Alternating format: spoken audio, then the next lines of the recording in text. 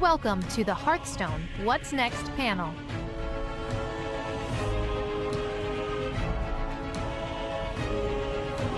Whoa! Whoa! It feels so real!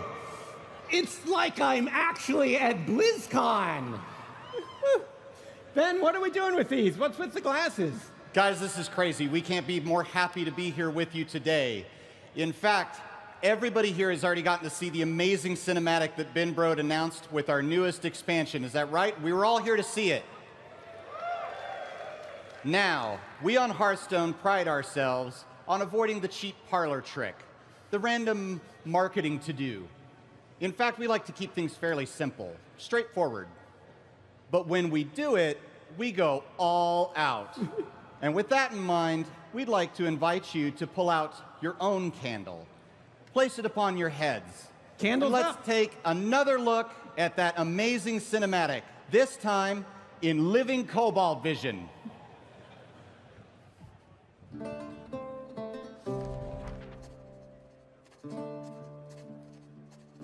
Legends tell of a vast underground world and the countless treasures that lie in store for worthy adventurers. You've signed up the best, you're on a great quest to find the mighty mother lode. There's treasure galore, but perils in store and construction that isn't up to code. Trespass with care, there's sure to be something rare. You can grab all the loot that you can handle. Such riches you'll own, but leave one thing alone. You know, take candle. And if you steal the light, you then must take flight, eluding each hazard and each trap. It's a chaotic race as the monsters give chase, and all the while you're trying to follow the map. They're gaining on you, your options are few, and you fear that you're never gonna get home. You sought after wealth, where you lose all your health to kobolds and catacombs. It's kobolds and catacombs!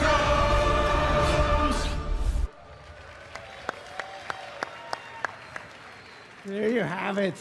That's the absolute latest in state-of-the-art Cobalt VR. Props to our cinematics team for putting that together. So, who wants to hear a story? I have a story for you. You guys want to hear a story? 10,000 years ago, something happened. Now, we don't know what happened because kobolds don't write anything down. But we do know that it was around this time the kobolds started to dig. When all the world is crafting war, when shore to shore the warships moor, when sun and skies hold dread, listen up, my son, pack it up and run. Put this candle on your head. When the seas of blood start churning, when the legion comes a-burning, when frets and threats above abound, just grab your pick and light your wick and dig, dig, dig deep down. This is Kobolds and Catacombs.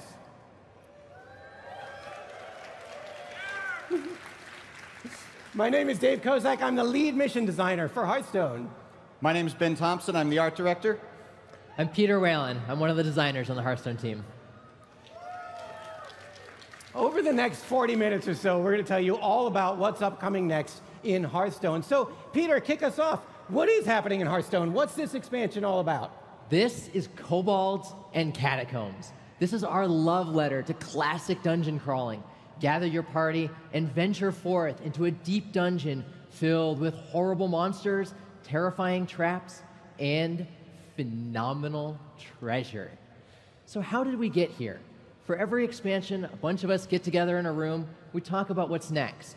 We've just done Ungoro with its enormous dinosaurs. We've done Knights of the Frozen Throne with the Lich King and his horrible undead minions. And so we wanted to do something a little different, something a little more whimsical, a little more classic Warcraft. And so someone pitched, what if we did the treasure set? Treasure set sounds pretty cool. And so we were on board. We were going to make the treasure set. And that is how Blingtron's Lootapalooza was born. That's right, Blingtron's Lootapalooza. We were going to explore the history of Azeroth's most enigmatic treasure golem. We even talked to some people on the World of Warcraft team and put the art from Blingtron's card image in our Year of the Mammoth preview. But the more we explored Blingtron's Lootapalooza, the less we liked Blingtron as the heart of the set. We really wanted to do that classic dungeon dive, that feeling of going deep underground and unearthing amazing treasures. And that's how we hit on the kobold. These are the little rat creatures from World of Warcraft. They've got candles on their head that they absolutely love. They've got treasure that they mine in the earth. And so they were perfect for us. They were going to build us the dungeon, the dungeon that contained all other dungeons inside of it. They would build us the catacombs. Now, the catacombs offer a wonderful opportunity for the loot-minded explorer. There are tons of tunnels and darkened corners in which to get in a lot of trouble, and you and your party are going to get into a lot of trouble, make no mistake. Now, it's also no secret that the kobolds, not the sharpest tools in the shed. And as a result, the path is rarely straight ahead and almost never well constructed. These are the catacombs, and it was super important to the art team to start to figure out just what these look like, so not just for our design team, but for you, the players. So we took it upon ourselves to figure out the mind of the kobold. What does it look like when you're in that small little rat-like mind? Well, you're probably very single-minded. You're probably very direct in your thought. You're probably not thinking too clearly and too straight when you're building these things, and as a result, well, the result is what you end up seeing. There's a lot of loot and a lot of treasure and a lot of places to store it. You hide it in these darkened corners, and you quickly have to find other ways that are both escape routes and entrance routes. You get things like gorges with rope bridges strung quickly across that you have to cross as soon as possible before it collapses beneath you. Open up a lava tube in the wall? Well, let's board that right up and get the heck out of Dodge. Now, ultimately, whether it be constructs hastily constructed in some homage to some ancient kobold god, or some wondrous beast that's been enslaved and or maybe hired to guard the treasure from prying eyes, they should always and always point to this feeling of kobolds throughout every part of the dungeon, and you should definitely, if you don't see them, smell them and know that they've been there. And that brings us to the new board. The new board is presented to you with the classic kobold look and style and aesthetic, such as it is. And as a result, there's tons of candles, make no mistake, but there's also beautiful magical items, wonderful piles of treasure hoarded away. And of course, for those people who run into players taking slightly too long on their turn before they rope out, tons of new clickables to explore. But do I need to remind you, don't touch the candles. One of our artists, Becca Abel, she put it best. She said, if this is a love letter to the classic dungeon crawl, it's a love letter written by candlelight. So where we last left our kobolds, they were digging. They've been digging for thousands of years, which brings us to chapter 2, wherein they find stuff. So dig in with claws and paws, and dig, but always trust your schnoz. The nose knows to behold. The smells you sniff, delightful whiffs of silver, jewels, and gold. This is the treasure set. And if we're going to make a treasure set, we need some amazing treasures, some phenomenal treasures, some legendary treasures. For kobolds and catacombs, we have 9 legendary weapons, 1 in each class. Ben showed you this earlier, so let's take a look at the Dragon Soul. This is the Priest legendary weapon. It's a 3-mana 0/3, and after you cast 3 spells in a turn, you summon a 5/5 dragon. If you cast 6 spells in your turn, you'll get 2 5/5 dragons. Goes up from there. This is pretty cool, but priests aren't the only ones getting legendary weapons in the set. Let's take a look at the Mage Staff, Alunath.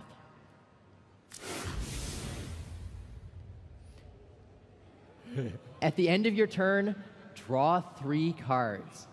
So you're going to be drawing 4 cards a turn, which is pretty cool. It is, however, a 0-3 weapon, so you're not going to be bopping people on the head very much with this. In fact, that was one of the design challenges with having legendary weapons in Kobolds and Catacombs. It's really important to us that all the classes in Hearthstone feel distinct, and some of the classes have weapons, and some of them don't. So in order to get that across, the caster classes, mages, warlocks, priests, have 0 attack weapons in Kobolds and Catacombs. In fact, early on in design, they didn't have any attack or any durability. Those were just not there on the card at all. In playtesting, it felt pretty weird, but we wanted to keep that sentiment, so they all have 0 attack. Legendary weapons are something that's very, very near and dear to our hearts with this set. It's one of the last card types to gain legendary status. But legendary status comes with more than just a drake put across the top of the frame. It comes from more than just an orange gem at the base of that art. Legendary weapons need to feel that not only do they belong to the class to which they've been assigned, but also that they are personas in and of their own right. These weapons have names. They've earned these names. They've gained legend status and become legends in their own right long before they found a home in Hearthstone in many cases. Now, that happens oftentimes in magical weapons through a personality. They gain a little bit of a personality and almost a human-like quality all their own, and in some rare cases can be found to communicate with the hero who wields them, with, of course, delightful and sparkling conversation. If you played the World of Warcraft Legion expansion, you no doubt discovered very, very powerful artifact weapons. Some of those, like Alaneth, might be making their way into Hearthstone. So there was another important treasure fantasy that we wanted to get across, and that's the idea of you're running a dungeon and you find something and you don't know what it is. You're raiding the boss's stash of treasure and you find a potion. What does it do? Do you dare take a sip? This is something we wanted to explore. So the design team put our heads together and we figured out a way of doing this with what we call unidentified items. So let's take a look at one. This is a new priest card, the unidentified elixir. We don't know what it does. Now, we know for sure it's going to cost 3 mana, and we know it will give a minion +2/+2, but it also has some kind of other effect, and we don't know what that other effect is. This is what the card looks like when you put it in your deck during the deck building phase of the game. And you don't find out what it does until you're actually in the game, and you draw the card, and then its true nature is revealed. So, what could the unidentified elixir do? Let's take a look. It's definitely going to give a minion +2/+2, but it might give your minion lifesteal. It might give a minion Divine Shield. It could do some weird stuff, like give a minion +2/+2 and summon a 1/1 copy of it. Or give a minion +2/+2 and a Death Rattle to return it to your hand. In design, we called these cherry, grape, banana, and peach. So you have to adjust your strategy. Until you draw the card, you don't really know how to use it, and you need to figure out what delicious flavor you're going to get. We have a video of this in action, so you can see how it works. It's time to draw a card. Let's see what we get. It's unidentified. Right there, it gets identified in your hand. It's the Shadow Elixir. And we have a target for it on the board already. Now, aside from a challenge to design, this also was a challenge to our art team, because we were like, hey, guys, draw a thing, but don't show people what it is. The way our art team solved this problem is they kind of wrap them in this shroud so you don't really see what it is. It's kind of like you get to open a birthday present. We have 3 unidentified items in the game, in Kobolds and Catacombs. We've shown you the unidentified elixir. There's some kind of unidentified shield and some sort of unidentified weapon. But we're not going to show those today. They will remain unidentified. You see what I did there? You see that? Very good. Unidentified weapons and items are some of the core fantasies that we wanted to explore. When, as the design team sat down at the beginning of Kobolds and Catacombs, we wanted to figure out what are the core fantasies of treasure. Why is treasure so cool? And we hit on 2 things, anticipation and progression. Anticipation is that feeling as you open a treasure chest, when you're dreaming of all the awesome things that are inside of it. Unidentified items hit on that. As you draw them, you get that moment where you get to hope, oh, this is going to be the perfect one. For progression, we wanted to capture that sense that as you found treasure, your character would get better, and then you find better treasure, and your character would get even better.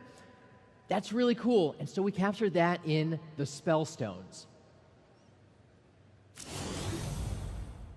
This is the Lesser Jasper Spellstone, the Druid Spellstone. For 1 mana, it does 2 damage to a minion, and while it's sitting in your hand, if you gain 3 armor, it'll upgrade. Let's see what that looks like. Now it deals 4 damage to a minion. If you gain 3 more armor, you get to deal 6 damage to a minion.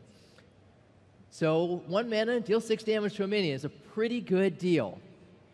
You might be willing to put some extra cards in your deck to gain armor to take advantage of something like that. Jasper Spellstone is cool, but some of the other Spellstones are the kinds of things you could build your entire deck around. Let's take a look at Shaman's Sapphire Spellstone. All right, for 7 mana, you summon a copy of a friendly minion. If you overload a few mana crystals, you get 2 copies. Overload a few more. And now, for 7 mana, you get 3 copies of a friendly minion. If you combine that with something like Snow Fury Giant or Alakir, you get an instant army. Let's see that in action. So we've got a Flame Wreath Faceless on the board. We got a Sapphire Spellstone in hand. We'll upgrade our Spellstone to Greater. And now we've got an army of Flame Wreath Facelesses. Brutal. It's pretty awesome. Seems pretty good. So looking at Spellstones, these ended up being a real challenge in communication. Not just communication for the player, but also communication for the opponent oftentimes too, so that they know exactly what just happened to them, such as we just saw. Now, it's important, of course, that these feel very class-specific. When you see a Spellstone, you should know immediately what class it's ascribed to. Additionally to that, though, what Peter mentioned before is very important, which is you want these to feel as though they're leveling up. You want to feel that progression as you go. So they really need to have 3 very clearly defined states. This ends up being a practice in looking at different silhouettes or colors and changing the palette of the Spellstones slightly, all of which help towards getting that sense of progression. Ultimately, the bonus of this is you get the golden version of this, and you've got 3 goldens that are distinctly different from one another and really cashing in on that fantasy of them leveling up in progression. And ultimately, they're some of our favorite effects in the game. So we've got a lot of treasure sitting here. We've got legendary weapons, spellstones of great power. We've got unidentified items. You put that much treasure in one place, you're bound to attract some unsavory types. Adventurers. Adventurers. The bane of every kobold. Beware those armored looting brutes. Beware recruits come seeking loot. Those tromping, stomping louts with swinging swords, and for the hordes, they snuff our candles out. Adventurers. You know, we have the fantasy, I mean, this says it's crawling with adventurers. We have the fantasy of not just that you're putting adventurers, an adventurer party in your own deck, but your opponent might be doing the same. And in fact, in the single-player dungeon run mode that we're going to talk about soon, you might be looting the dungeon, and you might run across an AI-controlled adventurer doing the same thing that you're doing in the dungeon, looking for loot, and you might have to fight. Adventurers. What's the deal with these guys? Who brings a guitar into a dungeon anyway? Who does that? Come on, Dave. Bards are awesome. What's a party without a little bit of music? Adventurers are really cool, and they were very important to capturing that fantasy of doing the dungeon run. And so, we introduced the guild. We needed you to have a few friends. This is a group of guys that raid the dungeon every week, venturing deep into the Kobold Catacombs, and you've already met one of their members. Let's take a look at Marin the Fox.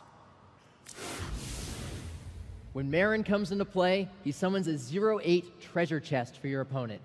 We really like Marin the Fox, and he is the guild's chief procurement officer. Procurement. He goes out, he finds awesome treasures. So what are the treasures that Marin finds? Let's take a look. We've got Toland's Goblet. Draw a card and fill your hand with copies of it. We've got Zerog's Crown. Discover a legendary minion and summon 2 of it. We have the Golden Kobold. It replaces your hand with legendary minions. And we have the Wondrous Wand.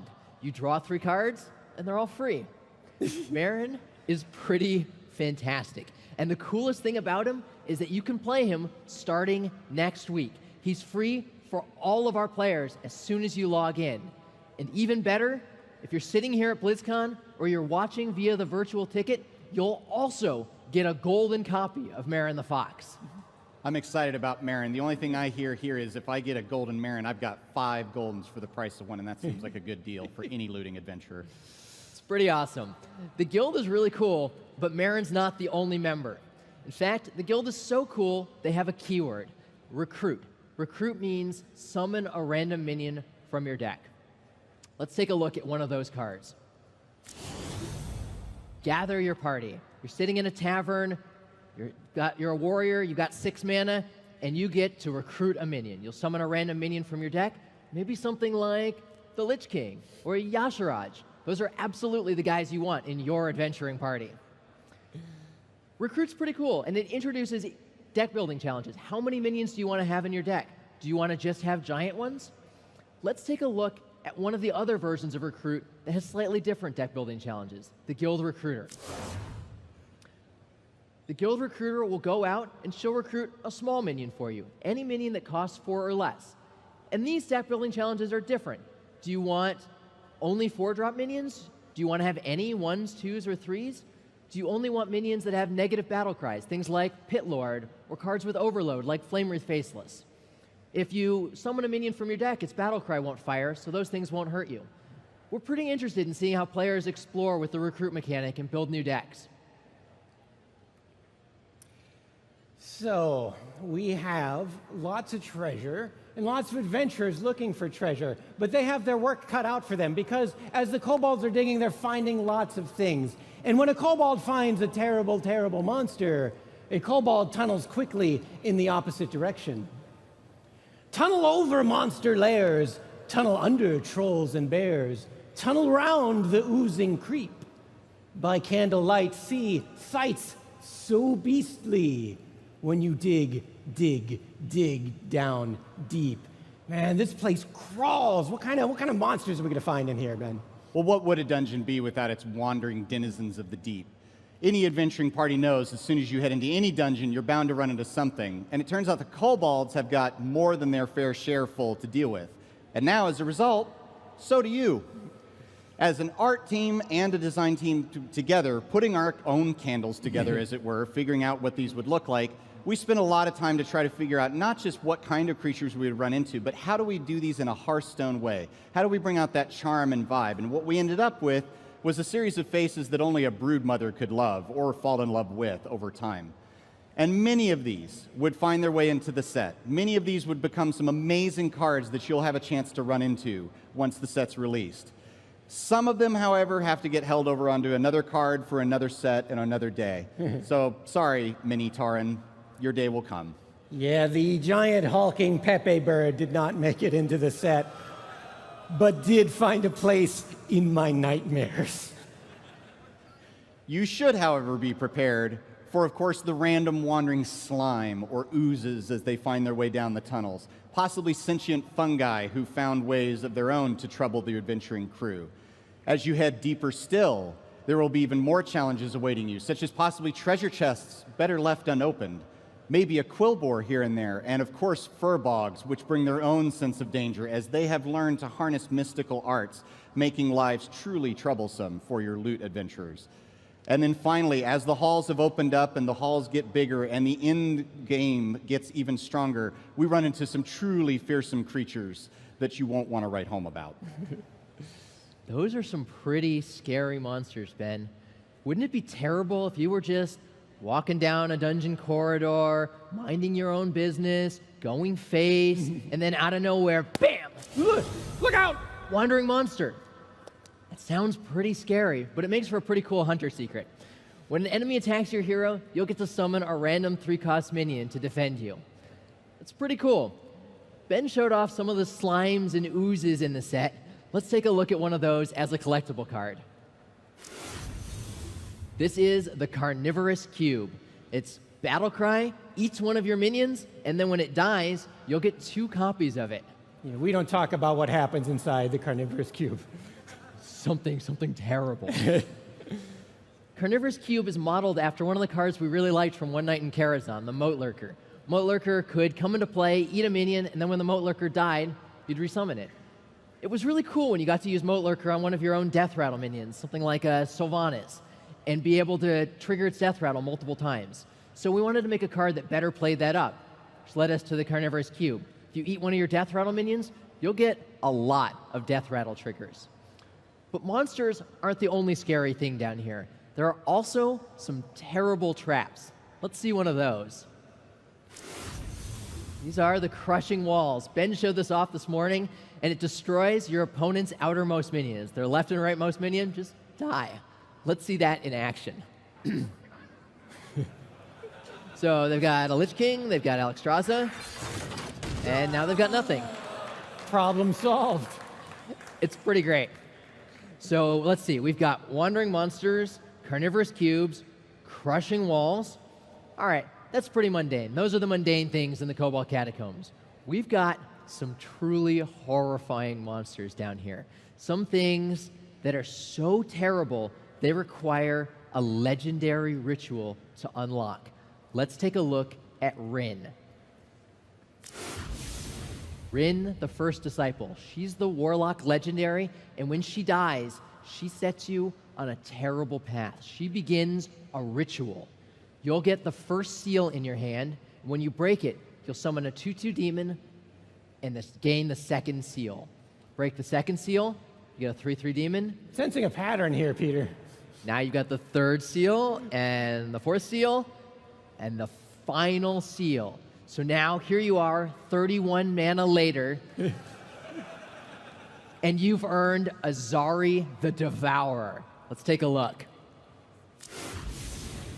Battle Cry.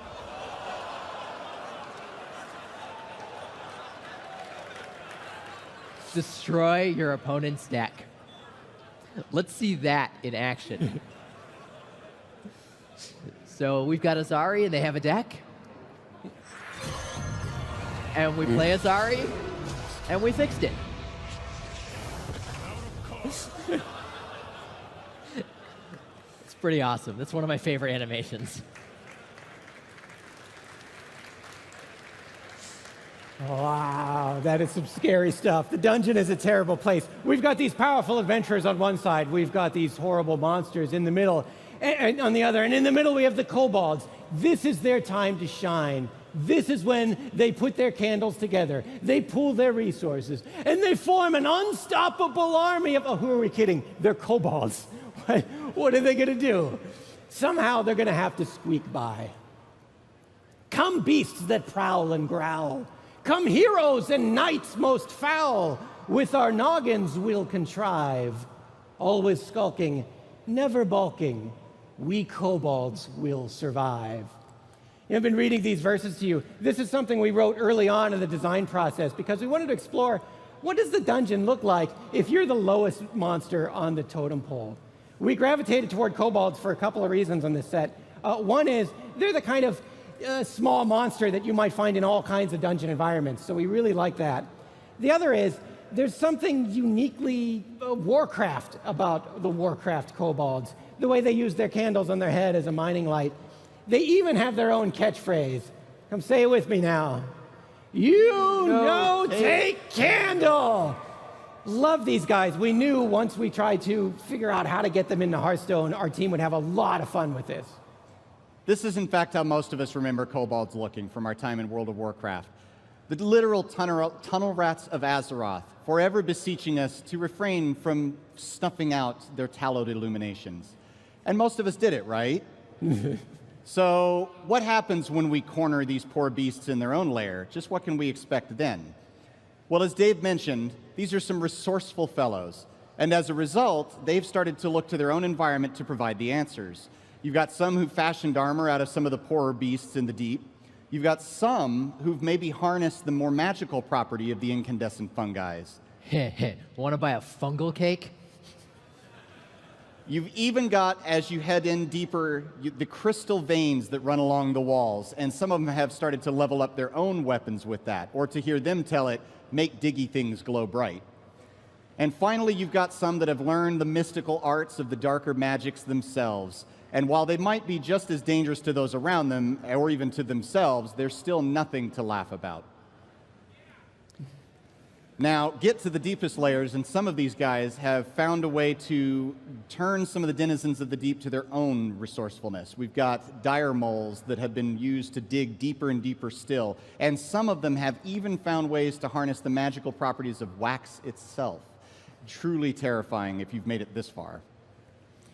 We have the idea that the kobolds are sort of making do with their environment as best they can. So if they discover a mushroom cave, they might use these mushrooms to create concoctions to use against adventurers or to use as illumination. Here's somebody you might find. This is Voodoo Master Vex. Voodoo Master Vex is a kobold who was digging some tunnels and stumbled on a troll burial ground. Voodoo Master Vex has been hanging out with trolls so long, he thinks he is a troll. He loves hexes. You might run across him in the single-player dungeon. And then this guy is one of our favorites, Candlebeard. Candlebeard was tunneling along one day, and he stumbled on a buried pirate treasure. Now, Candlebeard does not have a ship of his own. In fact, Candlebeard has never seen the ocean, but he thinks he's a pirate. His favorite move is charge. Thank you, I'm here all weekend. Tip your waiter. With all of those awesome kobolds, we needed to have awesome designs to go with them. And so we tried to figure out what different kobolds could do. Here is the Kobold Illusionist. When he dies, he's going to summon a shadow copy of one of the minions in your hand. That could be something innocuous, like a Gadgetzan Auctioneer, or a Malygos, or maybe another Death Rattle minion. So you can take advantage of that and do some pretty cool things. But rogues aren't the only ones who get kobolds. We wanted to have a paladin kobold too. With all of those adventurers running around in the dungeon, we needed to have a solution. The kobolds were going to throw them in jail. Here's the Dry Gulch jailer. When he dies, you get to rescue 3 Silverhand recruits that he'd been keeping imprisoned. This is pretty cool with some of the Mean Streets of Gadgetzan cards that buff the minions in your hand. It also gave us a great story for why we have kobolds in Paladin. Now, just who leads these tunnel-digging misfits of Azeroth, you may ask? What kind of luminary would it take to bring all the candles together under a single, albeit slightly brighter, candle of his own? Begin our search for the Kobold King. As we began to take the first forays into what it would take to lead such a bunch of rat men across the world of Azeroth, we knew that he would sit on a waxen throne. That much was without question. But would he perhaps be carried through the tunnels on a dais of his own, carried by some of the smaller, meeker kobolds? Perhaps, in fact, his mode of transportation would be a golem of his own mystical construct. Ultimately, as it turns out, all you really need to be the leader of the Kobold Nation is that extra IQ point that it takes to think about putting a lantern on the candle around your head to keep it from being snuffed out. And so, we ended up with this guy. This is our first sketch of King Togwaggle, the king of the kobolds. We see him here in the initial concept sketch with the treasure that he has strapped to his back for safekeeping, mostly from other kobolds, probably, and his regal shovel, lest anyone question his sovereignty. And as we see him in the game, lounging on his throne in a somewhat cocky manner, he's pretty sure no adventurers are going to find their way down to him. But if you do, keep in mind it's going to take more than just your wits to snuff out this particular candle. There is a secret to the lantern he wears on his head, and you might discover it if you run across him at the bottom of our dungeon. Hearthstone often has like a host to kind of welcome you to the adventure, be it Party Hard, Medivh, and the Put Upon Morose, or the Lich King goading and taunting you forward. The Candle King, the Kobold King kind of acts as our host this time around. And he's got a tough job. He's got these ragamuffin kobolds, and then he's got these adventurers, these monsters. But he's got a plan. He's going to make this situation work for him. Let them come and loot our realm. Let them come steal boots and helms. Listen to my lamp, you unwashed gaggle. We'll take measures, steal their treasures, and give the best to me, Togwaggle. The Kobold King's plan is going to come into fruition in the single-player Hearthstone mode that we've created. Since Knights of the Frozen Throne, Hearthstone always has a full set of cards as well as a free single-player mission content. This time around, we wanted to go big. We wanted to capture that fantasy of storming into a dungeon. And you kick down a door and you don't know what's behind it. There's going to be some terrible monster. You're going to fight the terrible monster. And then you're going to loot the monster, and you're going to get more powerful so you can kick down another door, fight another monster, and delve deeper and deeper into the dungeon. We really wanted to capture that fantasy. To that end, we created a whole new single-player experience in Kobolds and Catacombs that we call the Dungeon Run. Best of all, it's playable here on the floor at Blizzcon. So if you're here at Blizzcon, come join us in the North Hall. It's like all the way on the other side of the convention. Really cool, huge Hearthstone area. We have a playable demo, a little subset of the dungeon that you can check out. For those of you at home, the expansion comes out in December. You're gonna love it. You're gonna love it the most. Here's the way it works. First, you pick a class. All 9 classes are represented in the Dungeon Run. All of them have slightly different deck building options. And I should say this is a completely self-contained thing. You're gonna build the deck inside the dungeon. You don't need any cards to play. It's free to play. Come on board. You pick a class, no matter what class you start with, you're gonna start with 15 health and only 10 cards, like a relatively weak deck of only 10 cards. Everything else you need, you're gonna have to find in the dungeon. And you do that by beating monsters. That's step 2, you fight some different bosses. Now, there's 48 different encounters in the Dungeon Run, and every time you start a new Dungeon Run, the game deals out a deck of 8 encounters of increasing difficulty. Your job is to see if you can make your way through all 8. If you beat a boss, then the cool stuff, then you get loot. We have lots of different loot options. We have what we call treasures. These are cards, they're so powerful, we can only put them in the dungeon. We would never print them in the collectible set. You'll build your whole deck around these treasures, they're so powerful. You'll also loot cards from all the bosses that you defeat. Cards from all across the history of Hearthstone, cards from this expansion and all the previous expansions. You're gonna try and build a deck that's gonna get you to the bottom of the dungeon where one of 2 things will happen: fortune and glory, or you get killed. The latter is probably far more likely because the dungeon is a really scary place. It's really, really difficult. And here's the thing, it's all or nothing. So if you're defeated by a monster, that's it. Your deck is gone. Your hero is gone. You're gonna have to start again with 15 health and 10 cards. So let me tell you, when you're deep in the dungeon, your pulse starts really racing because you know every mistake counts. So that's the overview, that's how it works. You never know what you'll find in the dungeon. So we'll give you a little sample of things you might find, starting with encounters. Now, as Dave mentioned, there's 48 possible bosses you can run into in a dungeon. That's a lot of bosses. We don't have time to cover those here today. We can't wait for you to discover them yourselves, but let's look at a subset of 3 of those right now. The very first one is Battlecrier Jinzo. Now, this is a particularly nasty troll. It's all in his name. The battle cries played by either you or your opponent, in this case, Battlecrier Jinzo, play twice. Now, that makes for a nasty fight, and it's going to take a little bit of thinking to get through that. So put those candles on your head and think through that. The second one is Waxmancer Sturmy. Waxmancer Sturmy is particularly creepy because she's the aforementioned kobold who's found a way to bend the wax to her will and create, in her case, waxen constructs or idols that mimic other minions, either hers or yours. They come out in a 1/1 form onto the board at a time of her choosing, of course on her turn, most likely. Now, both of these characters are playable here on the floor today if you're over in the Hearthstone Hall that Dave mentioned earlier. So try your wits against them and see how you do. The third one isn't even a character. The third one's a Room of Traps. Now, the Room of Traps is a rare encounter. It's one that doesn't show up as often, and you'll be thankful for that because it's actually one of the hardest encounters you will do, and the QA department at Blizzard can actually attest to this. It's killed more of them than any of the others combined. Now, it's important here to keep your wits about you because we're not going to tell you a thing about this room. It's super creepy, super secret, and we look forward to you guys diving into this one at the time of release.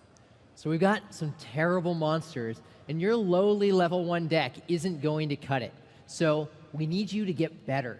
We talked a lot about what are the forms of progression that we want to give you. We settled on 3. First, you're going to find passive upgrades. You'll find 2 of these over the course of your run, and they'll just make you better. You're just better for the whole rest of the run. Maybe your minions are bigger. They have +1/+1. Maybe your opponent's minions cost more mana. But whichever passives you choose, the rest of your run, you're just a more powerful adventurer. That's pretty cool. So the passives are cool, but the treasures are crazy. You're going to find 2 of these on the course of your run as well, and they are insane. These are cards so horrifying, we can only let you play them against the AI. Let's take a look at the Gloves of Mugging. You steal 3 cards from your opponent's hand, so they lose 3 and you get 3. It's pretty good. Even crazier, we have the Rod of Roasting. This just fires pyroblasts until somebody dies. Possibly my favorite text in the expansion. It ends games pretty quickly. So treasures are awesome, passives are great, but the main way that you're going to customize your deck and the main way that you can show that you deserve to conquer the Cobalt Catacombs are through piles of loot.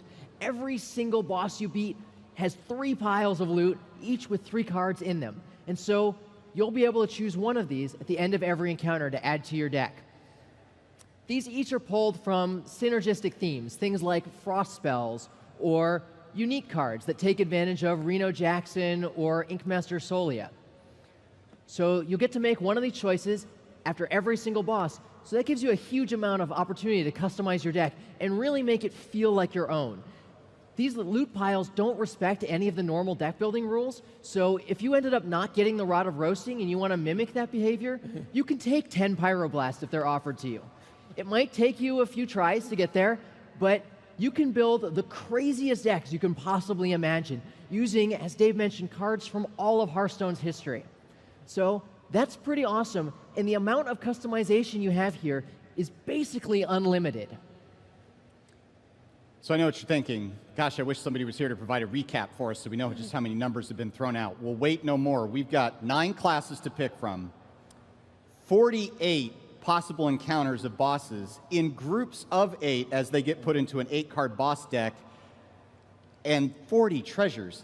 How many combinatorics are we talking here? How many options? I'm glad you asked, because we wanted to figure it out. With all those encounters and all those treasures and all those loot cards and all the different classes, we tried to figure out how many combinations are possible. How many different things could you see during a dungeon run? So we assembled a team of crack kobold mathemagicians to do the math for us. They put their candles together, and over the course of many weeks and many, many snacks, the number they came up with was 1.4. Cobillion! Cobillion! Can you believe it? That is amazing. How big is that? We have no idea. It turns out kobolds are terrible at math. This was a bad idea. It's a lot. It's a whole bunch. That's the thing that excites us most about the dungeon run is we don't have any idea how many combinations are possible. It's going to be different every time you play. That's what makes it so exciting. We can't wait for you guys to try it out next month, which brings us to our final chapter, which is all about you. Are you guys ready for Kobolds and Catacombs? Are you guys ready to delve into the dungeon run? Well, the kobolds are ready for you. Dig secret doors and ready pikes. Dig hidden pits with sharpened spikes. Hide tricks and traps and trials around. They will persist. None can resist. A staircase leading down. That is Kobolds and Catacombs. We are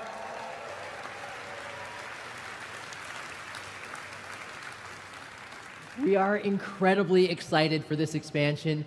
If you're excited too, you can pre-order now on our website or starting next week in the client. We showed off 14 cards today, and they are pretty cool. We'll start showing off more cards on November 20th, so stay tuned. Guys, we couldn't be more happy to have spent the last 45 minutes with you here today. Thank you so much for taking time out of your obviously busy Blizzcon schedule with which to do it. We'd like to invite you over to the North Hall, where many of us will be throughout the course of the convention, and spend some time delving into the catacombs on your own.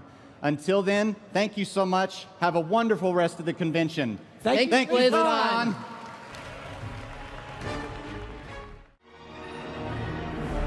Welcome to Hearthstone Live Q&A.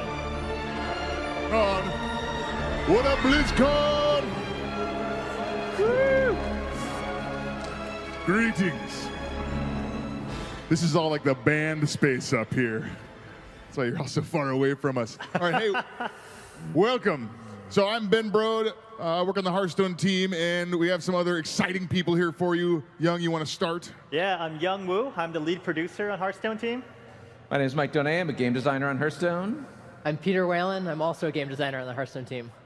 So this is, in part, a live Q&A panel, but we'll do that at the end. First, we have something we need your help for. So we sent out an APB to the team, and we said, hey, everybody, send us your best designs for some cards that you think would be fun in the arena. And we went through the whole process, and we designed these cards. They haven't gone through balancing yet, but we've got 27 cards here for you guys to look at and vote on, 3 per class. And whatever one you choose, we will take it back to the office, fiddle with it a little bit, make sure it actually works, and then put it into the arena. It'll actually go straight into the arena in some future patch that, Young, you're figuring out which patch. Yeah, we're working out the timing, but you guys will decide the fate of Arena. All right. So pay close attention. Please make good decisions. All right, so here we go. We're going to start with Hunter. So we'll show some cards. Danae, before we get into it, what do you think makes a card great in the arena? I think there's a couple different reasons why people like different arena cards. One of them is cards that give you a lot of decisions to make, right? Like a choose one card or a card that requires certain board positioning. So we're going to see some cards like that. Another type of card that people like are cards that create new situations they haven't been in before. So we're going to see some of those where maybe it adds a card to your hand that you wouldn't normally be playing, stuff like that. Great. Okay, let's see some of the first Hunter card here. It is Reload. Discard your hand, draw 3 cards. Peter, what do you think about this card? This card's pretty cool. It's pretty interesting when you decide to play it. You know, it's turn 6, and you've got a huge 8-mana minion, but that's the only thing in your hand other than reload. Do you want to play it now and, you know, reload your hand and then get to take advantage of it? I also like the name. Fits pretty well.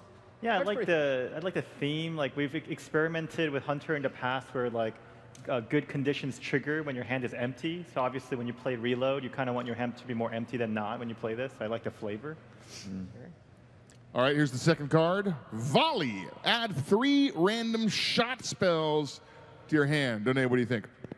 I like this because both of these cards, because normally we don't give a lot of card draw to Hunter, and these are ways to do it that fits the Hunter theme really well. So I think we'll have some randomness from the volleys, but you know it's like very controlled randomness because you know what kind of shot cards you're going to get. Usually it's things that destroy enemy minions, but they'll be slightly different each time. You have to figure out, do you want to use them now, depending on the board state, or save them for later? There's a lot of different decisions to be made. So this is like explosive shot, arcane shot, deadly shot, multi-shot, yeah. Quick shot. Quick shot. No, it's not right now. Standard. All right, the final Hunter card here. Deadeye. For the rest of the game, your hero power can also target minions. What do you think, Young? Yeah, I mean, so, wow, gosh, I guess it's already like over 3 years ago now when we worked on Goblin versus Gnomes, we made the sniper, Steam Weedle sniper? Yeah, and yeah, like the artist spent actually a little good chunk of time to get that effect just right because they have the same ability, and I was like, you're going to use this once? Like, how much time did you spend on it? So I love to see it back in the game. You know, I think it creates this really cool targeting effect on your hero power. Yeah, this is something a lot of people have requested, like the ability to shoot anything with your hero power in a little bit more solid body than the 2-3 that we had before. I love this card. When my dad started playing Steam Weedle Sniper, his absolute favorite. So this has a special place in my heart. So for me, of these 3, I would choose Deadeye. What do you guys think? What's your favorite here? My favorite is Deadeye. I really want to see that effect back in the game, like in the forefront in the arena. I want people to encounter it. I like Deadeye a lot, but I think some people are going to have a lot of fun with Volley and Reload because it just gives you more options, gives you more card draw. Yeah, I like Reload. It's pretty interesting. It's pretty skill testing when exactly you use it, and it does something cool in Hunter. Deadeye's cool too. All right, but it's up to you. So here's your chance. If you want Reload to go into the arena, cheer now. Okay, some fans of Reload. Okay, Volley. Woo! All right. Deadeye. Woo! Wow. All right, okay. That sounds like Deadeye to me. Yeah, Deadeye's going into the arena. Good job. That's awesome. All right, so here's 3 mage cards. First one is Arcane Flux. Cast a random mage spell, targets chosen randomly, draw a card. Wow, that's crazy stuff. A lot of people really enjoyed Yogg-Saron. A lot of people told me it was their favorite card, and this supports that idea. It costs 2 mana, so it's, there's a cost, but, maybe it'll be worth it. Maybe it'll be good for you. You could get a secret, could get a Blizzard, a Flame Strike. Pyroblast yourself in the face. You could kill yourself. A lot of the cool. mage spells are secrets, too, so they don't have a target. It could be 2 mana, play a random secret, draw a card. Yeah. Right, yeah. And Blizzard and Flame Strike only hit enemy minions, unlike Fireball or Cone of Gold. Okay, here's the next mage card. Polymorph, question mark, question mark, question mark. Choose a minion, discover a new minion to transform it into. This one's pretty fun. It's pretty cool to decide whether, I need to hit my little guy, or I need to try and transform their Lich King into something small. It's a pretty interesting card to play, and then you get to make the choice as to which of these guys is best for you or least bad for you, depending on which minion you're transforming. I mean, this was also our art director, Ben Thompson's favorite card art that we never got to get in the game. I mean, come on. It's a sheep toad. You don't want a sheep toad in the game? It's a great name, too. Yes, we I should love have the called way it Polymorph Sheep Toad. the name, the art, and the text box all come together for just a masterpiece card. Did you design that one? Maybe I designed it. All right, I didn't draw it. Power Cosmic. Discover a legendary minion. I love this one. This one's super fun. It's like you get an arena pick, except it's a legendary arena pick, and it's in the middle of your game. It's pretty fun. Yeah, you get to kind of delay the pick to figure out what your opponent's doing and what you need at the time. Right. Yeah. At the cost of a mana.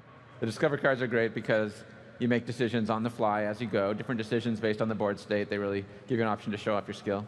Yeah, I like situations where people end up playing with cards maybe that see less play, and you discover a legendary, and maybe they're perfect for this situation, but maybe not something you would have drafted into your deck, and that's really cool. So actually, my favorite here is Arcane Flux. It seems super fun to me, but I'm curious what you guys would like to see. Power Cosmic, for sure. Definitely Polymorph, question mark, question mark, question mark. It may be hard to say, but it'll be fun to play. Wow. Well, I mean, I'm going to have to go with Sheep Toad, so... Sheep Toad is easier to say. All right, BlizzCon, what do you think? Cheer if you want to see Arcane Flux in the arena. All right, disappointing. All right, cheer if you want to see Polymorph, question mark, question mark, question mark. Woo! All right, and cheer if you want to see Power Cosmic. I think I was Polymorph, question mark, question mark, Yeah, Toad Sheep. All right, it's going in. It's going into the arena. Woo! All Good right. job, guys. You guys are making the right decision. All right, let's see some Warrior cards. Now, Warrior maybe on the weaker side right now in the arena, right? So we've maybe tuned these to be good. Also, Danae, you said you would like to see Warriors get a weapon. Yeah, So- weapons are really solid in arena because they can catch you up on tempo, and they can get 2-for-1s, so value and tempo at the same time. Great. So these are all going to be weapons. Yeah, Right. and we're already doing kind of a balanced path for arena draft that's happening, Right. Yeah, Yes. it's Yes. So happening already. we're working on arena balance already, and this is a tactic to help with that. But we're going to get it closer no matter what happens, even if you choose a horribly unbalanced card here. So is the first Training Blade, Death Rattle. Add a random weapon to your hand. This is cool because you can bring it on the first turn, take care of the early minions. Warriors sometimes have trouble with that because their hero power doesn't do anything really in the early game. And then later on, you get a new weapon. Who knows which one, but it'll probably be a fun one to get some more value out of. I like the story, too. The name's great. It's a training blade, so you're going to train up, and then you're going to end up with, Doomhammer or something. Pretty cool. All right. Here's the second card. Axe of the Eclipse. Battle Cry. Destroy all damaged minions. That's cool. Wow. it's a flashy card. Yeah. Yeah. It's King Mosh, except on a weapon. Yeah, exactly. And you get to kill the other non-damaged minions with the 2 attacks from the weapon. So Yeah, if you can combo this with Whirlwind or, some one damage things, you get tons of value off the battle cry and then more value out of the attacks. Seems amazing. All right, the final warrior card here is Blazing Longsword. Also damages the minions next to whomever you attack. This card reads like consecrate your opponent 3 times to me. That sounds pretty good. Yeah, that'll catch up warriors a little bit. Yeah, and I like, we were kind of playing around with the theme of warriors having cards that kind of deal damage to a minion and to, the ones adjacent to it, and I kind of like that it continues that theme. All right, so actually my favorite here is Blazing Longsword. What do you guys think? Training Blade, for sure. Cool story. Seems super fun to play. Of the cards I've seen, these are the closest for me. I really like all of them. But I think I would pick Training Blade just because early game and late game value. Yeah, I mean, I love them all. I think Axe of the Eclipse is the most flashy, so I think it's going to feel like it has the most impact. So I pick Axe of the Eclipse. All right, BlizzCon, it's your turn to choose. Cheer if you want to see Training Blade in the arena. All right. Cheer if you want to see Axe of the Eclipse. Those are like dead even to me, I think. Cheer if you want to see Blazing Longsword. Yeah. All right, wow. Triple consecrate, it worked. All right, Blazing Longsword is going into the arena. Is anyone writing this down? I'm going to have to watch this panel afterward to remember what we voted on. Oh, I'll remember. Maybe. I mean, speaking of watching, Yeah, I'll remember. It was Training Blade, right? Yeah, I mean, All right. speaking of watching, for people who are watching this in virtual ticket, if you yell loud enough in your living room, it might make a difference. Might, I don't know. We're gonna find a way to include the greater community because these BlizzCon attendees are holding everyone hostage here. So we're gonna find a way to include other people after the panel, I think. I hope you guys all play some arena at least, or at least care about arena. Making big decisions here. Crip is backstage in the Hearthstone area yelling, "No!" All right, here we go. Paladin cards. The first is Retribution. Secret. When an enemy attacks your hero, deal 4 damage to it. Really good against minions, right? 1 mana, you can kill almost any minion. If someone hits you with their face, it's not quite as good because it's, maybe it doesn't kill them, maybe it does. Yeah, then it sounds pretty good. Yeah, that sounds great. It's a little bit like Snipe, too. Sort of in that space, but you can kind of react to the minions they have on board, so it's sort of interesting when you choose to play it. It's like a Vaporize that if you use it carefully, you can play around it a little bit more than Vaporize, because if you attack with like a 5 health minion, it will survive. Come off more like Hydrologist, too, which is interesting. Here's the next card. Relic of Hope. When you draw this, transform it into a random paladin spell. Oh, that sounds fun. That's unidentified relic, Yep. basically. Right? I- Consecrate, Hammer of Wrath.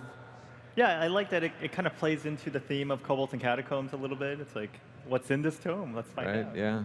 Yeah, it's the kind of randomness I really like, which is there's a random event, like the card draws are random, right? And you have to adapt your strategy now that you know what your situation you're in, right? And if it becomes lay on hands, maybe you could withstand some more damage early on and play a more controlling strategy. And if it's not lay on hands, it's maybe a secret, right? You have a different game plan to pursue, and then you can react accordingly from then on. Totally. Sounds fun. So here's the last one. Hand of Salvation. Secret. When your second minion dies in a turn, revive it.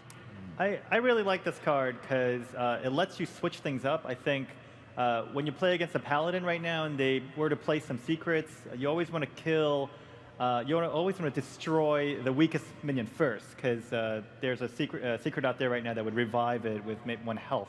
Now with Hand of Salvation, it's like, should I do it with like the first minion or second minion? There's that kind of mind play that I really appreciate.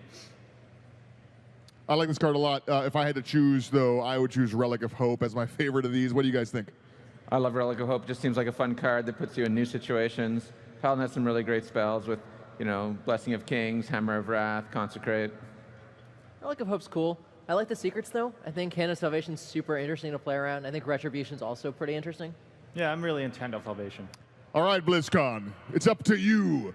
Let's take a vote. Who wants Retribution? Let me hear you. All right, and who wants to see Relic of Hope? Woo! All right, and who wants Hand of Salvation? Oh, okay, that was clear. That was clear. Hand of Salvation's going into the arena. Excited. All right. I'm looking forward to that card. Okay, Priest. Here's the first card. Absolution. Give a minion +1/+1 and lifesteal. Pretty simple, but I think very effective. Yeah, it's deceptively good, right? You're like, oh, it's a 1-mana spell. It just gives +1/+1, but it can make a huge difference early on, especially with lifesteal. Yeah, if you put this on like a 4/6 or something like that, and suddenly it's a 5/7 with lifesteal, you can get a lot of life back off of that.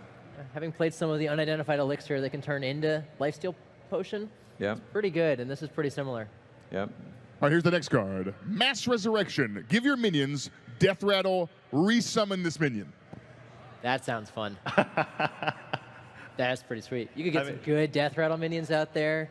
You get a little bit ahead on board, and then you just get to win that game. I mean, it's definitely a flashy card. I'm just one of those players where I get so greedy. I'm like, oh my god, okay, I got 2 minions. Now I got 3 minions. All right, I'm gonna wait until I have 4 minions. Oh no, I have 2 minions. I have 1 minion. I have 0 minion and a Mass Resurrection in my hand. So I'm sure it's very skill testing. Yeah, it is in some ways a card that helps you win more, right? If you're already winning, you have a bunch of minions on the board, you need this card. It's in a lot of ways like Bloodlust, which is challenging to play, I think. Yeah, I think it would be good if you had stealth minions, for example, something like that. Minions that are hard to kill for some reason. Maybe they have death rattles that bring them back to life or something like that. It continues on that.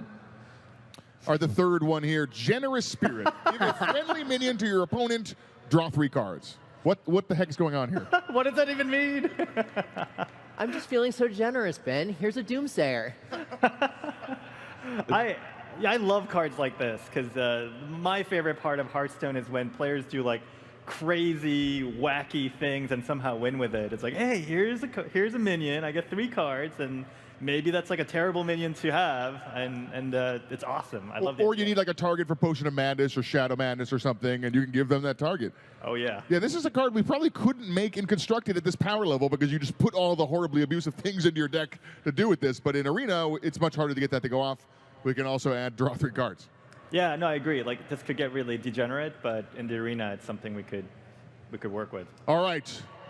My favorite of these, actually Absolution. I really like the simple effectiveness of this card. I think it's going to be powerful. What about you? I like Generous Spirit. I like it when I have a card that I can say something every time I play it, and saying something like, oh, here's a Bittertide Hydra. Thank you. Will make me very happy.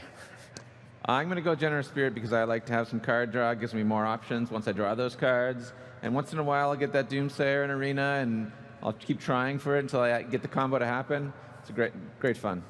Generous Spirit all the way. I mean, it's especially because us doing this helps us explore cards that maybe we can't get into the standard set. So we'll love to see something like this in there. All right, BlizzCon. Here we go. Please cheer if you want to see Absolution in the Arena. All right, now let's hear it for Mass Resurrection. How about Generous Spirit? Yeah. All right, okay. Generous Spirit's going into the Arena. We have a generous crowd today. Yeah, super generous. All right, here are some rogue cards. The first is Assassin's Training. Give a minion Poisonous. That looks simple, but there's some combos here, I think.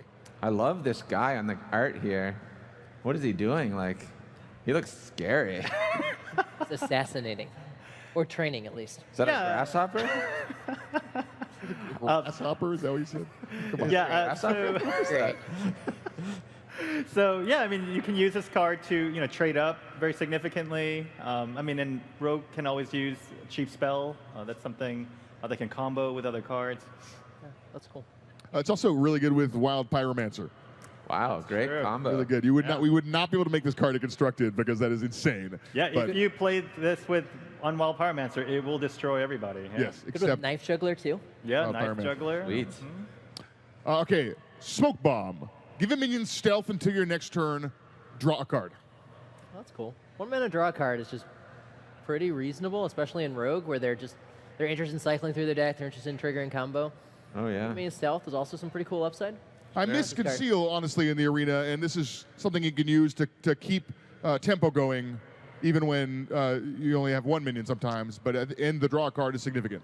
Right. And another difference between this and Conceal is if your opponent has like a taunt minion, and you just want to go face, which I don't mind doing once in a while, you can just give his taunt minion stealth and go in.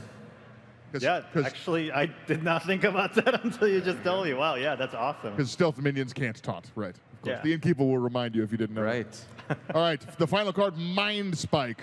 Whenever you kill a minion with this, draw a card. I really like the fantasy of this card, and Rogue has a lot of spells that like enhance your weapon. Maybe it gives it attack power or makes it deadly. Anything that has more than 2 durability for Rogue is something I look at. I really like this card. Yeah, this card's great with weapon buffs. Seems really cool. Yeah, and even if you just don't have weapon buffs and you're just doing some smart trades, you can get some activations on this and draw some cards. My favorite here is Assassin's Training. I think it's tricky, it's fun, probably effective. What do you guys think? I like Smoke Bomb. Smoke Bomb's simple, but good draw. You can get to cycle through your deck a little bit faster, and it's good with combo stuff. It's cool. I like Mind Spike. I think it changes the value of deadly poisons in the draft, and even by itself, I think it's got a lot of gameplay going on. Yeah, until last rehearsal, I was like a big fan of Mind Spike, but you just blew my mind by saying, yeah, you like playing Smoke Bomb and a taunt minion and getting through just seems like such a fun story. I'm gonna go with Smoke Bomb. All right, BlizzCon, you've heard it. What's it gonna be? Let's hear it for Assassin's Training. That's right, I feel you. All right, let's hear it for Smoke Bomb. Get some real support there. All right, let's hear it for Mind Spike. I think it's Smoke Bomb. I think it's Smoke Bomb. Smoke Bomb's going in. Smoke Bomb now. Woo. Exciting. All right, here we go. There's that like one guy over there who agrees with you every time, I think. Thanks. Thanks. loud. He's really loud. He's super effective. I know. It's like That's Ben 10 Brode's people. disciple. All right, let's look at some Shaman cards. Here's the first one, Refreshing Jolt. Deal 4 damage to an enemy or restore 8 health to a friendly character. Oh, that's cool. Death Coil, in some sense. Yeah, I like it. Shamans are good at healing. Shamans are good at dealing damage. It does those things, feels flexible, makes some smart decisions. Yeah, I really like cards that you can use offensively and defensively. This is really fun. Also makes me want to drink a soda now that I look at it. Refreshing I love Jolt the name of soda. this card, Refreshing Jolt. TM. Enjoy. All right, here's the second card, Magma Shock. Silence a minion, then deal 4 damage to it. Essentially a massive Earth Shock. And Magma's way better than Earth. That's cool. Right? It's got the damage from the fire. It's got the silence from the earth. The whole package. It's pretty cool. All right, here's the third one, Crackling Doom. Deal 12 damage to all minions, overload 10. Wow. That's awesome. Yeah, this is going to clear the board for 0 mana. 0 mana board clear seems good. Yeah, if anything, I've learned anything about players is that they don't see the words overload when we put it on cards. That's Oh, great with Snow this Fury is a Giant. 4-mana 7/7. I stopped reading. I don't know what else is on Yeah. this. Now you draft like 4 Snow Fury Giants, and you just play this on turn 1, and you can kind of go nuts. It's pretty good. That sounds great. I like Crackling Awesome. Doom. Yeah, I mean, also has great art, too. Look at that guy. Yeah, I like this card. It's basically saying like you're going to have the biggest turn of your life now, but you don't take a turn next turn, right? Right, you So skip. Yeah, basically skip next turn. You get to Exactly. attack, I guess, but with what? It's a cool I story. guess you could play some minions after you play this, and then attack with those. Like a lot of Snow Fury Giants. And a lot of Snow Fury Giants, right. All right, so actually my favorite here is Magma Shock. I love Earth Shock, and this is going to deal with even more minions. Crackling Doom's pretty awesome. I'm going to go with that one. Yeah, I'm Crackling Doom for me, for sure. I mean, Crackling Doom's just such a crazy story. Yeah. Fine, whatever, guys. You're wrong, bro. All right, well, BlizzCon will decide. Okay, so BlizzCon, cheer if you want Refreshing Jolt to go in. All right, cheer for Magma Shock. Let's hear it for Crackling Doom. Yeah. Holy cow, all right, Crackling Doom's going in. That guy on the side abandoned you this time, by the way. Even he couldn't come with you. Come on, Magma Shock. All right, Crackling Doom it is. You're all doomed. In a very crackling way. All right, Druid. Here's the first card.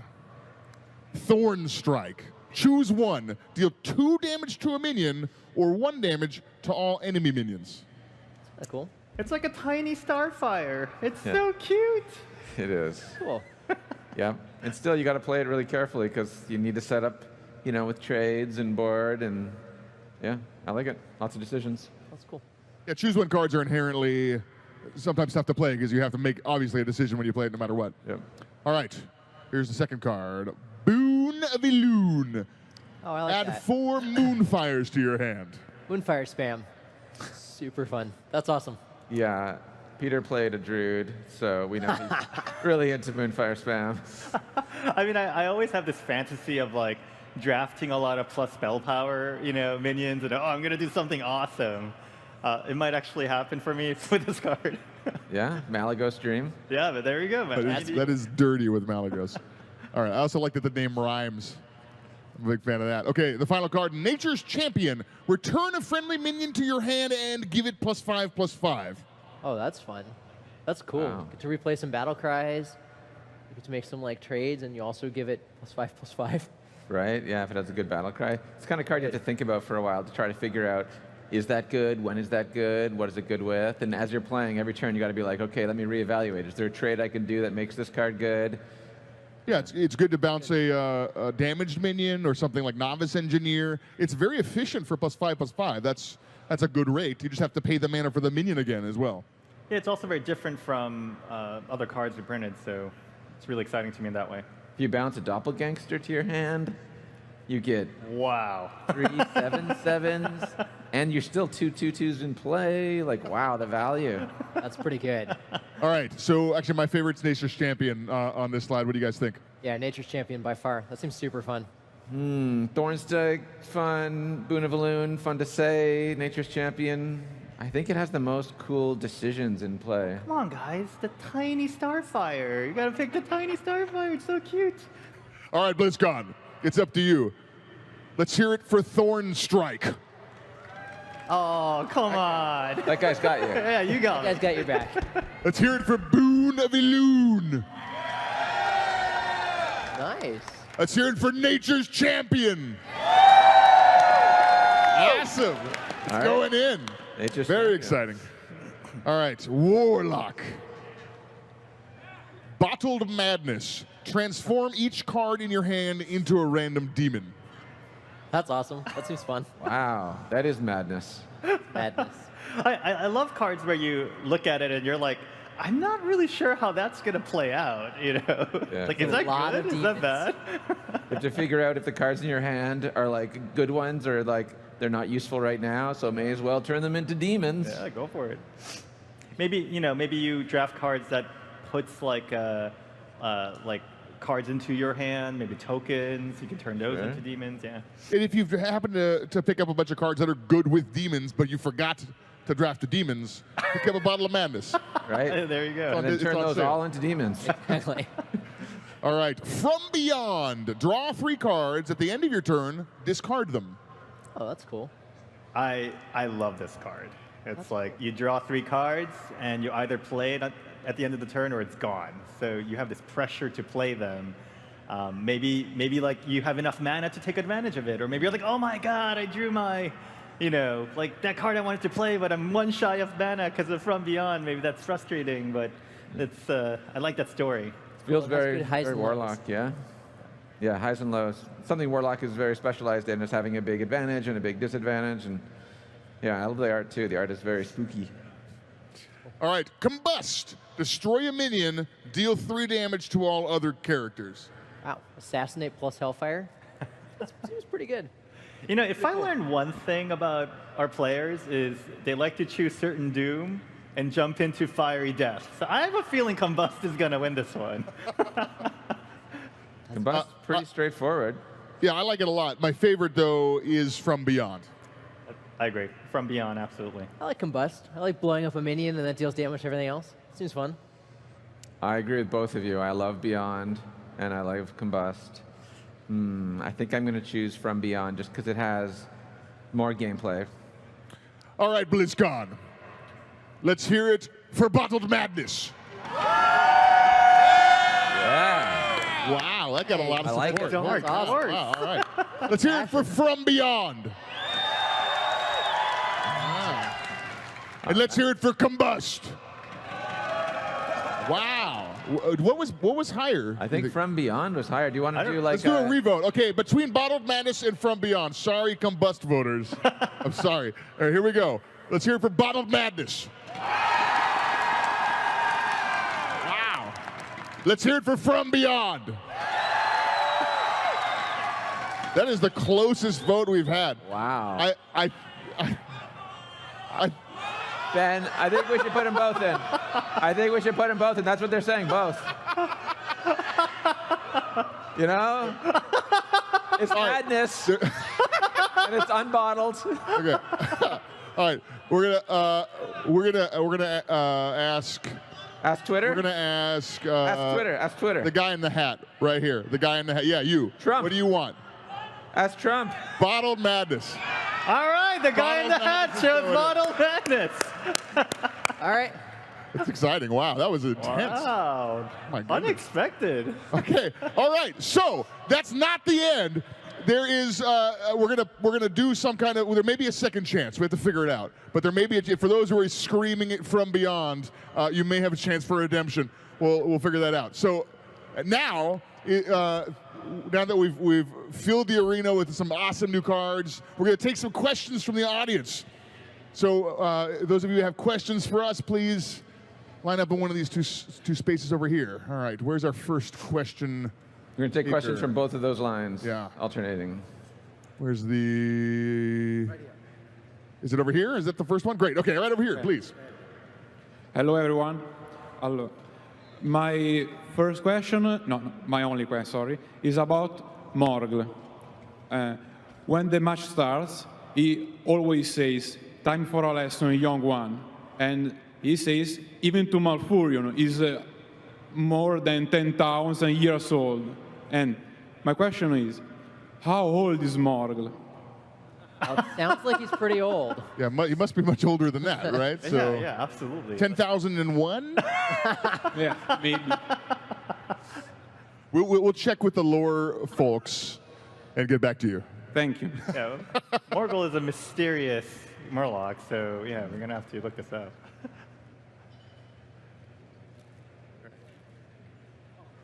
Over here. Hi. I was just wondering if you were aware there's already a card in Magic the Gathering named Crackling Doom. Never heard of it. It's one red, one white, and one black mana.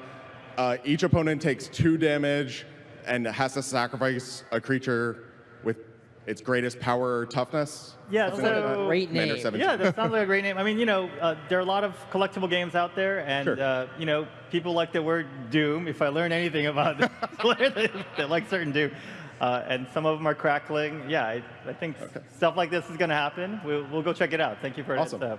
Thank you very much. Mike, did you design that card? No, I did not design Crackling. the other Crackling Doom. That wasn't Mike's fault. Nor did I name it. Over here. All right, hi, I'm Chris. I have a question about Arena. Would you consider opening packs and player pods?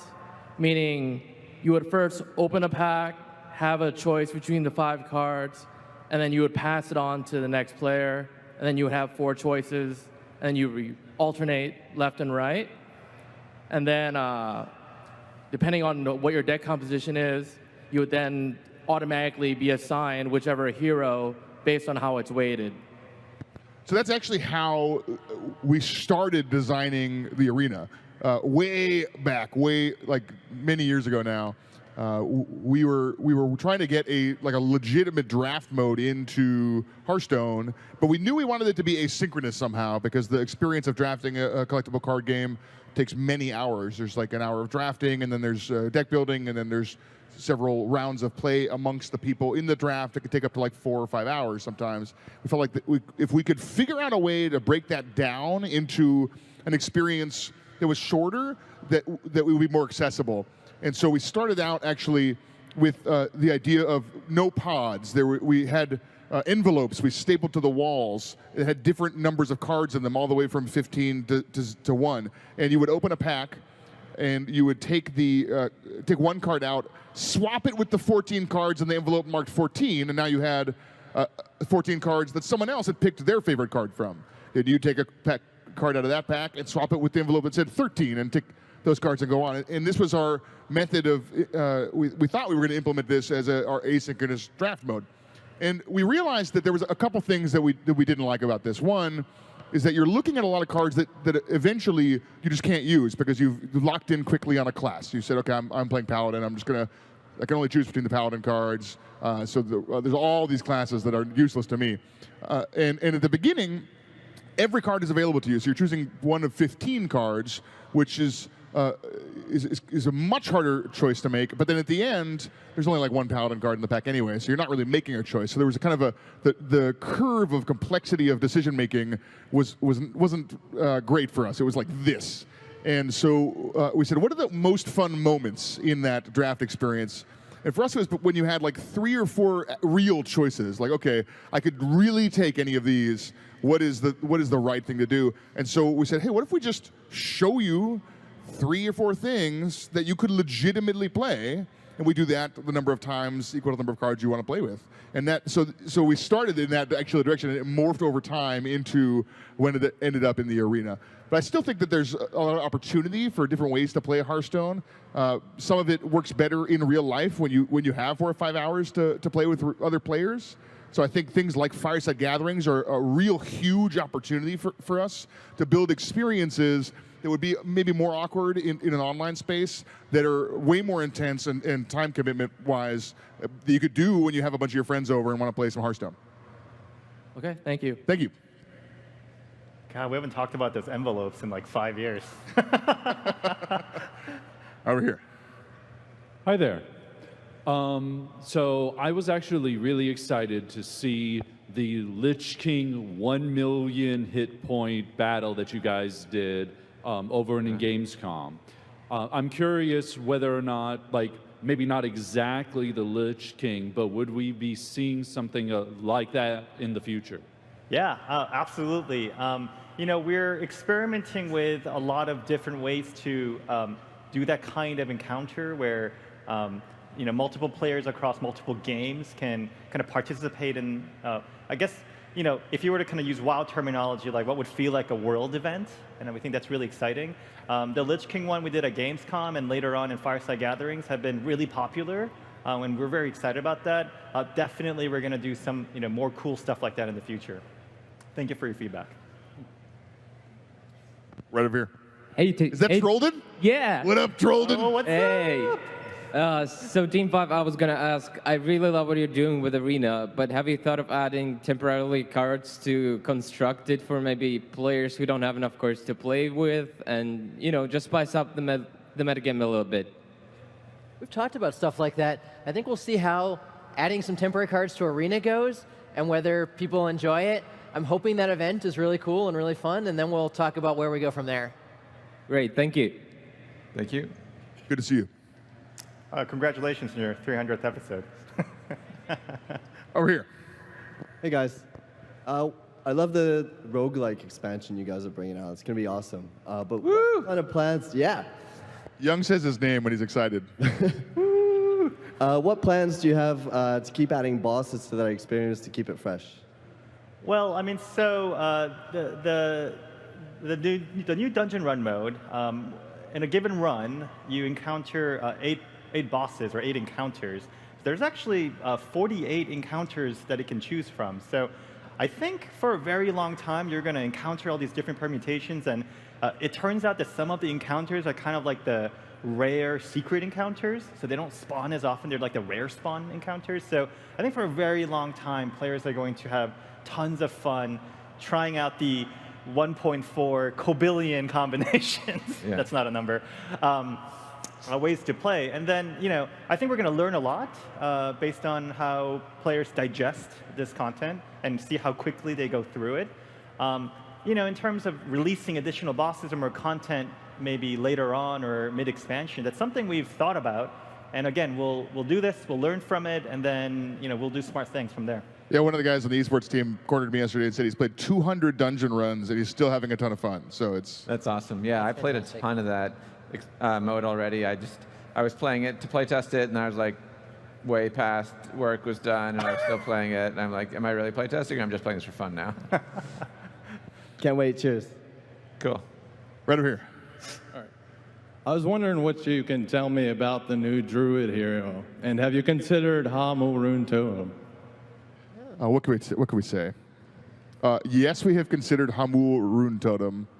I think actually some of the most fun I have when we're talking about new heroes is, can we bring a different flavor to a class than exists currently. I think Nemzi, one of the cool things about Nemzi is she's really different than Gul'dan. And I actually think maybe Maiev and Valir are a little too similar as far as what they bring to the rogue experience. So I'd like to, if we're going to do cosmetic heroes for classes, I'd like to think about what kind of flavor you already get with the heroes that you can play as, and how can we change that up a little bit. So I can say that we're working on at least one druid hero, but we have no plans to announce, nor I think have we fully figured out how we're going to get it out to people. I love how Broad keeps looking at me. Looking at Young because he's responsible. I think a fair thing we can totally say here is, yes, we totally recognize that Druid is the last class that doesn't have an alternate skin, alternate new hero. We definitely want to do something about that. So. Would you say next? We're working on it. Okay, thank you. Thank you. Hey guys. With the number of card backs that are on there, there's like almost 80 now. Is there a chance that maybe you can randomize it each game, or every single card is different, or something like that? That sounds fun. I'd use that. Young? Yeah, no, we've been talking about that for a while. We should just do that. So we painted the graphic that will be the thing that you will select to have a random card back, and now we have to hook it up. So we're. Yes. Yeah, we should just get that one done. We have to. All right. We think it'll be awesome. We'll do it. Great. We'll do it. Thank you, sir. Thanks. Okay. Right over here. Hello, my name is EY from South Korea. Oh, hello. 안녕하세요. 안녕하세요. I'm the biggest fan of Banbrod and also Hearthstone. And Young. By the way, my English is not my first language. Excuse me for that. I want to ask you about this card. What is that? Is that Ultimate Infestation? Oh. Wait, what card? It is Ultimate Infestation. Oh, okay. All right. Okay, I could have guessed that without looking. I mean, after nerfing the Innervate, this card, you guys think that it's not powerful as previous game, but still facing this card is so unpleasant. It is. How do you think about it? It's a great card. It has a really big impact on the game. It's Firelands Portal plus a bunch more. So we're obviously gonna keep an eye on it to see if it's good. We do have a big expansion coming out in a month, which I think is gonna change some things up. Even before that expansion, though, this isn't one of our top cards. It's not in one of our top decks. But even if a card isn't the most winningest card, the feeling you get is really important. Oftentimes, when someone loses to a card, they're like, "Oh, what was the big card in their deck that lost me the game?" Right? Maybe they lost on lots of other cards. Maybe Wild Growth is why they really lost, but it feels like Ultimate Infestation is how you lost because it did the most visual effect. So yeah, we're watching Druid and we're watching that, but right now it's not, statistically a big card. It's more of an emotional big card. Thank you. And one more thing. Add the Nemzi, the new Warlock hero, to South Korea, please. Thank you. Yeah, absolutely. Thank you. Will do. Thank you. 감사합니다. 감사합니다. Over here. Hi. I was just wondering, with the change to the 3 expansions a year, and with the last 3 expansions having 2 legendaries per class, so there's more legendaries than the previous expansions. What are you guys doing to reduce the cost of Hearthstone? Yeah.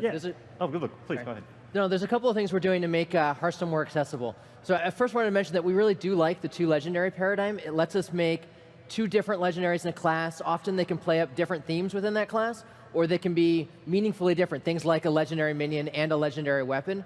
And that lets us make each of the classes have some more unique things going on and gives more opportunities for deck building and for creativity. So that part's been awesome. But we're doing a number of things to help with accessibility for Hearthstone. We've got it so that now if you have a legendary, you won't get duplicates of it. That's been in since Knights of the Frozen Throne.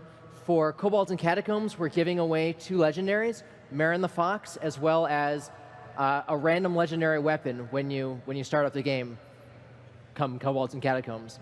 So there's a number of other things that we've done that we're kind of working towards, but I'm pretty excited with some of the opportunities for getting some extra legendaries.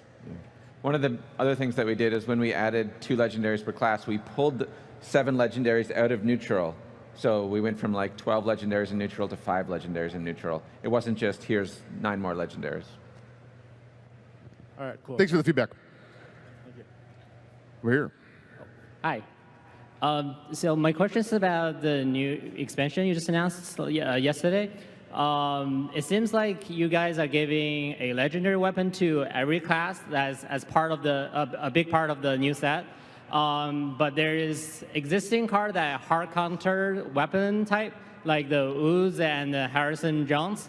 So, like, say if a player build a new deck around like the new weapons, and you just got countered by like the tech decks against the weapons, that's just gonna ruin their entire gameplay. So, really, the question is, when you design the legendary weapons, do you guys leaning towards more like pure value of the weapon, or rather than you have to build a deck around a legendary weapon? A little bit of both. So some of the legendary weapons are very good against things like Ooze and Harrison Jones. I might be from Boston. Cards like Alaneth, you've already gotten a fair amount of value if you draw 3 cards and then they ooze it. That's actually not so bad for you. Yep. One of the things that we like as well is that there's kind of an ebb and flow. So if there's a lot of people playing decks that are weapon heavy, that are legendary weapon heavy, then you can put Harrison and Ooze in your deck. And now if everybody's playing Ooze and Harrison, you don't play the decks that play the legendary weapons. And so the metagame can evolve naturally on its own, and that's very healthy for us. Yep, I think you'll see as you see more legendary weapons, not just Alaneth where you've already drawn 3 cards, but some have Death Rattles or Battle Cries or something like that. I see. Thank you. Thank you. Over here. So you guys made recent balance changes to cards like Innervate, Hex, and a couple other cards in this recent pass. I'm just wondering if you can speak to, from like a designer's perspective, what sort of things you're looking at before you make changes like that. Sorry, I couldn't hear. Could you repeat it? What do we look at when we make balance changes to cards? What are the types of things we consider before we make changes to cards? Like Specifically for the last set as well. Right. We look at a lot of things. One of the things we look at is how people feel. You know, I've talked about this a few times. If people are upset about something, usually it's because it kills them in one turn, or because they don't have any counterplay to it, and they can feel bad, even if a deck doesn't have like a very high win rate. Also, we look at win rate. Sometimes a deck is just way above the other decks. And right now, we're really fortunate because a lot of the decks are kind of even on win rate, and there's a whole bunch of decks, stacked up of different classes together. So we've been really happy for the last little while. So we look at win rate, we look at the variety of classes being played, how much a deck is being played. Sometimes a deck will get played a whole bunch, like 20 or 30% of the meta, maybe more, even if it isn't the best deck, and that matters. Another thing we look at is different ranks. One of these might be a problem at low rank and not a problem at high rank. We consider both, right? We want to have a good tournament format, we want to have a good casual format. We want to make sure that everybody's having a good time. The most important thing that sort of all these add up to is, are people having fun playing Hearthstone? If people aren't having fun playing Hearthstone, we need to make a change, and that's when we step in. I think there's one other important consideration, which is when we nerf cards that are specifically in the basic and classic sets, because one of the things that's really important about Hearthstone is that it changes, and that you're having new experiences over time. And the standard format is trying to do that. It's trying to create a format that will naturally change as new sets are released and then rotate out of the standard format. And I think it's really important actually to have basic and classic sets, to have a grounding in that classic Warcraft fantasy always there, to have something to always be like a recognizable about the game. But I think the power level right now is too high on those sets. And so when we launched the standard rotation, when we nerfed 12 cards, we've had the Hall of Fame rotation for classic cards that we did last year. We might do another one of those next standard year. But the basic cards are in a little bit of a different category, or sometimes there's a card we actually still want to be in the standard format, but it's doing something else weird to the format for us. And those are other cases where we might nerf something that actually power level wise is fine, or we just want to adjust the gameplay for this meta, but there's some other benefit to us to create a standard format that we don't have to adjust as actively, that will adjust naturally as sets rotate in and out of it. Yeah, occasionally cards will just, as we're designing new cards, we'll keep hitting up against these one type of card, and we'll have to nerf a card, even though it's not yet a problem. It's just hurt our design space too many times in a row. Thank you. Hey, my name is Elijah from Montana, and I was going to ask if you, not if you, but what's your favorite card that never actually made it into the game? Oh, okay. Oh. I'm going to tell you, these guys are probably going to be mad, but I'm going to tell you what it is. All right. Take it easy, okay? Tackle it? What do I do? I call it Titan script. Oh, God. No, go on. If you say that card, I'm going to talk about it. I'll do it myself. I can't tell you what it does, though. But think about it. No, I mean, there are a lot of times designers come up with cards that are so cool, but then, if you actually get down to the details of how it would play out, it gets insanely complicated. Not only to build, but to just work through. Titan's Grip is Peter's Patches the Pirate. He's trying to get into every set. For like 3 years, yeah. Someday it's gonna happen. For me, I love the card. So for me, it's got my support. For me, I put this in every set, and Peter or Danae or somebody else does it. It's a pre-spell, costs 1 mana, and it says, destroy a 4-attack minion. It's like my ultimate fantasy as a priest. All right. That's a great question. Thank you very much. Over here. Do you get anything for completing the dungeon run in the new update? Oh, yeah. So, we want players to enjoy the dungeon run mode because it's fun. We really don't want to get into a situation where, hey, I'm not as interested in maybe personally playing the single-player mode, but now I have to because there's, this carrot behind it. With that said, playing the dungeon run mode, defeating a whole run, defeating all 8 encounters will be very challenging.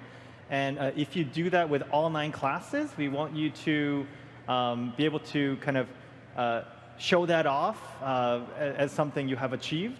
So if you defeat the dungeon run with all 9 classes, you will get a special card back. And it's really super cool. And if you were to earn that, you can use it with a lot of pride. It looks like a candle, right? I know. You get to take so candle cool. at the end. Kind of like lantern focus. Yeah, and then when you implemented that thing where when you bring up the preview for the card back, it kind of wiggles a little bit, and now you can really see that it's a candle. Yeah, I love that. I think of it as the Cobalt King's little lantern that he's on his head. Yep. You beat him and you take it and you use it as a card back. There must always be a Cobalt King. Right. All right, over here. Hi. Is there one day where you'll add a replay function? Like save the game you just played? I think the answer is yes, basically, but I don't know what the day is because it's exciting. I think we're just going to be improving Hearthstone essentially forever, and it's a matter of prioritizing which things make the highest impact. And so I think that feature's awesome though, and we should be looking at it at some point. Thank you. Thank you. Hi. I was wondering if we're ever going to have a 4-player free-for-all or a 2v2 mode in Hearthstone. Oh, man. Man, that sounds cool. That sounds cool. We've done a lot of different tavern brawls that sort of, 2 people cooperate to kill a boss or something like that. Recently we did one where it's kind of a 3v3 because you play a hero and then when he dies, you can hand it over to Peter, and then he plays until he dies, and he hands it over to Ben, and he plays until he wins and defeats the other 3 guys. So that's a really cool format, and that's being used in Fireside Gatherings already. So Yeah, a lot of different interpretations of that. No, totally. In fact, if you were to go to a Fireside Gathering, like a regular Fireside Gathering, we're doing a special one here at Blizzcon, but if you go to a regular Fireside Gathering out there, the special Fireside Brawl right now is 3v3. Oh, cool. So totally check it out. It's super fun. It kind of gives you that kind of multi-headed player feel. Now, can we bring it to the next level? We fantasize about that. So yeah, we're with you. Cool, thank you. Hey, I'm Satiros. I am wondering your thoughts on the kind of high roll draw dependent cards. The cards like Barnes, Keliseth, Raza, and Anduin, and how you feel about them in Tier 1 decks and those kind of cards for the future. Yeah, so we like a mix. Like we want some cards that have a high variance and have exciting moments. We want some cards that are very stable, reactionary, like just the like 4/5s of the set. I think it's good to have both. I think people really enjoy the games where they high roll and they get the big moments. But if you have too much of it, then it doesn't feel like you're making a lot of decisions. I think as it turns out, a lot of decks have a lot of decisions to make, and that's why we still have the best players at the top. But I think a good mix will make it most fun for most people. Thanks. I think we're closing in on our last question or two here, so let's go over here. Okay, so my question is for Arena, and it's mostly due, if you could create like a tracker for your past classes that you played with your win-loss ratio, like have like the past 10 games that you played in Arena, like your last run was Mage and you went 7-3. Before that, Warrior 12-1. Before that, Druid 3-3. Type of thing. Not the whole, all your cards, just your class and your win-loss ratio type of thing for like a tracking purposes. We've been looking at doing more stats. I think a lot of players have been requesting more stats from us. One of the things we've done recently is starting to build some of that infrastructure so that we can do some of that stuff. We started sending out emails to players with their, I think, most interesting statistics and some of their histories. I think there's a lot of room to improve and do more of that. I'd like to see some of that live on our website and have some kind of profile-like feature, but that's something we're still in discussions on. Awesome. Thank you. I think we have time for one more. Hello, my name is Augusto. I'm from Brazil. My question is, discard and lock mechanics, like game lock mechanics, were banned at the beginning of Hearthstone. We never saw any card like that. But recently we saw Dirty Rat, Gnome Ferratu, Skull King Geist. Why the change of heart? Do you think the community is more mature to handle the deceptions of these cards? It's more a sort of a natural evolution that as we go on, we just explore more and more design space. I don't think our core philosophy has changed. We want Hearthstone to be fun and friendly and approachable, but at the same time, there's lots of ways to do that. There's lots of different types of cards that appeal to different types of players. Lotheb was pretty early on, and he interacts with your opponent in a way that's pretty disruptive. But I think it's fun to explore all of the different types of things. Unstable Portal ushered in sort of, this is a new type of thing that we can do. Even something like hero cards, that we saw the Death Knight hero cards. That's a cool, totally new mechanic. So every time we do a set, we do cool new mechanics, and they're going to fit into different spaces. So I think the space of this messes with my opponent, this disrupts them, is pretty cool. That's a pretty interesting thing to explore as long as we do it carefully. Yeah. Even in Classic, we had a little tiny bit of that. We had a creature that said, minions cost 1 more mana, right? And it's just not too powerful, but interesting, and didn't see a lot of play. But since then, we've sort of kept trying different things, experiments, maybe just 1%, explore that space, make sure we do as much, just do the right amount.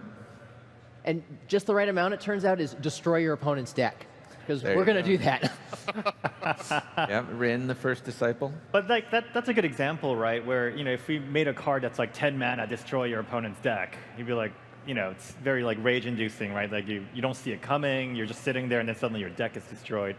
We did Young. That's in the set. No, but what I like about something like Rin is like Rin comes out, you're like, oh my god, he's about to get this thing going, and then Rin dies, and then he's playing the first seal, and he's playing the second seal, and like you get that sense of like impending doom, and you're trying to do things to stop him and maybe destroy him or disrupt him in some way, and that's interesting. So I think that's the kind of balance. Like you want to be able to have that kind of disruption available to some players who enjoy that, but then on the receiving end, we still want Hearthstone to be this welcoming, fun place. Yeah, you just need that time to mentally prepare yourself to not have any more deck. Yeah. All right, BlizzCon, thank you for helping us choose cards to enter the arena. Thank you very much for asking your questions. Thank you. Thank you. Thank you. Thank you. Welcome to the Overwatch What's Next panel. Thank you. Hello. Hey guys. Oh. All right. Hello, BlizzCon. What's up? How's everyone doing? All right, everyone, check out opening ceremony. Saw all of the new stuff we're gonna be talking about today. Obviously, we have new hero, Moira. Yeah. We've got a new map, Blizzard World. That'll be fun to talk about. And maybe a couple surprises. Ooh. So I thought we got a lot of stuff to talk about, so we'll start off, get right into it. I am Michael Chu. I am the lead writer on Overwatch.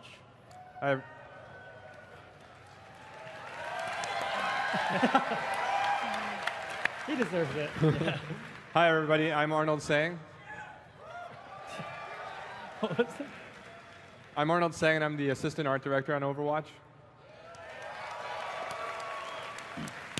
I'm Jeff Goodman, the lead hero designer on Overwatch. Still working on Overwatch.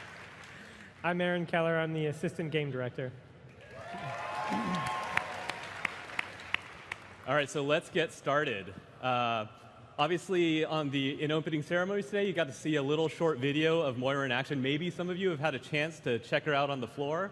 But Jeff promised, he said we had a little video for you in case maybe you had some questions about her story, who this character, who Moira is. So let's check it out.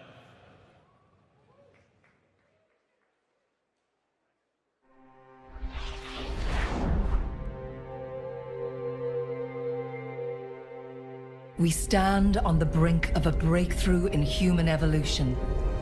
I have dedicated my life to unraveling its secrets. I take risks that others would consider to be unwise, for I do not share their caution. Overwatch held back the pace of scientific discovery for decades. They believed my methods were too radical, too controversial, and they tried to silence me.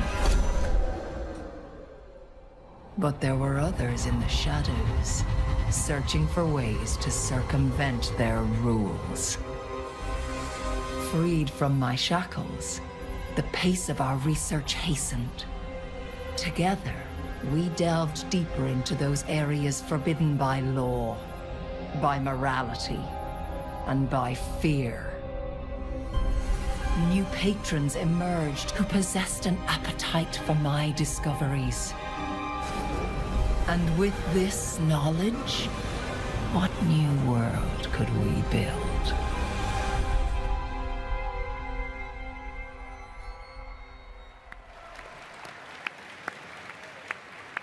Well, I don't know about the rest of you, but I got some chills there. When I hear that voice, I start getting a little nervous.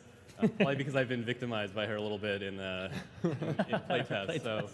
So the question obviously is, who is Moira? Well, most importantly, Moira is that new support healer character that you've been waiting for.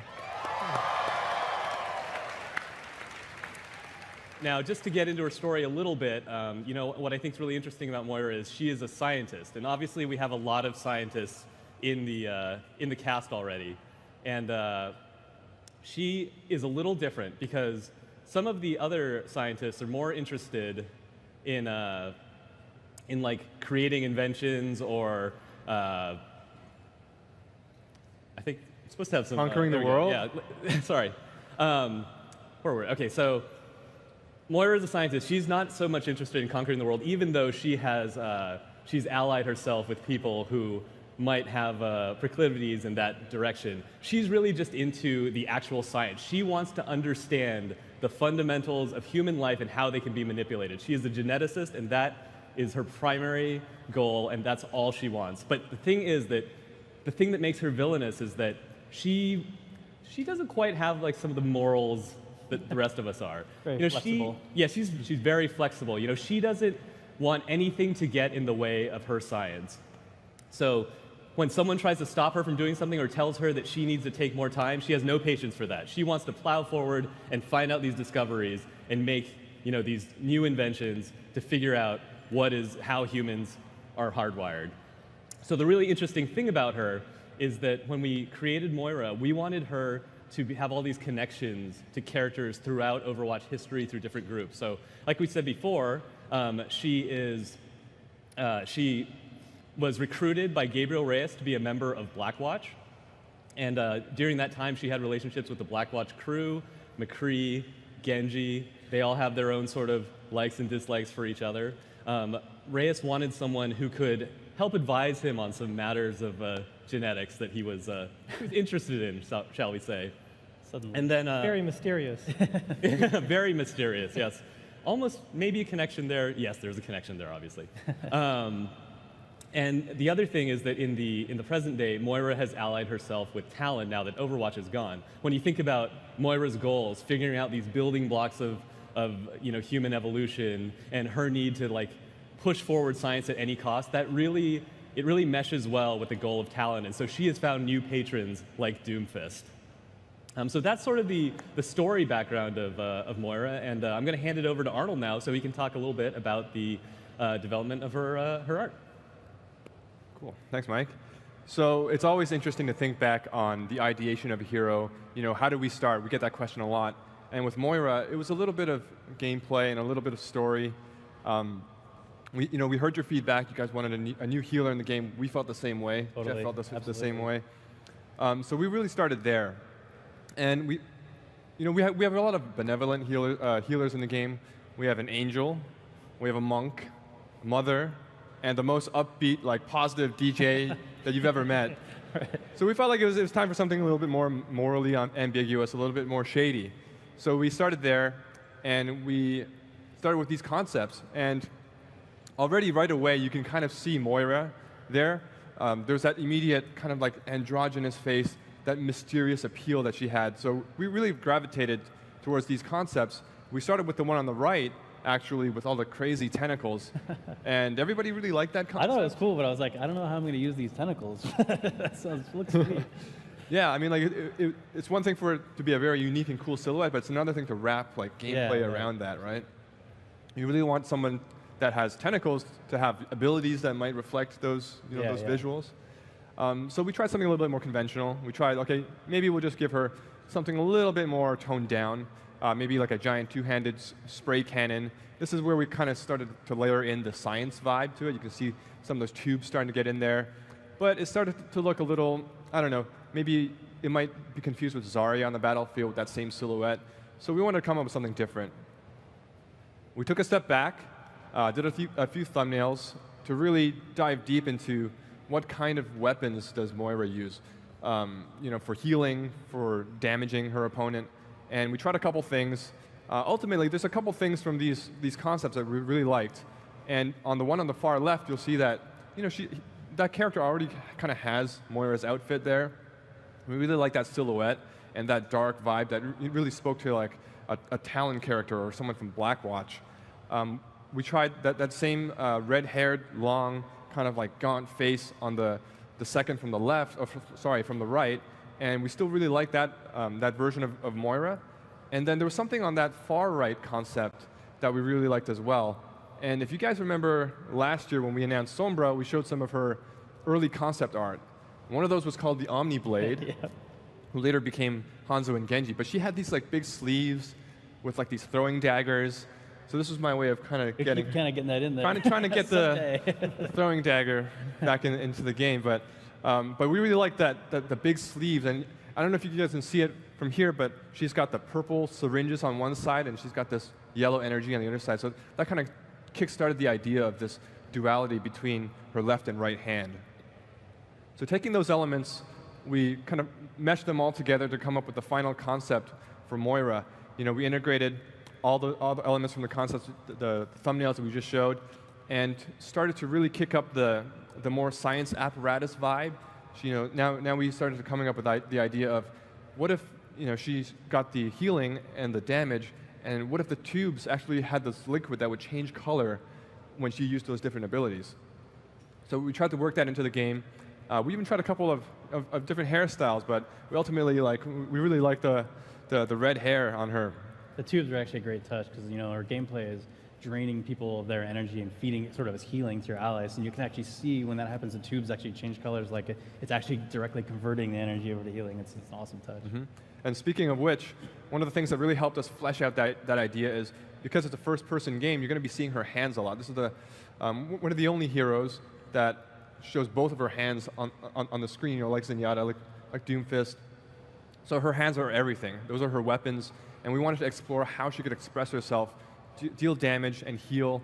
And the animators did a really great job at, you'll notice when you play her, when she's healing, it's this soothing motion where she's like, there, you're all right. But then when she's using her decay move, she's really just grasping at you and clawing at you and trying to drain your energy. So this is a concept from our senior concept artist, Ben Zhang, and he really knocked it out of the park to get that duality in there. And there might even be a little bit of story behind why that hand is like that. Yeah, how did her hand get messed up? Was it perhaps close proximity to another sort of genetic anomaly or experimentation? Hard to say. Hard to say. I actually do remember that, changing the subject, that when we were really dialing the animations for the hands, we were really concerned with how that felt. It's not that she's out of control when she's using that power. Right, she's right. 100% in command of it, and so she's really just that's how she shows her mastery. It's very aggressive, just clawing and pulling. Really like the idea of this leech hero. Yeah. She was, that life-sucking kind of vibe for her. Another thing we like to do on the concept side is figure out some movement studies, we like to call them. These are sketches we like to do for figuring out both abilities, the VFX, the poses for animation. These are some early sketches for her ultimate ability, Coalescence. One of the initial ideas, she had all of her liquid kind of swirling around her. Yeah, the original thing was, her original ult was all of her abilities would cool down a lot faster, have no cooldown, and she would kind of be in hyper mode. And she also had this kind of beam attack that was kind of there also, and then we ended up kind of just all-ending on the beam attack. It was kind of the coolest part of the whole thing, so we kind of tweaked it as we went.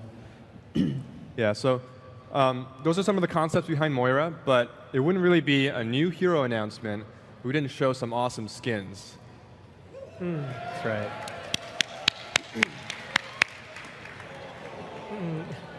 So this is the first one for Moira. This one's called Oasis.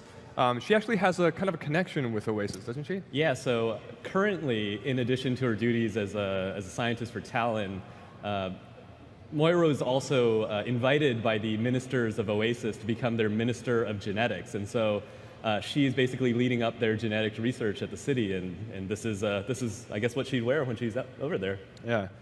This one's also done by our concept artist, Ben Zhang, and he did the concept for the Oasis Symmetra as well, and we really love those visuals, and we couldn't wait to use it on another hero, and Moira seemed like the perfect fit. And the next one, my personal favorite. Yeah. So good. So good. Yeah. This one we're calling Glam, and it's a tribute to glam rock from the 70s, where they wear these outrageous outfits, crazy makeup, super psychedelic colors, and the hairstyles were just out of control. I love the lava lamp tubes. It's a nice touch. Yeah. Instead of the science liquor, she's got the lava lamp kind of effect on there. So this one's one of my favorites. But I'm sure you guys want to know more about her gameplay and how she works. So without further ado, I'm going to hand it off to Jeff. All right. So, thanks, guys. So, as we said, we were hearing you guys' feedback, and we were definitely feeling the same thing. We just need more healers in the game. So we started sort of thinking, what have we done? What would be really cool? What would work with other heroes? What was just a cool, fresh idea? So she actually, on paper, originally really started as actually having a ton of health and trying to leech health off of people, and then she'd feed her own health to people. It ended up being sort of a balancing nightmare, because it's what if I don't heal people and I just leech forever and you can't ever kill me? It's all right, that's a problem. So actually the way she ends up kind of working is in the same vein. She's got sort of the same feel to it, but it doesn't quite have that same design to it. But I'll walk you through all the abilities so you can see how she kind of works together. So her weapon's called Biotic Grasp, There's a primary fire and a secondary fire to it. The primary fire we call regeneration. It's this kind of just spray. It's kind of visually a little bit like Maze Blaster, but it actually pierces all your allies. So you can actually heal multiple allies at the same time in kind of a big cone in front of you. It actually has a ton of throughput. You can heal a lot with this thing. But the only reason it's not overpowered, hopefully, is there's a meter controlling it. And as you can see kind of in this video on the right side, as you're using it, it kind of drains slowly. And it kind of regenerates pretty slowly by itself over time. But if you actually are trying to heal more, which hopefully you are, you can't really wait for that. So then her second part of this comes into play, which is the alternate fire, which is called Decay. This is kind of her damaging hand. And this is where she's actually draining the enemies. It does actually still leech some health to her, so she's actually healing off of it. It's not a ton, but it's enough to sort of top yourself off and everything. That's great. But the biggest important thing is it fills up that meter really fast. So you're healing people, but you also need to take time whenever you can to try to leech energy off your enemies so you can feed it to your allies. It's very, it's a very evil way to heal. It's kind of very sinister. She doesn't care. It's worth it. Her first ability we call Fade. This ability is, she basically disappears completely. It's complete invisibility, kind of like Sombra, but it's instant. There's no delay or anything. And then she reappears. It's less than a second, super fast, but you also get an intense movement speed boost. So you can hit it and then like go around a corner really quick, and to the enemy, you're just completely gone. You don't even know where you went. You can see you don't even go like super far, but you know, if a Winston's jumping on you, you can just go, whoop, I'm back here now, and you know, keep healing, keep doing damage. It's great. You notice it has some similarities to Reaper's Wraith form, which is funny how that works out. You know, we obviously, there's a close relationship between Moira and Reyes/Reaper, and I think one of the fun things we were able to do is to sort of hint at some of those things in her ability. It's like she's helping Reaper out, and it's like, you know, I think I can make this better. I have an idea. Professional relationship. Yes. Good call. Second you know what I'm talking about. Second ability we call Biotic Orb. This also has two different modes, much like her primary and secondary fire, and it follows the same kind of pattern. So first thing you do when you hit those buttons, she pulls up those two orbs, and then represents the damage and the healing aspects. If you use the primary fire, you throw off the Orb of Regeneration, and that's sort of the yellow orb you see here. And these orbs can bounce around. They have like infinite bounces. They can bounce all over like a small area or off ceilings, stuff like that.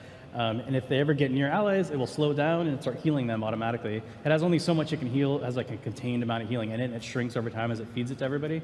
But it's a great way to AoE heal. It's also really good at like longer range, because her range isn't super long, generally on her cone heal. So you can throw it like at a Pharah's really far away and try to get the save on her while you get close, you know, and be able to heal her with your primary fire. Or you could choose the alternate fire in this if you want to. They both share the same cooldown, so you have to pick which one you want. And the alternate fire is called Decay. It works basically exactly the same, it's just inverted. So you do damage to enemies. So it can also bounce around. This can be incredibly deadly in a small area where it's bouncing around a lot, especially because you can move and act freely while it's happening. So you can throw the orb into an area, chase somebody down, and then start by grasping them, taking their damaging that way, and they're just taking a ton of damage all of a sudden. Kind of have to get out of there during that. But yeah, I like to throw it into rooms and make my team run in there. Yeah, yeah. That's always the get out of here. Be like Genji, get. Fetch. Yeah, it's great.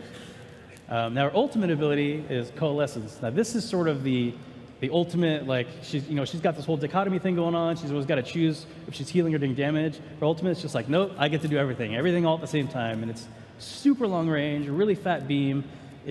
She's kind of feeding both hands together and creating this beam that it heals allies that it's hitting and damages enemies that it's hitting. So you just want to hit everybody with it. And in fact, in some maps we're playing, we get in this fight in these little corridors, and she's just like, I win. I don't care what's happening. Everything good is happening for me right now. Is that the OPAF? Yeah, pretty much. We'll change the name for release. Yeah, that's her last name. So there's also some other amazing properties to it. Since it pierces everything, it also includes barriers. So it pierces Reinhardt shields, Winston shields. So yeah, so it's hard to heal sometimes through those things, and you're just like, nope, I'm going to go through. And then Reinhardt's back there trying to protect his team. He's like, well, we can't really sit here anymore. I guess we have to move or something. And of course, if your team jumps in right afterwards, now they're getting healed by it also. So it's just this amazing sort of engage tool. Also, you can pick off those pesky Pharahs sometimes if you get them, if you wing them. So that's kind of a breakdown of how all the abilities work individually. We actually have a video to show you what it looks like when it's all put together. We are bedeviled by the mysteries of creation. Science can reveal the truths that lie behind these many questions. What we learn can unlock the true potential of humanity.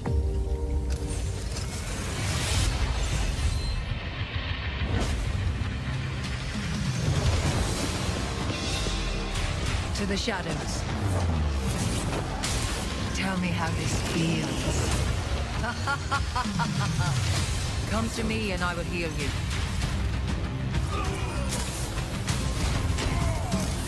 I will unmake you. Simple geometry. Lights out. Surrender to my will.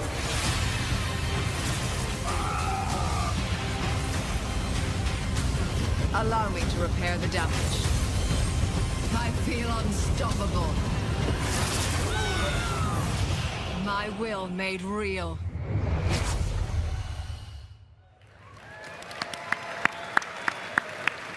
Might have been some. All right, so that was Moira, Overwatch's new support hero, and definitely go try her out now. Send us your feedback, even if it's just to tell us that yes, she is OPAF. But yeah, definitely let us know how you're liking her. But now to change tone, change subject a little bit, talk a little bit about the new map that we announced at opening ceremonies, Blizzard World. So, hey, you can clap for it. It's exciting. It's clap-worthy. It is very clap-worthy. This map is amazing. So, I don't know if any of you were here at BlizzCon a couple of years ago, but I remember it well because I think it might have been my first time up here on the main stage, and I was sitting next to our creative director, Chris Metzen, and someone asked a question, and Chris decided that he wanted to talk about kind of a fun idea that we'd had, which was the idea of a Blizzard amusement park. And he kept asking me, like, hey, should I just say something? And I was shaking my head like, no, don't say anything. Don't say anything. Too far, Chris. But he went ahead and did it anyways. And so that idea has been in the back of our minds, like pretty actively, honest, to be fair, for the last couple of years. And finally, we thought, wouldn't it be fun to actually go ahead and make that? And so we've taken this idea, a name, Blizzard World, and now we've made it into an entire park. And yeah, so yes. So I'm the story guy, so I'm going to give you a little backstory on Blizzard World. Blizzard World is an amusement park.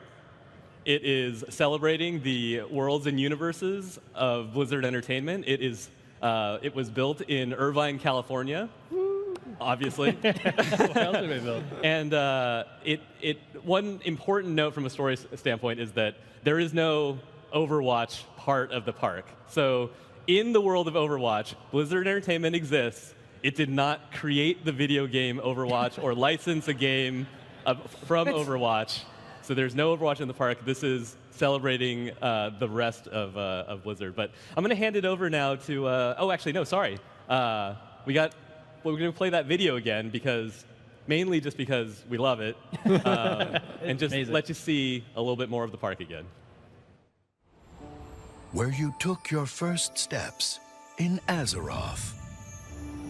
Where you confronted the Lord of Terror himself. Where you spawned your first Zergling rush. Sometimes, epic memories can only be made in an epic world.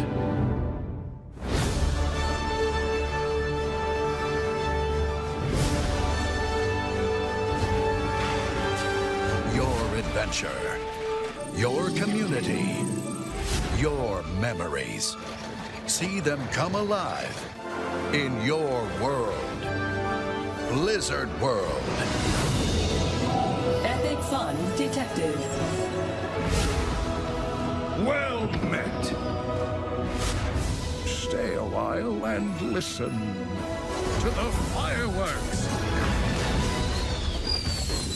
Come and visit Blizzard World.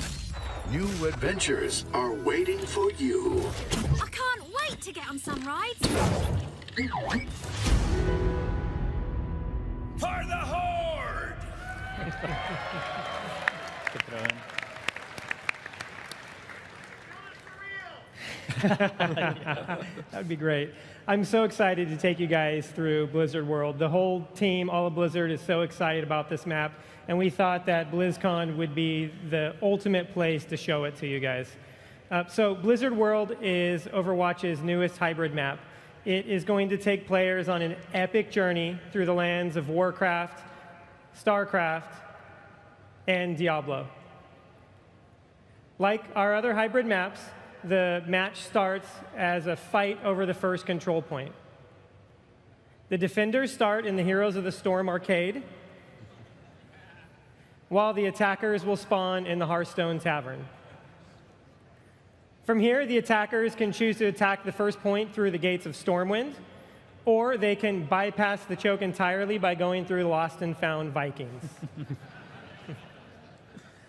There's so many places to see and explore. There's flanking routes all throughout the first area, like the Fargo Deep Mine, Flight to Duskwood, or if you want, you can just stop off for a burger and some death wings at Snacksaramus.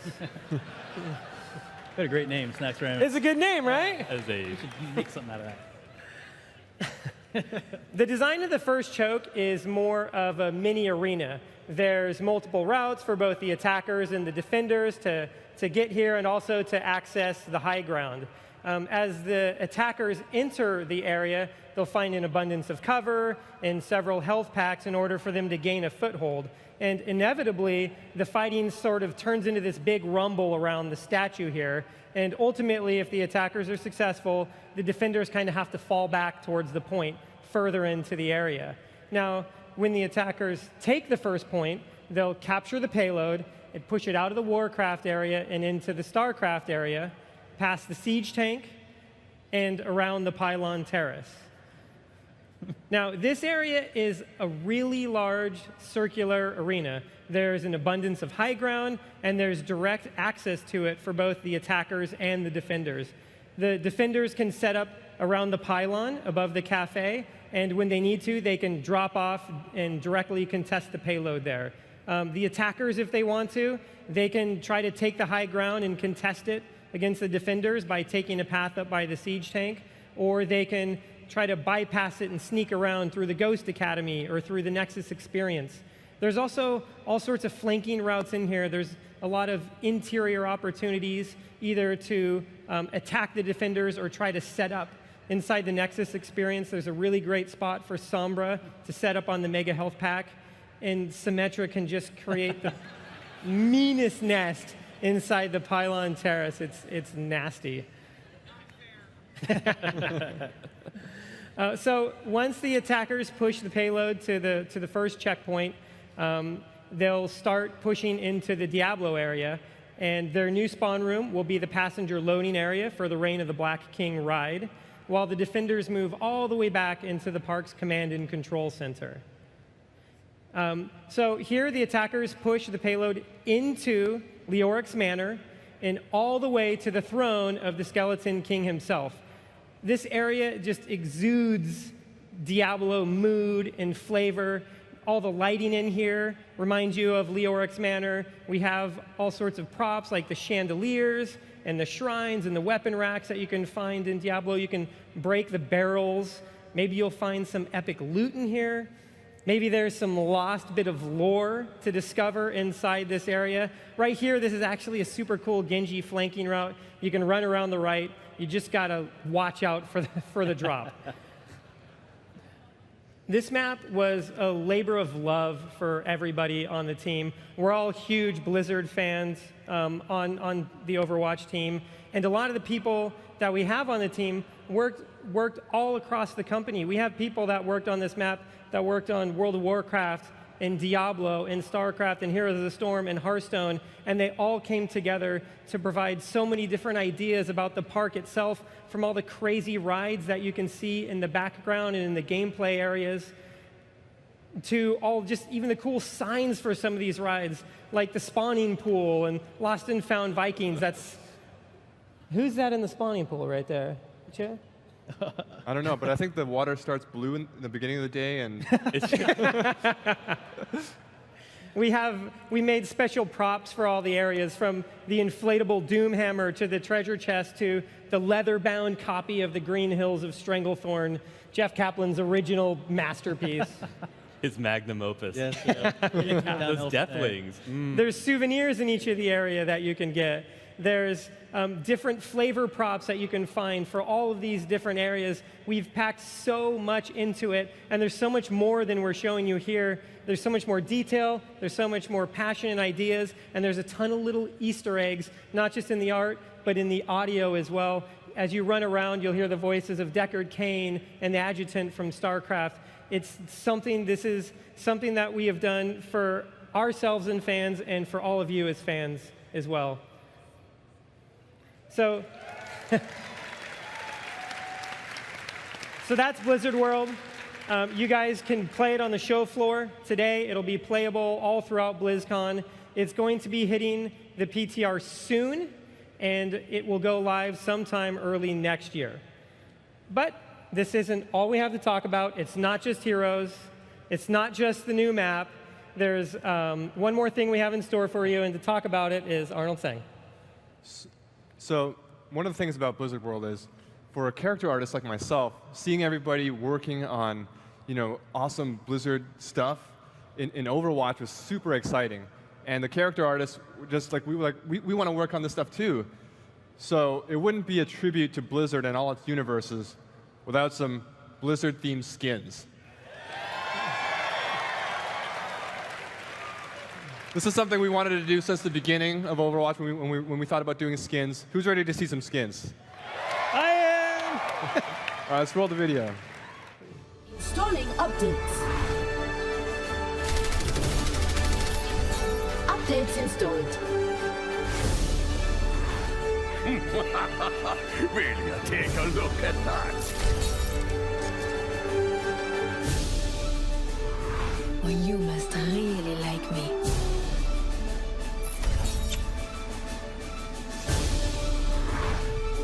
What did you expect? You're impressed. That's natural.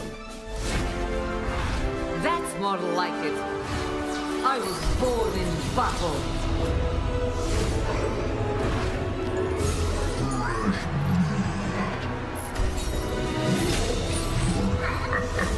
Live with honor. Die with glory. The Crusaders are immortal defenders of Germany. We're on our way. Ooh, this is a good one.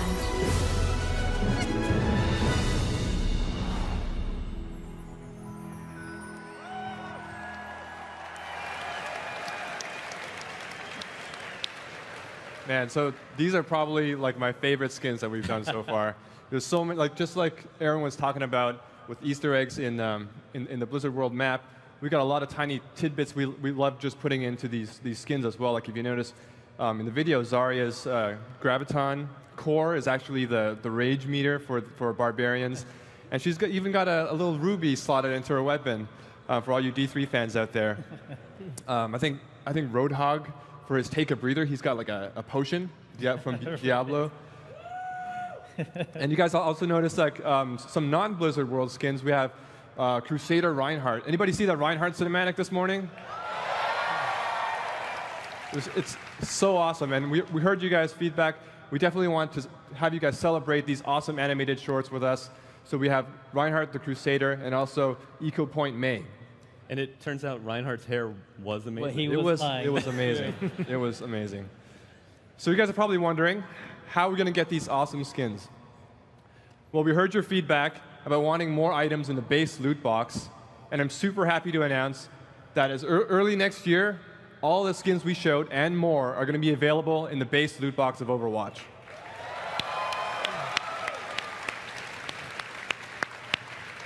So they're not going to be part of any event. As soon as they're in the loot box, you'll be able to earn them year-round. We'll have more info early next year, but for now, I got to start saving out some credits. That's right. All of us. That's all we have for today. Yeah, so just to recap all the fun stuff we talked about, there's obviously our new hero, Moira. She'll be coming very soon. Check her out on the show floor. We've got Blizzard World, which will be, again, playable on the show floor and will be coming early next year. And then also lots of new content for the base loot box. So we have a little bit of time left, so we thought maybe we'd try answering a few questions. So there's 2 microphones, I believe. So somewhere.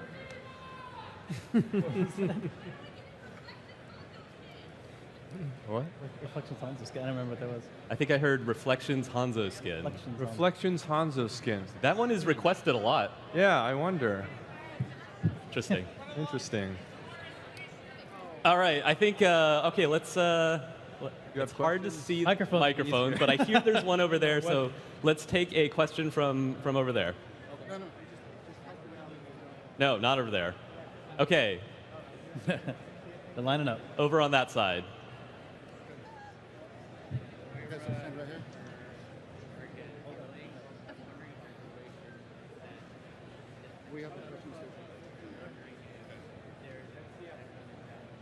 Oh my God, that costume is amazing. Yeah. Yeah, so you have a question for us? Yeah. Yes?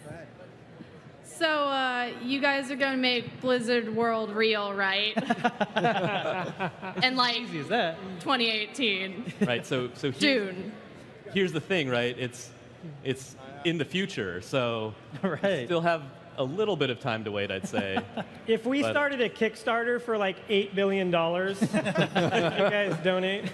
I'm pretty sure you guys would get every single dollar you ask for and more. Just go for it. Well, I mean, I would love to go, so you won't get any argument from me. All right. All right, question. First of all, love Blizzard World, but nothing would warm my heart more than defending on that map and manning that siege tank, even if it's just for 5 or 6 shots right. while defending. That's a pretty awesome idea. Maybe there's a game mode there or something like that. I don't know. We actually, yeah, I mean, one of the cool things about the arcade now is we get to try crazy stuff in there. And so, I mean, we try not to throw in map mechanics that are like in the main pool that's going to suddenly feel like it's like disrupting everything. But it's cool, definitely an idea. And I think maybe a place for that, something we could try maybe someday in like the arcade or something like that would be super cool. All right, well, thanks. Hey, what's your question? Hey guys. First off, thank you for the support. We really need that. Yeah. And so my question is more of a lore question. So seeing Moira and her healing and her, siphoning of powers, I'm wondering if there's a connection between her powers and Zen's approach of how he heals and discords, or if it's going to be communicated in the future. So there is a connection, but it's actually not to Zenyatta. It's actually more of a connection to Mercy.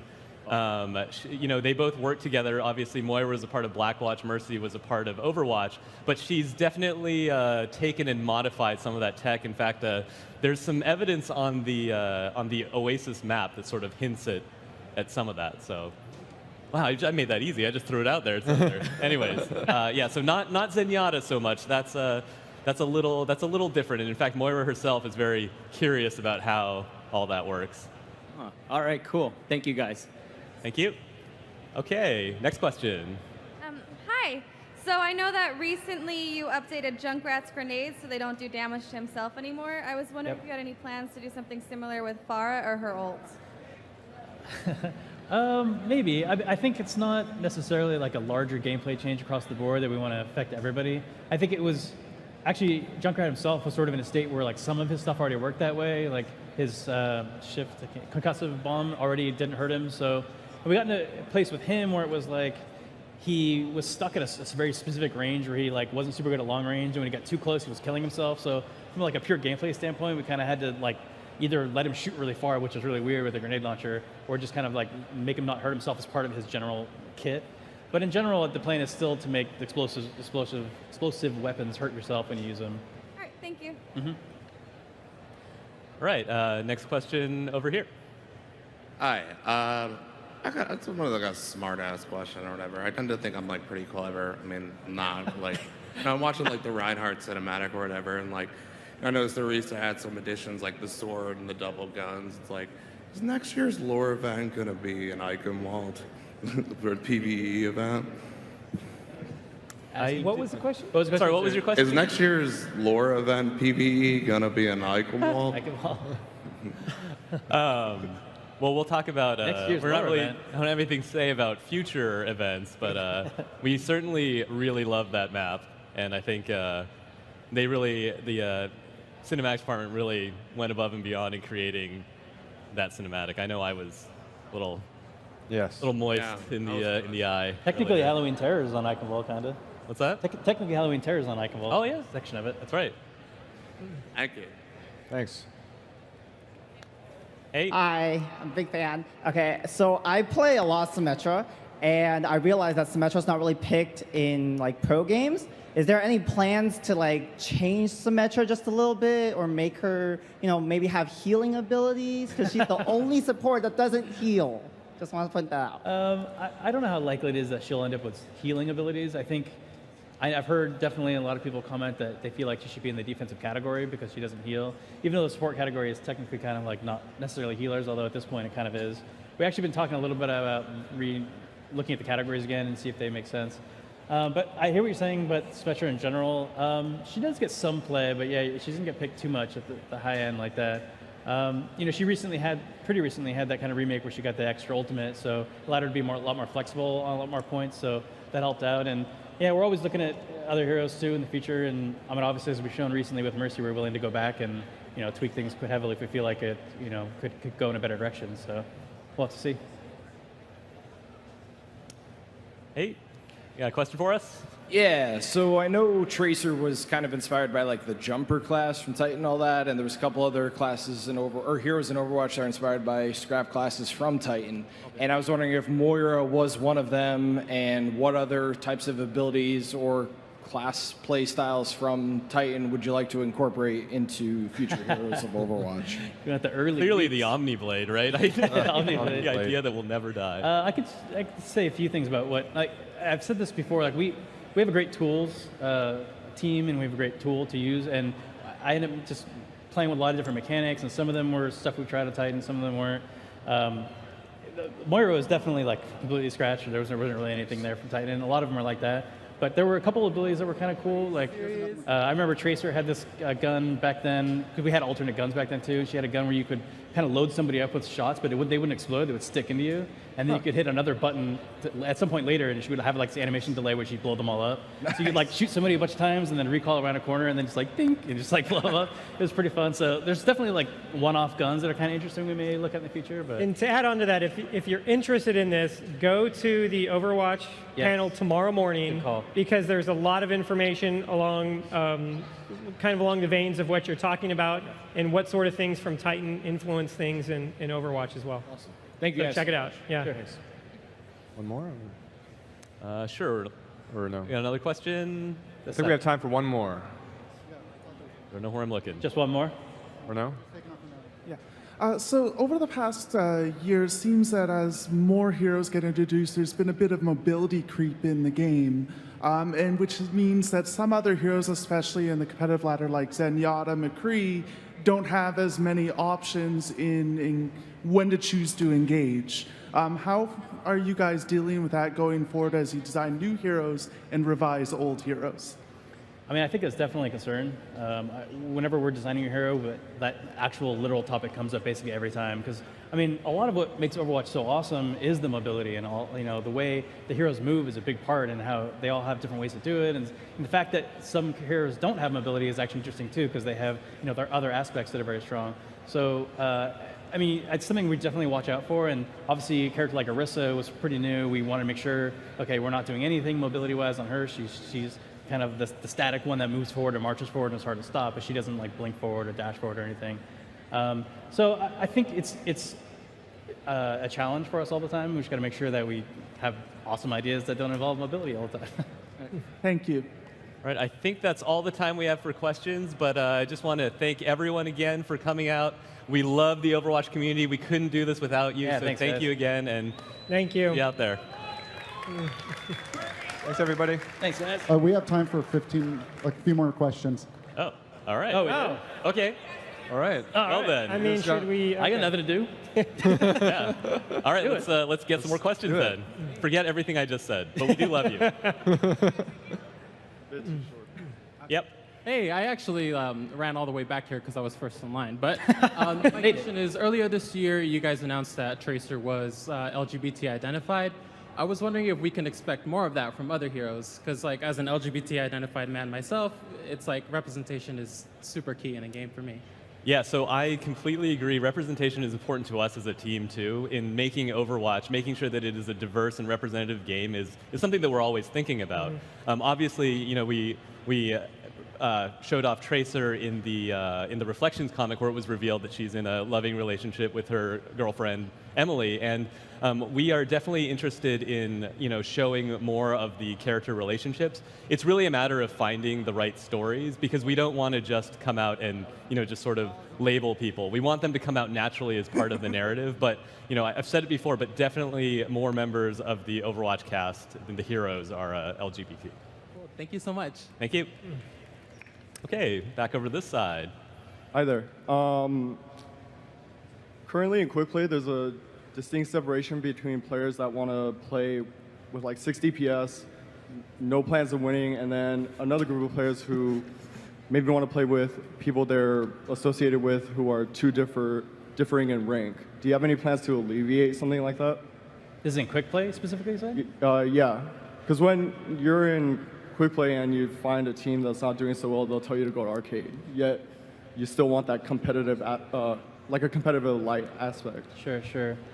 I mean, yeah, it's something we're always looking at. The tricky thing for us is we can definitely layer in more restrictive matchmaking in general, but every time we add another layer, we're increasing the queue times for everybody, and that's like the biggest thing we're always fighting against, is we want to make sure that if you want to play Overwatch, you can jump on the game and play it in a reasonable time. So when we first launched the game, we were very much in the camp of we just want the queues to be as short as possible. It's definitely like really lighten up on the matchmaking restrictions, and obviously over time we've been hearing feedback from you guys, and we have been layering in more stuff to try to help the matchmaking quite a bit. So it's something we're always looking at still, but that's kind of the balancing aspect. That's kind of where we're at. One of the other things we're talking about with that is whether we might want to make changes or addition to the arcade side. And so there might be a way of pulling a segment of the population away from Quick Play and putting them into that, or at least making it easier to find the type of game that you want to have without always having to resort to either creating one on your own and hoping players join it, or looking for one that has enough players in it inside a custom game. Thank you.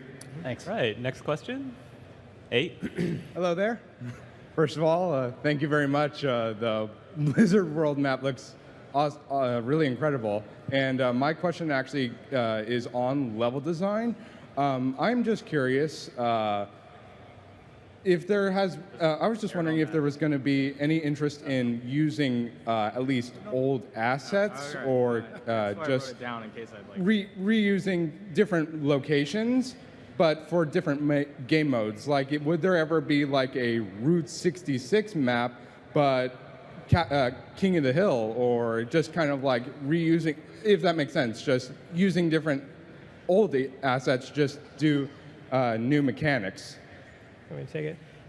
It's a great idea. We've done it before. So we took Dorado and turned it into the arena version of the map. We've done it a few times. Even our latest map, Chateau, borrowed art elements from some of our other maps. So we do that. I think it would be super cool to have a Blizzard World version of an arena or even an FFA map. I think something like that would be super cool. But as we build maps, we kind of get to it and decide what we think is going to be the coolest art set that we could use for it. And we kind of usually take a wait and see attitude to it. But I have a feeling in the future we'll probably do a few more of those. Thank you very much. Yep. All right, question over on this side.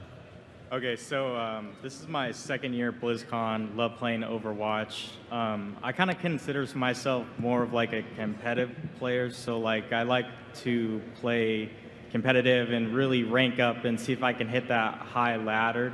Right now I'm playing in like Masters-ish. And my question for you, as someone who's played other games that have a really structured competitive system, would you consider adding a more like redefined scorecard into competitive only, just so you could better see what's going on your team, the other team, and like maybe if you could look and see for some more self-improvement like on how you played? Sure. Do you mean the scorecard, like the end of the match scorecard? Do you mean Yeah. Interesting. I mean, that's the kind of stuff we're talking about quite a bit, actually, especially in the competitive play. You know, there are other third-party sort of applications and websites and stuff that are doing a lot of interesting things, tracking stats for people and stuff. And I think we think those are super interesting. We kind of follow those too, and they're doing a lot of really cool stuff. We don't really have anything to announce or anything right now, but I think that's definitely something we're interested in. Definitely, yeah. And I play in Masters too, like Masters-ish to gold. Masters-ish. All right, next question over here. Hello. Oh, sorry. Hey. Hi, thanks for having me. And I've been really trying to think of how to say this question. First of all, love the game. Go Overwatch. Thank you. But when I see the game, I see so much lore potential, but there's not a lot of lore for us to really enjoy. We only get like Junkerstein's Revenge, not even lore, and the Omnic Crisis, single-player campaign. So, real question: more lore, single-player content, kind of two. Sorry. Yeah, so I totally hear what you're saying. We have a number of things that are in development right now on the story side that hopefully will get into some more of the hero stories and just show off more of the universe. So it's something that we're continuously working on and something that we're hoping that we can ramp up and have more frequent and more in-depth bits of story. So yeah, definitely stay tuned. Thank you. Thanks. All right. Over here. Hi, big fan of everything you guys do. So Overwatch is a team-based game, obviously.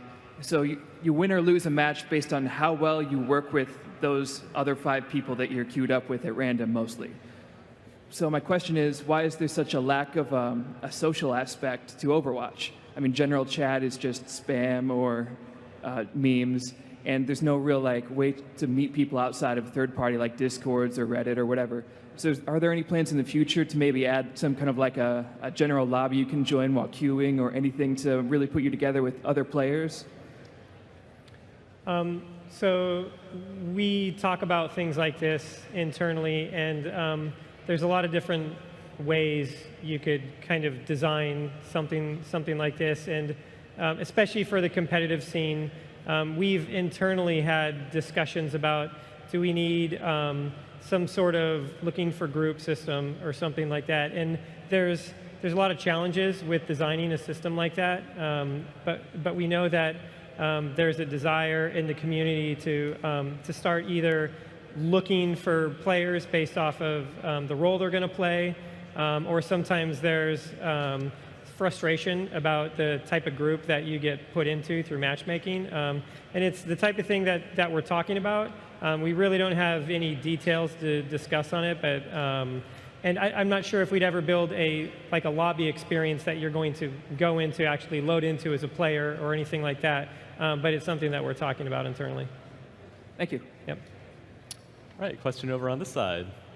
All right, so being an avid WoW player for years, the instant connection between you announcing the Magni Bronzebeard skin and also the new character Moira and Moira the Dark Iron Dwarves, do you think there's going to be or already has some sort of voice line interaction reference, going on that might reference, the Moira of the Dark Iron Dwarves? That's an interesting idea. I hadn't even thought of that, actually. Yeah, I hadn't thought about that, but that's interesting. Yeah, maybe we could do something like that. I think it's one thing that's really fun about Moira is that she sort of has that warlocky mage feeling about her. I think we definitely went in that direction with her because there's a little bit of that fantastical inspiration for her. Yeah, for both her and I would say Symmetra, we definitely tried to kind of merge that wizard kind of mage vibe and bring that into Overwatch. Just need Roadhog to get that Voidwalker skin, and she can get the Warlock skin, and they can cruise around together. Right, thank you. Next Hello. question. Hey. I just had a question when it came to like character design. When you put an androgynous character like Moira into the game, what's going through your head when it comes to adding diversity to the roster, like when it comes to body type like Mei or Zarya, or when it comes to gender like Moira? Like, what are you guys thinking when you add someone like that to the roster? Well, the first thing, obviously, that is Overwatch is about diversity, and we want to have a lot of variety of heroes. And we look at all the types that we've explored so far, and we definitely want to constantly be reaching out and trying to represent all of our different players. So one thing is just like, what's something new and something exciting that would reach more players out there that would represent you guys as much as possible. So that's definitely on our minds, and definitely we just want to make all different types of heroes that look cool and feel awesome. Yeah. Thank you. Okay, this is our last question. Okay, this is the last question. For realsy. Hi, my question is about Talon, actually. We've seen a lot of different Talon stories. We've seen Doomfist Masquerade, which was a James Bond sort of story. Alive is about an assassin. Now we have Moira, who's completely different, and I'm wondering about the challenge of writing this very broad faction or creating these very unique characters all under the same banner, and how you sort of align them while still making them have their unique niches. Well, I think one of the really interesting things about Talon is that it was really intended to be this larger group of, I was going to say heroes, but of people with different aims. And the idea is that all these different people with the different ideas of what they want have sort of been brought together in the current modern day. Doomfist is clearly the one who's sort of imposing the idea, like Talon has this ideal, right? Let's make mankind stronger through conflict. And Doomfist is sort of righting the ship, and he's gathering people around him who he trusts, people he believes in. And so I really think that the fun part of Talon is just like when you look at Overwatch, and it's like, Overwatch is soldiers, scientists, adventurers, and oddities, and I don't think that Talon can't also have that kind of real diverse feeling in the different characters who are part of it. So it's a challenge, but I think it's fun because you can already sort of see how these characters play together and their relationships, and I think adding a character like Moira into the group with snarky Sombra and and Widowmaker and everything will be fun. And so we can't wait to tell some more stories about that group and see where they're going. Thank you. Thank you. All right, I think that is actually the last question. So again, thank you all for coming. We love the Overwatch community. We couldn't do this without you. Thank you, Please guys. go play Thanks, guys. Overwatch, try out the new things, and let us know what you think. Thanks, everybody.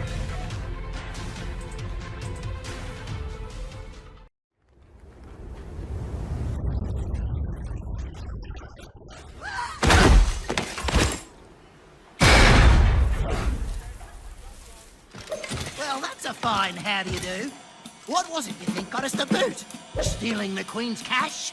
Blowing up her summer sack? The beatdown at the bar? Whatever it was, you really ticked off the big boss this time. I don't think they're gonna let us back in. No! Well, there's two things that solve every problem. Money and explosives. I've got an idea!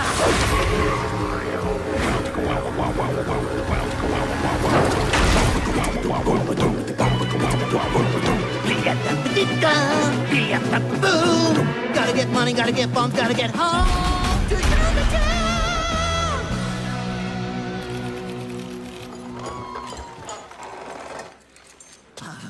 I can't wait to see the look on the Queen's face when she sees exactly who double-crossed her! So we're gonna go over the plan one more time, so you don't screw it all up! All right, first, we light the fuse!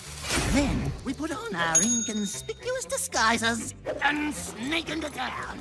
After that, we get our glorious blinged-out boom trolley right up to the boss's place, reveal our ingenious deception, and boom! They'll never see it coming!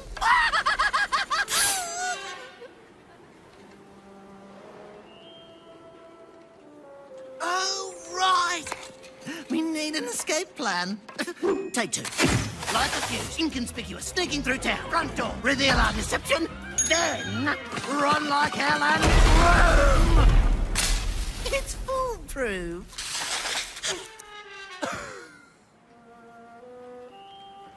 Right! The gold! No point in blowing it up, so... Yes, inconspicuous trolley, front door, revealed. Grab the gold! And... Boom?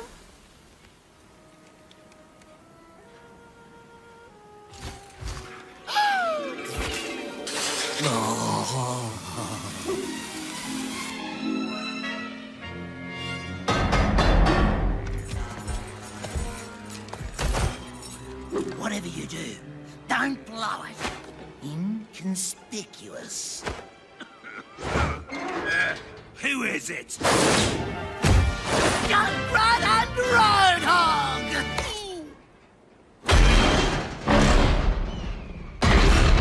Oi, hit the road, mate! Idiot. It's Jupiter! Da da da da da da da.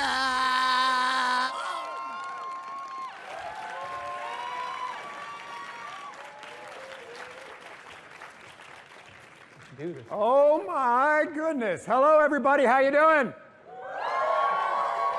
Welcome to the 3rd in-game cinematics panel, Junkertown, the plan.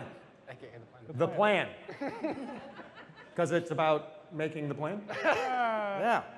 My name is Chris Evans. Yeah. Wait. No, not that Chris Evans. Yeah, no, middle-aged supervisor at Blizzard, not. Like you're expecting a chocolate sundae and you get butterscotch and it's the sugar-free stuff. You make of it what you will. All right, before we begin, let's meet the panel. First off, my very good friend, Taryn Gregory. Yep, Taryn is one of our in-game project directors. You guys know his work? Some of you? Okay. Does a lot of work on World of Warcraft, directing the in-game content. Next, we have Julie Brom. Yeah. So, Julie's an R&D engineer dedicated to the in-game cinematics department. She heads up development, making the in-game pipeline work with all the different game engines that we use. Now, we have a very special guest with us today. I'm very honored to welcome Ryan Green. Yeah. Ryan is a principal engineer for the Overwatch team. He was one of the architects of the bizarre modifications we asked for to make the Overwatch engine function as a cinematics tool. And we're going to be hearing from Ryan and Julie about that a little later. But first, I want to welcome back to the BlizzCon stage, Hunter Grant. Yeah. Hunter is an animation supervisor for the Blizzard Cinematics team. He's worked with our department for many years and is responsible for a lot of the innovation and optimization of our character performance workflow. And he's going to show you some of the results of that and talk about the really fun stuff the animators got to do working on the plan. Next, Jim Zhang. Yeah. So Jim is the lead technical artist for the in-game cinematics team. His job is to solve all those strange technical problems that crop up during production and improve the artist's workflow. So Jim's going to give us a behind the scenes of some of the cool artist-facing tools used in this cinematic. And finally, we have a new member of the in-game cinematics team, Dan Wallace. Yeah. Welcome, Dan. Thank you, Chris. So Dan is an amazing modeler and lighter who joined the IGC team last year, and he's going to talk about the artistic challenges he had to overcome working in this new engine to hit the look that the game team was asking for. So, I mean, something I want you guys to keep in mind today is this concept of teamwork. So it's very easy to take for granted the images that you see on the screen. And when it was first released, there was sort of a little bit of confusion because people were expecting an Overwatch cinematic, right? But they're like, well, is this from the regular cinematic pipeline or was this made in some other tool, right? And so they didn't understand that this cinematic was created in a completely different pipeline than the episodic content that you've seen before this, right?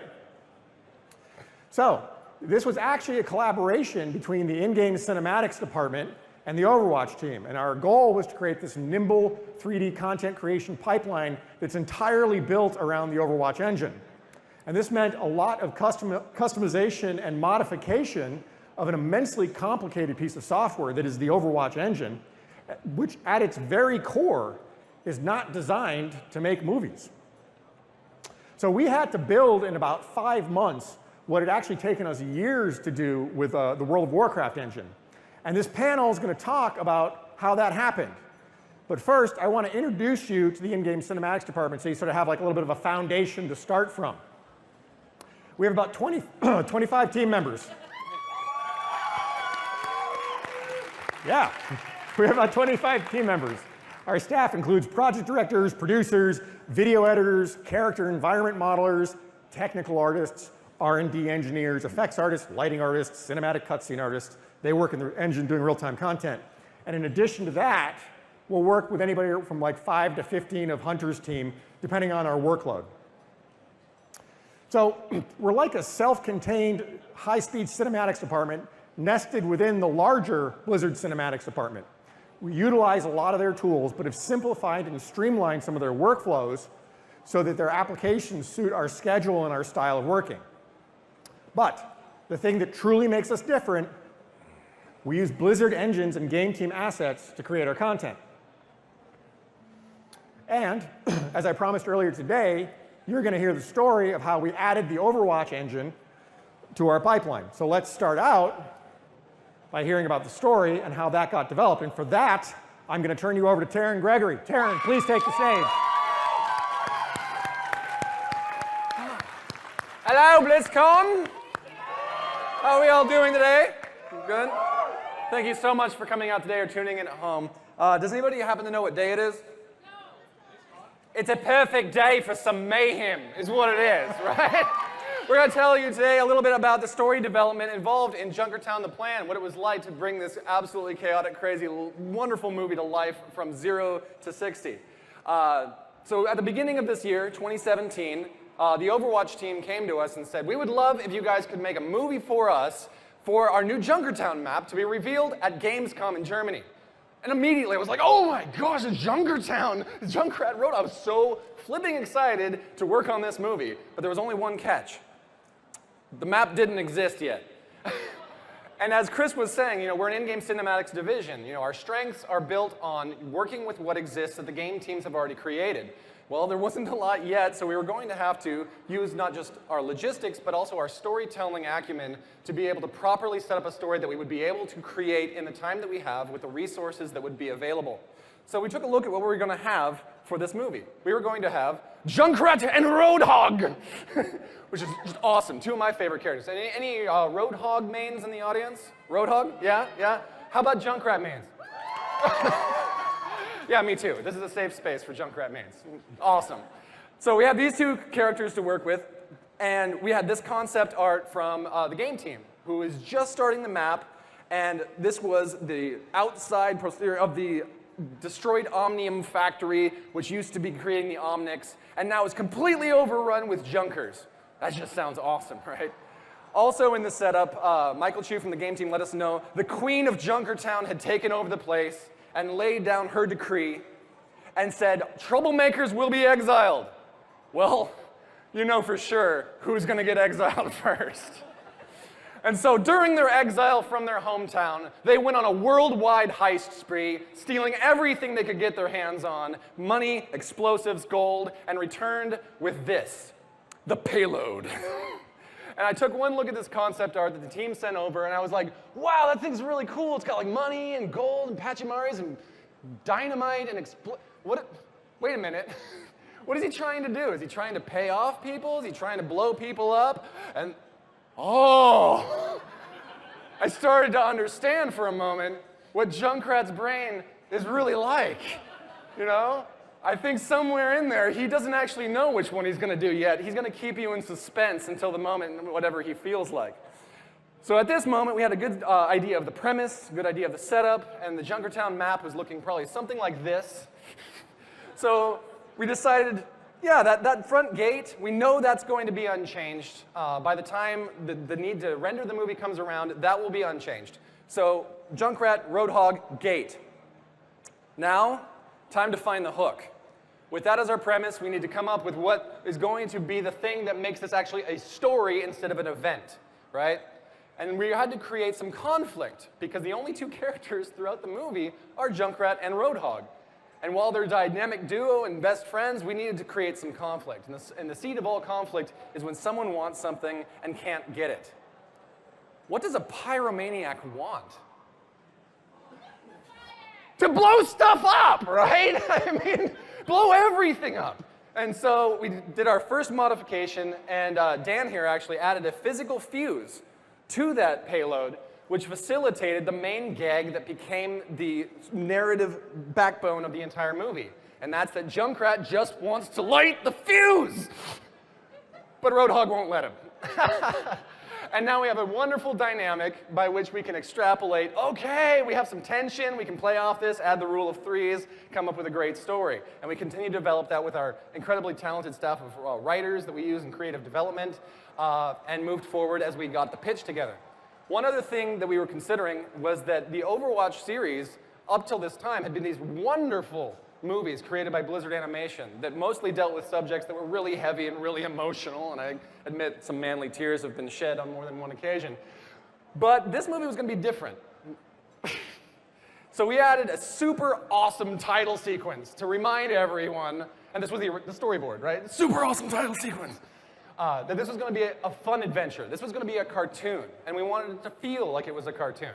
And so in developing the introduction to our own little Junkertown series, we also came up with what was one of the core things of magic, I think, in this, which was, of course, gotta get money, gotta get bombs, gotta get home to Junkertown!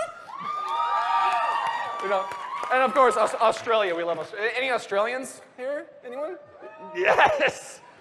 Oi, oi, oi, right? Yeah, that's the thing? Yeah, okay. So next up is pitching the story.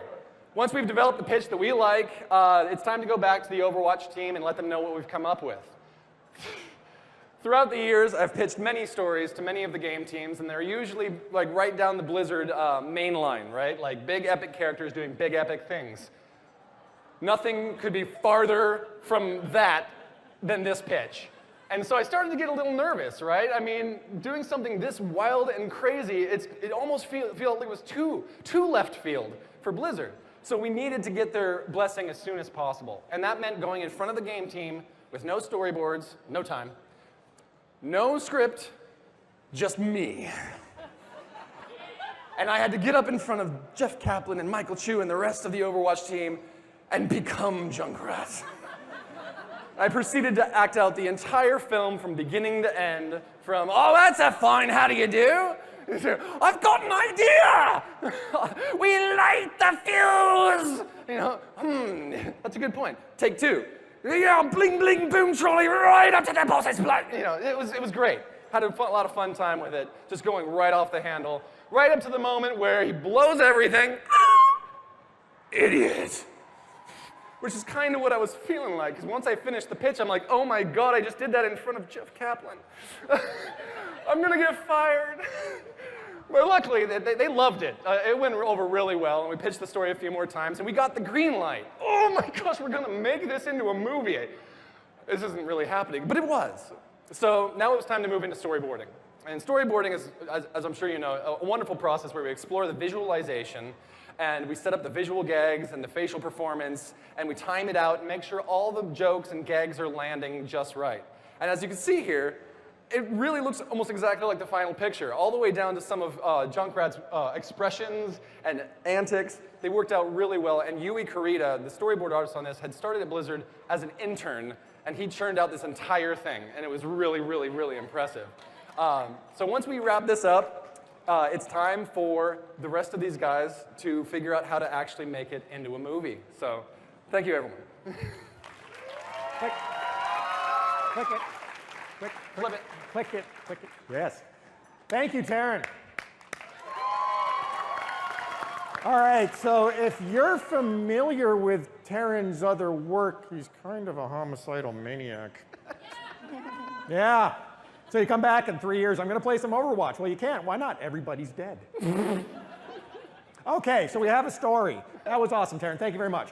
Let's get down to the nuts and bolts of how we actually customized the Overwatch engine. And for that, we're going to need some engineers. Thankfully, we have two of the best with us today, Julie Brom and Ryan Green. Take it away. Chris. So when we started this, I'd like to reiterate sort of that concept of teamwork. Our two teams, the IGC team and the Overwatch team, we hadn't really worked together in this capacity. We really had no pipeline to get things into the engine. And we had a very short period of time to actually accomplish this. So we worked together and we decided upon a couple of really basic things that we needed in order to make this a reality. Anything past that was just going to be gravy. So the first thing we did was to be able to capture images out of the engine. Second, we needed a way to get custom assets into the engine. And third, we needed the pipeline to hand them off to them. And custom cameras. So the first thing were buffers. That's what I talk about when I say images. And what a buffer is it's basically, for a frame, it's an image which represents some piece of data. And based on what that data is, it's going to look a little bit different. And we generate a whole bunch of these when we render an Overwatch frame anyway. This is what one of those shots might look like if we visualize just one of those buffers. We actually make dozens and dozens of this as part of our normal rendering anyway. And as you can see, they all code together to do lighting, all the post effects, translucencies, everything that's needed to make a beautiful frame of Overwatch. So once we've done that, now we need a way to get animations, models, all the custom assets that the cinematics team needs to make into the engine. And to that, we use TED. This is our tool TED. This is how we build pretty much everything in Overwatch. It actually is running a really lightweight version of the engine itself. And you can see here I have a preview map where I can load one of our shots. We can see that there's a camera. I can fly around in it. And I can preview this. And this gives the cinematics team the kind of iteration and turnaround that they need in order to have a close and rapid workflow. You can see here that I can visualize how that camera rotates over time. I can view through the camera, which helps give them a strong sense of what they're going to get in the end. There's also all these different tracks down there. There's obviously ones that represent Roadhog, Junkrat, but then other things too, like the payload, the match. You can see animations that play on them, and various things like that. So awesome. We now have a way to get images out of the engine, and we also have a way of getting assets into the engine. And both the client, the main Overwatch game that you play, and TED could work. So which one do we choose? And we decided to export all this in the client itself. And the reason was because we got to leverage a bunch of existing technologies that we had already written. For instance, our effects system actually drove the sequence capture in the very first iteration of it. Also, in later versions, the play of the game system is what we actually used to get these things playing back. And finally, this one's interesting. The movie recording system is pivotal for us to capture this data. And the reason for that is because we need fixed time step. And that's really important when you're dumping gigabytes onto the disk for every frame. This is a real-time video of me capturing just one of those buffers on my desktop PC at work. You can imagine when you're dumping dozens of these out, how slow it would be. Finally, the last thing that we needed to write from scratch was the new camera system. In Overwatch, cameras are usually tied specifically to one character. And here, we needed a new system where we could have a world space camera that gave them free control to do anything that they want. So now we have images, we have assets and animation rendering out, and what do we do next? Well, we need to figure out a way to make a game engine not optimize its graphics. And how do you do that? Well, you forcibly turn the quality level up to 11. Behind me, you'll see an image of the lower quality that's supported by the engine. Notice the lack of shadows and decals. Here you see quality 11. We have high resolution shadows, we have reflections, and we have 4K textures. This really adds a lot of life to the visuals. So next, what do? We break it all apart. We capture each one of the assets on its own layer to allow for unique manipulation of the assets in comp. This gives our compositors more control and more flexibility to work with. But how do we put it back together again? For that, we calculate an alpha. An alpha is kind of a cutout of the image and tells us which pixels go where in the image. As you can see behind me again, Junkrat needs to fit into the image right where the alpha is lining, so it's easy for us to put it back together. And here you'll see a breakdown of what our compositors did, each of the unique manipulations they did per asset to show you exactly the final look. So at this point, we think we're ready. We give it off to the animators and we say, let's have some fun. Let's give you a shot and let's go with it. So here's what the animators did for us. They had a really good time. They animated the whole thing. And we said, great, let's put this into the engine.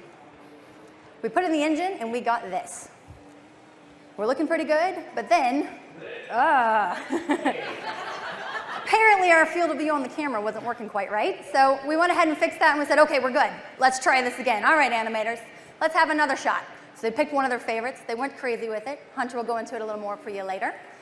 And we had a lot of fun. So we said, cool, let's do it again. Put it in the engine, and Roadhog's mask is missing. Well, okay, we can figure that out. But then, okay, well, clearly something else is wrong. Apparently can't get that close to camera, and our animators busted right through it. Yeah. So, it turns out that when we wrote this engine years ago, we thought in ourselves, no one would ever want to have their eyeball squished right next to the camera or have the camera zoom into someone's mouth.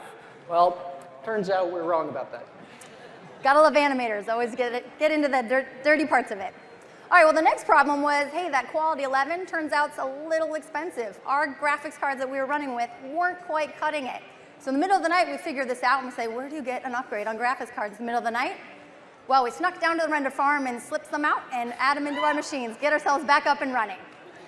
So, yeah, absolutely. At this point, we have successfully slowed down the real-time engine from 60 frames per second to 1 frame per second, which would make your play of a game take 15 minutes for you to watch. I'm sure you guys would love that. And then we took 5 terabytes of disk space, which is 5,000 gigabytes, but we also set up potential collaboration between our 2 engineering teams. So in the end, in a very short amount of time, we were able to capture images, put our custom assets and animation into the engine, render it all out with a pre-calculated alpha, and composite it all back together for the final look. All right, and back to Chris. All right, thank you so much. Oh, sorry. That was awesome. All right. We have a story. We have buffers. We have an engine that goes up to 11, and we have a world space camera. Next, and this is really against my better judgment, I'm going to welcome back to the BlizzCon. It's just, you know, he's a supervisor, I'm a supervisor. The animation, the stories are good, but there's just, I don't know, whatever. Hunter Grant.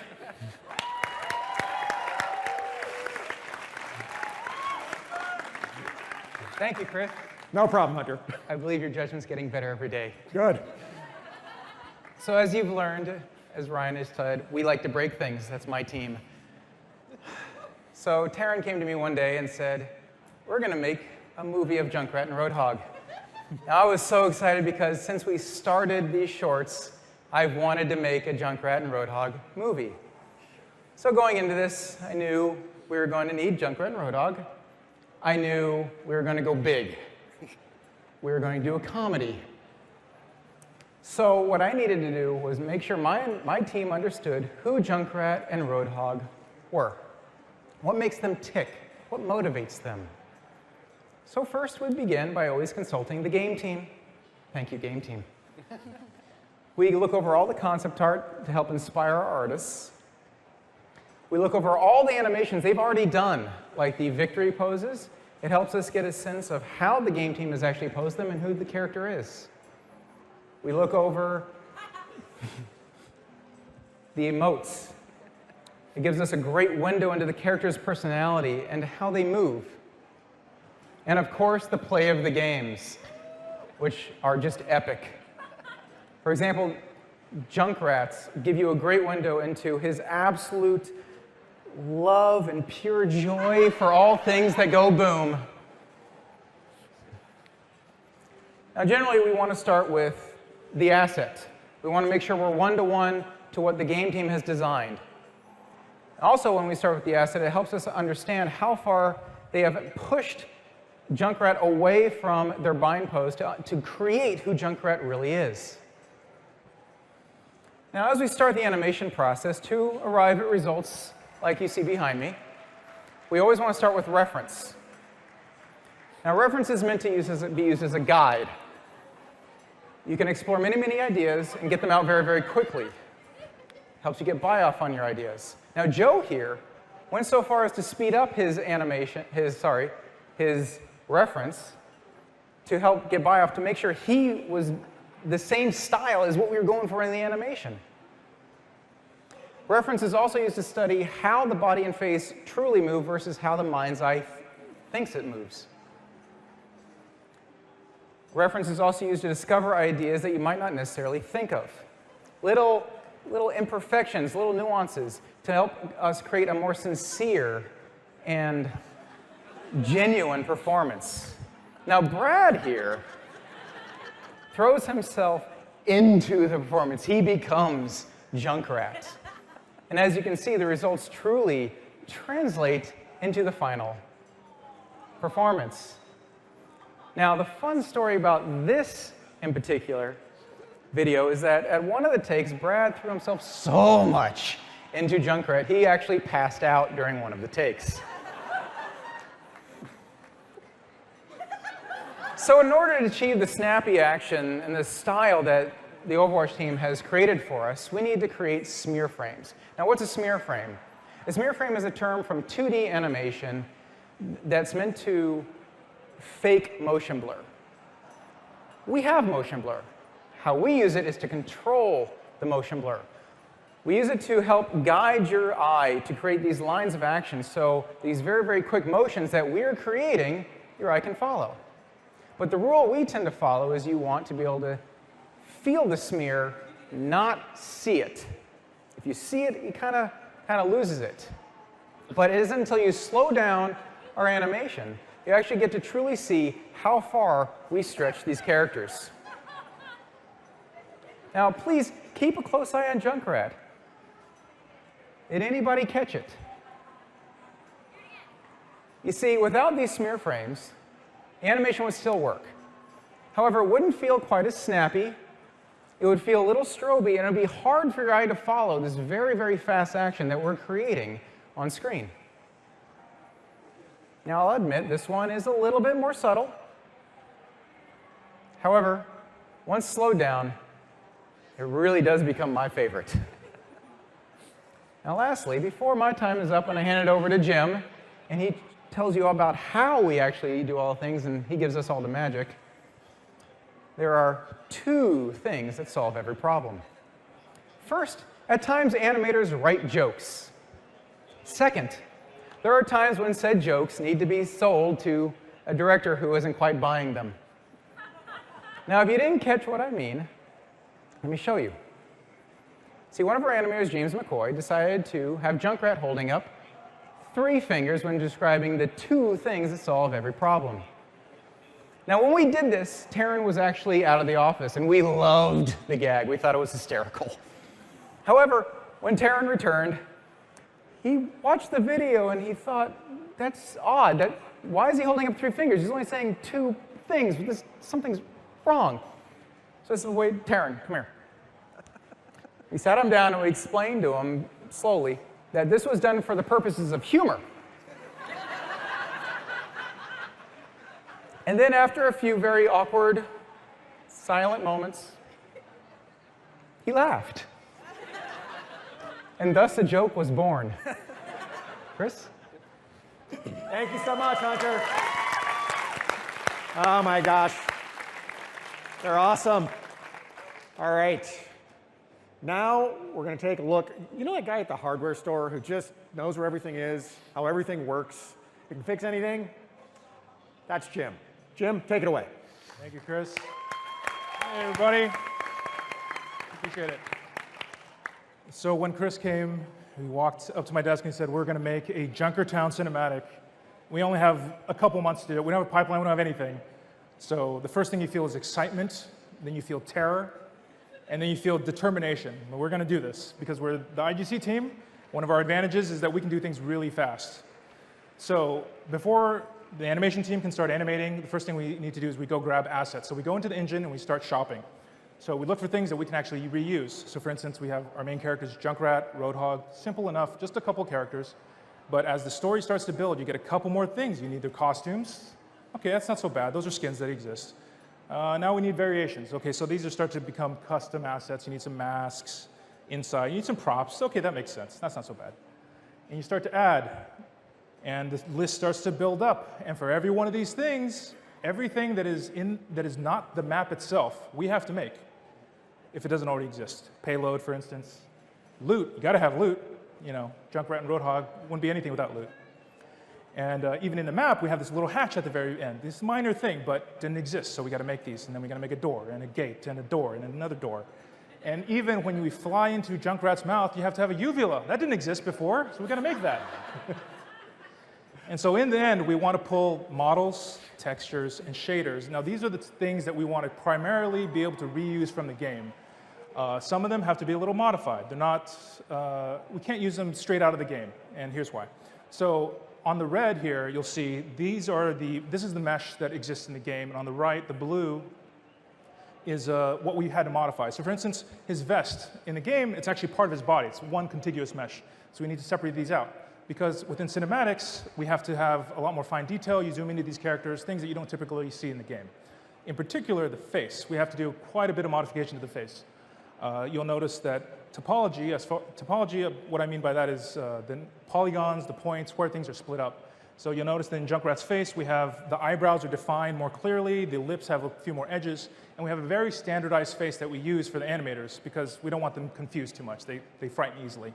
I fear easily. They get scared. And so once we get these meshes, it's just a sculpture. It doesn't mean anything. So the first thing we need to do is we need to build a rig. Before they can animate, this is just a mesh. It's just a model. It doesn't mean anything. So then we add a skeleton. A skeleton is our basis for points of articulation. Where's the elbow? Where's the wrist? Where's the knee? Things that seem pretty simple, but actually like a lot of detail makes a great impact. So next we add limbs. So a limb for us could be a spine. It could be a leg, arm, hands. But in the sense for a rigger, it means a grouping of controls, because the controls are what the animators finally get to play. We are effectively building the action figure that the animators get to play with. So we build the toys. And the face in particular is really complicated. So in the end, for Junkrat alone, I have 78 limbs and 524 controllers. That's a lot. That's a lot for any animator to go in and mess with. That's unreasonable in the amount of time that we have for this production. So what we do is, what the rig does is it does automation. And you'll notice in this case here, that zigzag controller, that's the clavicle. And when you just move that single controller, all those little bombs, all those things kind of move along with it. That automates those things. And so it gives a lot of freedom to the animators to really focus on the things that matter. For instance, performance. We don't really care about the kind of like physics of the little nitty-gritty. And another feature of our limbs are the bendy limbs. So you notice here I'm grabbing the hand, yanking it out, it stretches.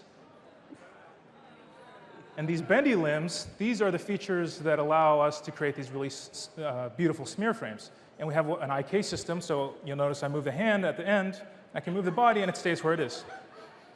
So this is an emote that I'm working on. I think we can get it into the game. I think it's fun. It's pretty good, right? All right. Yeah. That's frightening, Jen. I could be an animator. I don't think it's that hard. Another feature is the faces. So you'll notice here, I move the look at around, and you notice the little eyelids move around and kind of focus with it. So there are these little cubes for tweaks. It would be unreasonable for an animator to have to go through each one of these things and to try to sculpt a smile. So for instance, we have these larger controls. You move those, so when I yank that around, like all the little flesh kind of moves around in a sort of a realistic manner. There's a lot of automation that's built into the face in particular. In fact, the face is a standard feature that we use within cinematics across the board. So whether it be the pre-rendered Anduin or we do anything else, it's the same facial rig because we've done a lot of work. So I can sculpt these amazing faces. I think it's pretty good. I don't know. And you can also scale. For instance, these eyeballs can pop out. And you think, why would you ever need something like this? But we end up using it when he slams up against the camera, against the mask. And in the hands of our incredible animators, you get really cool poses, and you bring these lifeless sculptures to life. And you get this performance, and that's what Blizzard's all about, is actually creating these stories. Another feature that we had to figure out for the Junkrat cinematic were their effects. So we're used to doing these incredibly elaborate, big explodey kind of effects. But in the Overwatch system, we have these wonderful hand-drawn, very beautiful effects. They don't use a whole lot of complicated math, but they use a lot of art. And so we have, our artists draw all these by frame. That's our youngest Blizzard member right there. And so he goes through, and he actually opened up an old 2D animation book, went through it, and retaught himself 2D animation so that he could draw these frames, so that we could figure out that, this is what a candle flicker looks like. These are things that don't exist in the game we had to create. And then we had to create, when Junkrat blows out that candle, it's, flashes by it's in a split second. But this is what's actually required to do it. So we get all our elements together, hand it over to the animators. They do their amazing work. We cram it back into the engine, back into TED. And then we use our incredibly elaborate, advanced capturing system of hitting the button over and over again. So by the end of this, by the end of our very compressed schedule, we actually didn't have our farm capture system up. We actually had to do it by hand. So every shot we ran and late nights, but in the end, we ended up delivering final frames. Jim, thank you so much. How about that? All right, where are we? We got a story, we got buffers, we got an engine that goes to 11, we got world space cameras, we got smear frames, and we have a uvula. After all that, we still had a little time left. We thought, what should we do? I know, we'll give it to Dan. Dan, take it away. Thank you, guys. I am incredibly excited to be here today to talk about some of the art and lighting behind Junkertown, the plan. So once all the great tools and tech we've been discussing were mostly in place, they came to me and said, Dan, make this look pretty in a week. Though really it was more like 4 days, but who's counting? So what you're seeing behind me now is a Planeter-style time-lapse of the Junkertown map going through development. Once the map was content locked, I was able to jump in and light our shots without a fear of any drastic changes being made on the Overwatch team's end and having to start over from scratch. Though sadly this was the case, since the Junkertown map was in development while our tests were going on, which meant nothing we did was final until the map was finished. And I use the term final loosely, since we really worked on this thing till they physically removed our hands from the mice and put it on a plane to Gamescom. The Overwatch guys did a phenomenal job on the map, and it left me with a really great base to work with, just not a lot of time. So lighting a map usually starts with ambient light. This simulates light and color that would be created by the sky and helps fill in shadows so they aren't black. Using the sun as a key light, I would adjust that next, and then add point lights to help fill out certain areas. Lighting in real time within the Overwatch engine was a huge benefit for us this time around, because it gave us more accurate lighting information and great tools to work with. For me, it was about getting the characters evenly lit, but still keeping contrast while removing any harsh shadows or dark spots. Junkrat and Roadhog have so much life and personality that you really just want to let that shine. Though I will say that one of the most tricky aspects of this entire thing was not being able to see the characters in the environment as I placed lights. Let me explain. It was very much a guessing game, as I'd have to open up the shot to get an idea of where the characters were located, and then go back to the map that that shot was referencing and adjust the lights from there. Rinse and repeat. Not the easiest workflow. To save you guys from some of that agony, here's a breakdown of one of the outdoor shots with everything together. So here's what we get from the default Junkertown map. As you can tell, the characters are pretty dark. The sun and the ambient are there, but it just needs more love. I start by rotating the sun to brighten up the characters and to give them more readability. I then add a point light to amplify some of that sun and some of the bounce light that's occurring. Another point light is added to the front of the payload to help it stand out from the background. And another to the top of the payload, just to ramp up the overall brightness and to make things really pop. Finally, it's all run through compositing. Levels are adjusted, and the background is blurred to help you focus more on Junkrat and Roadhog. The boss's place was a bit different. We already got a great image to start with, but I really wanted to push what was there and tell a bit more of a story. I started by adding a point light to brighten up the area the sun was coming from for more contrast. I then added a cooler light to the interior to have the character stand out from the background, but to also give you a sense that you're traveling to a different area of the map, which continues into the next shot. Then I added a bluish light as a fill, adding highlights to the payload, and eventually running it through compositing for the final image. These things definitely really help differentiate the main locations we use within Junkertown. In addition to the lighting, I also create some of the assets that existed and some that didn't. We had an awesome back and forth between the Overwatch team and the entire production, And towards the beginning, Michael Chu approached us about amping up the payload for our piece. We really wanted to sell that it was just loaded with gold. There's a lot more gameplay considerations when something is used in game.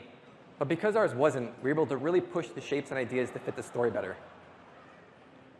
I made the gold mounds bigger, added coin edging, and doubled the money bags and explosives. Dynamite with a fuse was added to this. Woo! Dynamite with a fuse was added to the sides in the very early stages, which ended up being used by the Overwatch team on the in-game payload, not just our cinematic payload, which I personally thought was pretty awesome. Some of the new additions were the front gates, the inside of Roadhog's mask. But at the very end of the project, when it all came down to the wire, I was asked to make a surprise Pachamari face. You guys happen to catch that? I ended up making a few versions before we all voted on the one that we used in the shot. And I remember having just a few days left when the idea came to change the Pachamari's face for the explosion shot. And despite the insane amount of work we had left, we all kind of looked at each other with our super tired eyes and said, yeah, this is happening. And it was so. And now I'll pass it back to Chris to wrap things up. That was awesome. Thank you, Dan. Thank you so much. All right, so there are two things to take away from today's talk. Is that still funny? Is it? All right, well, yeah, but you say the joke has legs, right? Legs. All right. So there are two things to take away from today's talk. One, there was cake. Yeah. Yes, as many of you know, cake is actually a huge motivator in the video game world. Yeah. Well, they got us this awesome cake for the wrap party for the plan, and we're so happy with how this cinematic turned out. You're happy with it? You're okay? All right, good. So obviously, the second thing is we're really looking forward to telling more stories with this technology, and we hope that's a possibility. You guys want some more? Should we do some more? All right. Well, we'll see what happens. And then finally, back to this idea of teamwork and the team.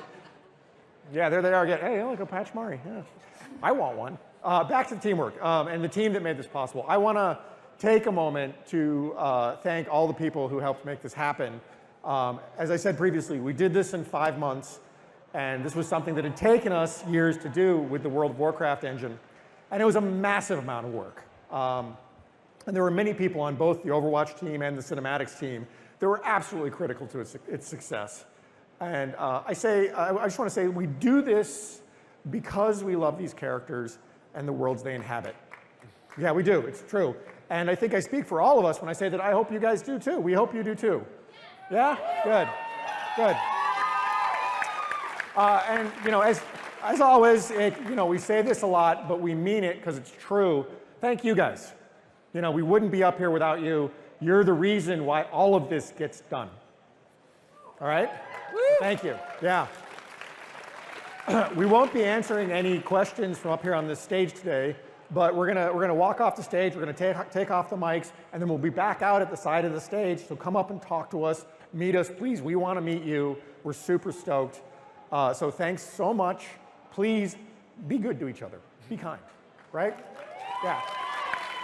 Have an amazing BlizzCon. Good night, everybody. Thank you.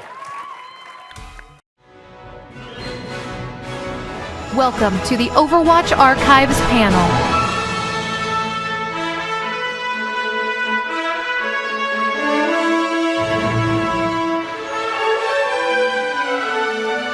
Good morning. How is everybody? Thank you so much for being here. I am Jeff from the Overwatch team. I'm Arnold from the Overwatch team. I always wanted to say that. So this is a panel that Arn and I are so super excited about. We think we're going to have so much fun this morning with you guys.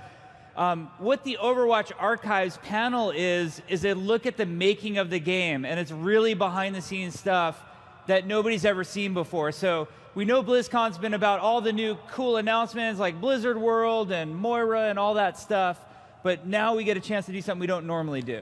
Yes. Time to show some secrets. Secrets, past secrets. Okay, so what we're going to do is we're going to walk you guys through the timeline of how Overwatch got made. And it really starts back in the summer of 2013 is where we started. Yeah, so at this time, the team was really a reduced size. We just came off a canceled project. Everybody had a lot of things to prove at that point, and we just had this opportunity to come up with new ideas, so everybody's really fired up. Yeah, and the studio had given us, internally we're known as Team 4, and the studio had given us 6 weeks to come up with some game ideas, and if one of the game ideas was cool enough, they'd put it into production. So as a team, we looked at the 6 weeks and we decided how do we want to spend it. And at first, we thought, well, let's just start coming up with ideas and see where we get. But we knew that we would fall in love with the first idea we came up with. So we came up with this plan that we were going to take 2 weeks apiece and come up with 3 totally different game ideas and force ourselves at the end of the 2 weeks to move on to a different game idea each time. So we decided to start from a place that we were very inspired by and something we very much loved, and we started working on a StarCraft idea. The thing about StarCraft and working at Blizzard has so many great games that when you're on one team, you just look at the stuff that people are doing on other teams like World of Warcraft and StarCraft, and you just want to work on those universes. So it was a huge opportunity for us to dive deep into the StarCraft universe.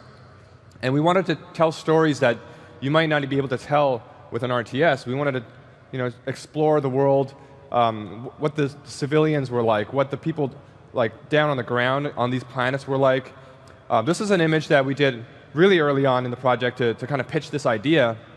And it's actually based off a really old Chris Metzen sketch way back in the StarCraft 1 days. I think it was a prospector image that he drew. It was one of my personal favorite ones, and we kind of wanted to bring that vibe into this new game idea that we were doing. Yeah, and Arnold, that picture looks super familiar.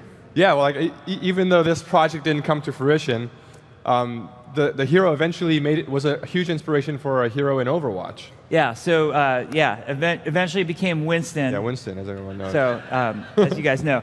But what was cool, like Arnold was saying, we took a lot of inspiration actually from Warcraft 3 and World of Warcraft on the StarCraft project we were working on.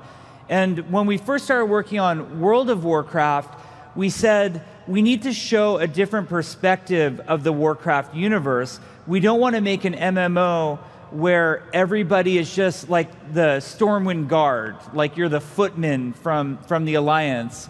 From Warcraft 3, we really want to show you what it's like, who the individuals and the people are in this world. So that's why the StarCraft idea was really compelling, that you saw a different side of the universe than the large army big wars. So we had so much fun working on this. The guys from the StarCraft team were coming over, guys like Sam Didier, and just totally firing us up. And I think at the end of the 2 weeks, nobody wanted to move on. We all just want to make the StarCraft game. We had this complete pitch deck. We had like all these different mock-ups for screenshots and like armor sets and all that stuff. It was super fun to work on. Yeah, it almost felt like okay, now we're just going to phone it in for 2 more ideas and like get back to the StarCraft idea. Yeah.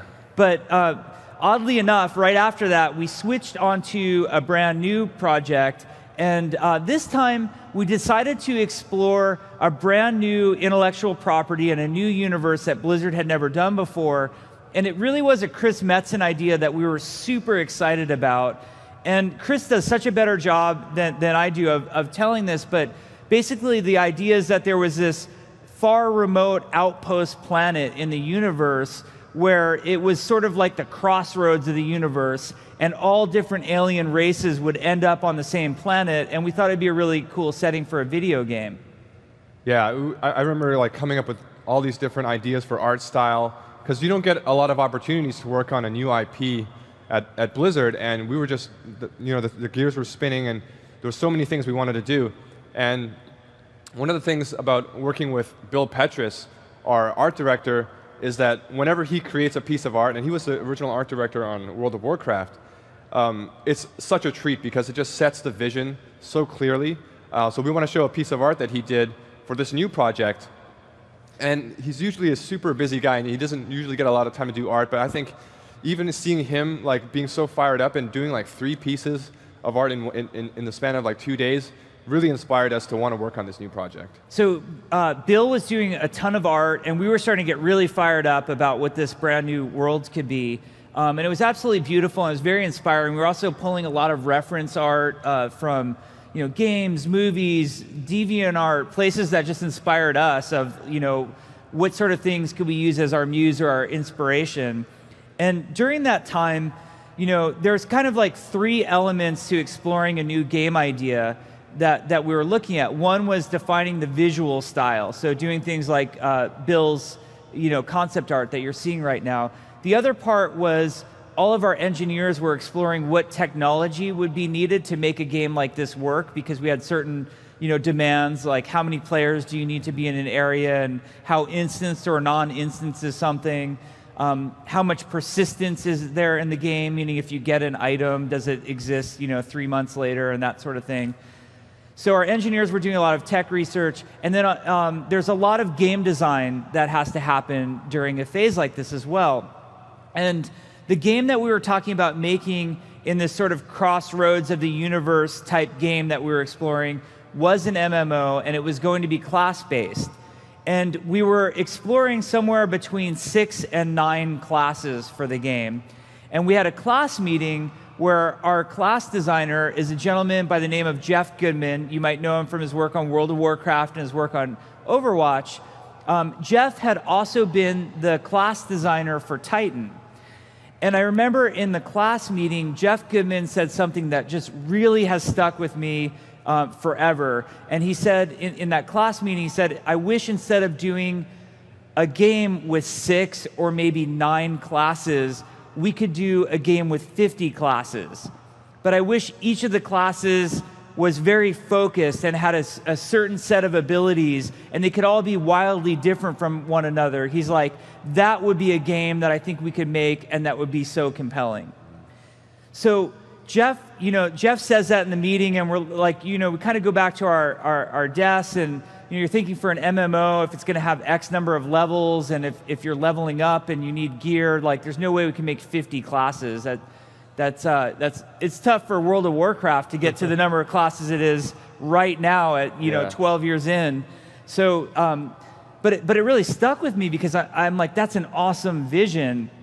And at the same time, we were in this like post-mortem wake period of losing Titan, this game that we were in love with and we had poured our hearts and souls into. And one of the things that was the most awesome about Titan was all of the incredible art that was being done for the project. I always tease that like if we wanted to come out with an art book for Titan, we probably could come out with 6. Yeah, like there's a lot of just volumes. Like there was a lot of art done for that project. But if you guys want to see some of, there's actually some in the Art of Overwatch book, the Overwatch art book. So if you guys haven't checked that out yet, there's actually a lot of stuff like when you see the Tracer section from those early days. Yeah, and this guy, Arnold, had done a ton of the art, and one of the things that really inspired me was his character art, because not only were we doing art design on the character classes, we were also doing art design for lots of the bad guys in the world of Titan. We had a group called the Junkers, and they had this guy with a big hook that would throw out and had a pig face. A big mask and a big belly. So there was all these really cool characters. So I went back to my desk, and we were supposed to be working on Crossworlds, and I started this little tiny, it was an 8-page PowerPoint of a totally different game. And this was one of the slides from that game. And I basically took like Arnold's amazing art and Jeff's sort of concept of like, what if there were just dozens and dozens of characters, and put it together in this little 8-page pitch. And then this was one of the slides that came out of that. Yeah, it's crazy. When you work on a project for such a long time and it gets canceled, you kind of want to move on. You don't really want to see any of the art that you did. You're like, I want to move on and do something new. We wanted to try like, hey, let's try some stuff for StarCraft. Let's try a totally new idea that has nothing to do with the project that we worked on. So at the time, I was like, okay, whatever we do, is as long as it doesn't have to do with anything to do with what we worked on. But then as soon as you pitch the idea, like, oh, instead of classes, it's characters with backstories. Like instead of the jumper, we're like, oh, what if this character had a name? Tracer, and what if she had a backstory? She's from the UK. She used to be a test pilot for this group called Overwatch. It started to get really, really interesting for us as artists and as character designers, just because working on MMOs, I worked on a couple MMOs, and the thing about working on MMOs is like, you work on armor sets, you work on characters that players really attach to as their own personal characters, but as storytellers, you really want to tell more stories about the characters that you put in your universe. And suddenly, this new idea just opened that wide open. And it was like, okay, now remember that dude, the Reaper? Let's give him a totally fleshed out backstory and how he was involved with Overwatch. And suddenly all these ideas started to spring out, and it just really, really inspired the team to make this game.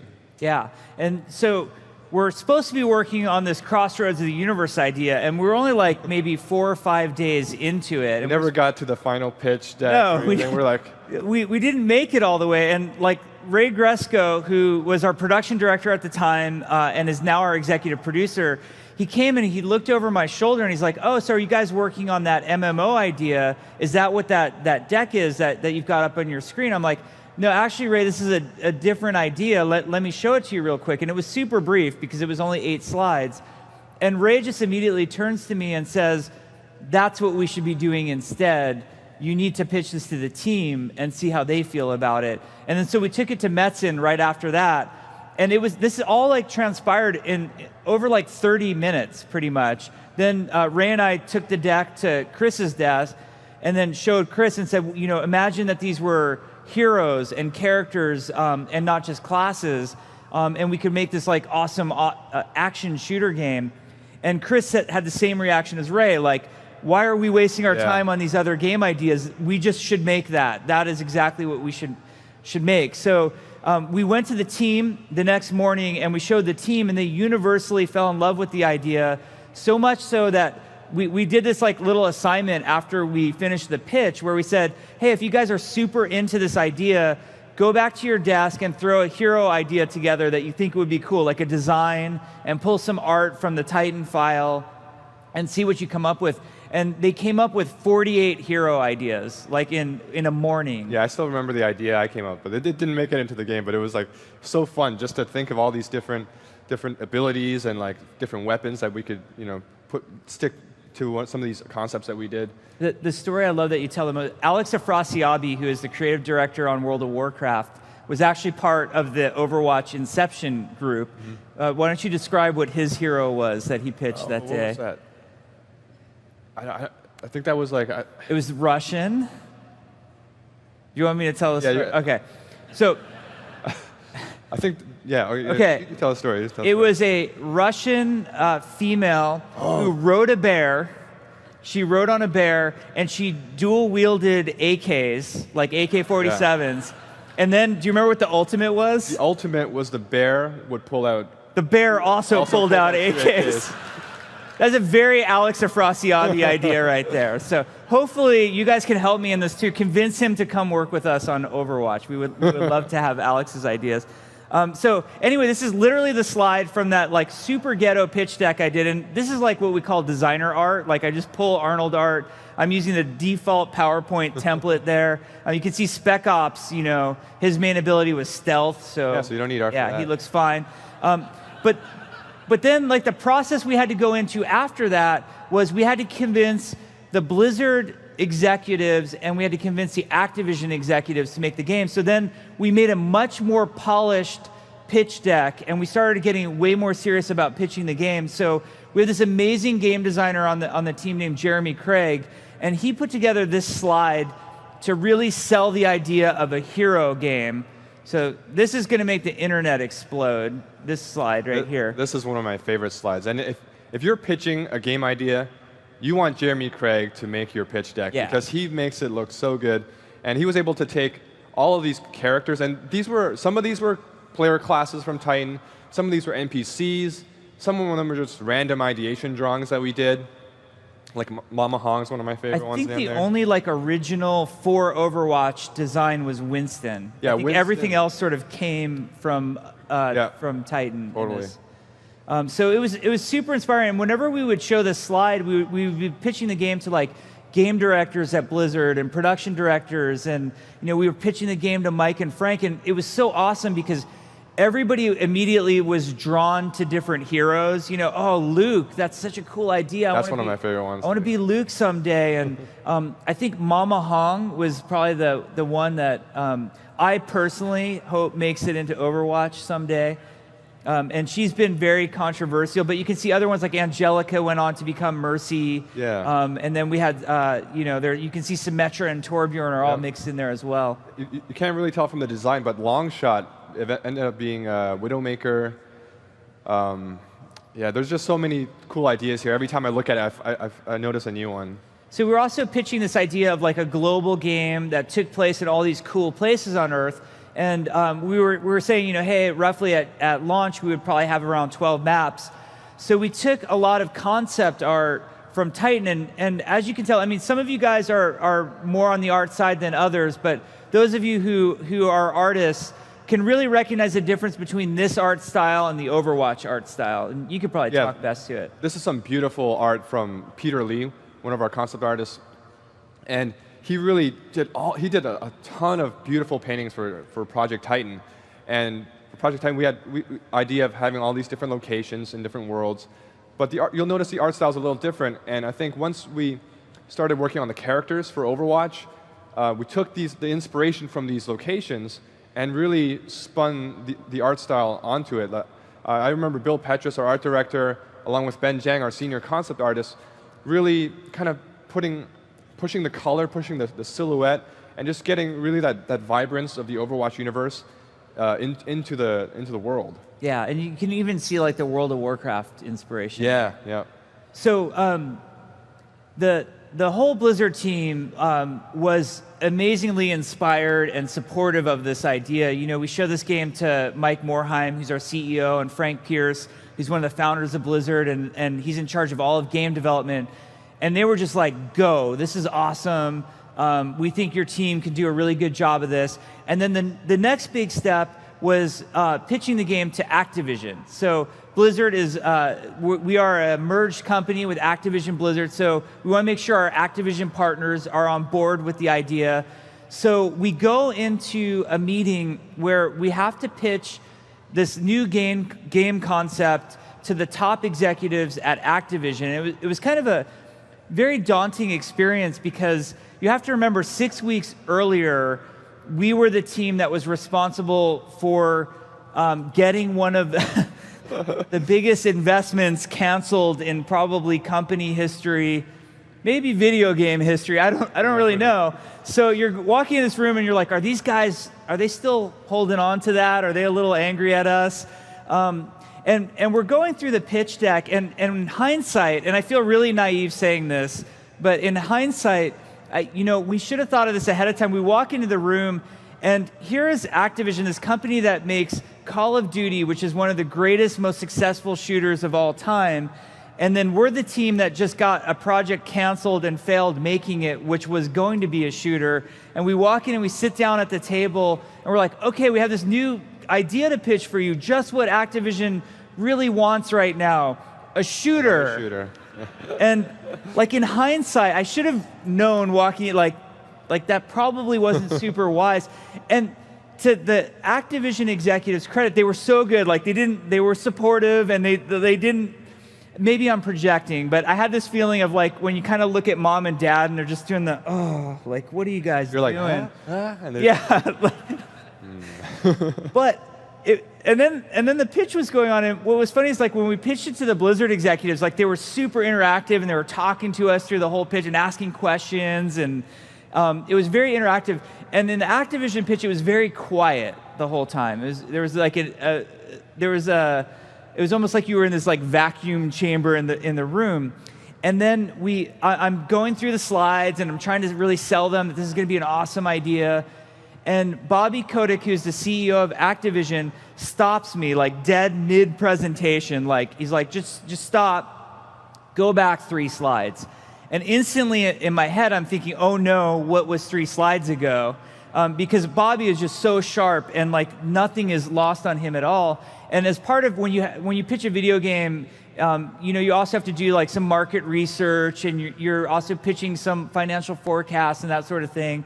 And I'm thinking like, was maybe one of the financial forecasts was off or unrealistic that we had put in, and that was 3 slides ago. But the slide Bobby had me go back to was this slide. I'm pointing there, but it's actually there. It was this slide, and it was this picture that Arnold had drawn. And he stops the meeting, he actually stood up, and he walks up to the screen, and he's just walking back and forth in front of the screen. And he said, I've never seen characters like this before, and I've never seen art this compelling. This art is amazing. This is going to be an amazing universe.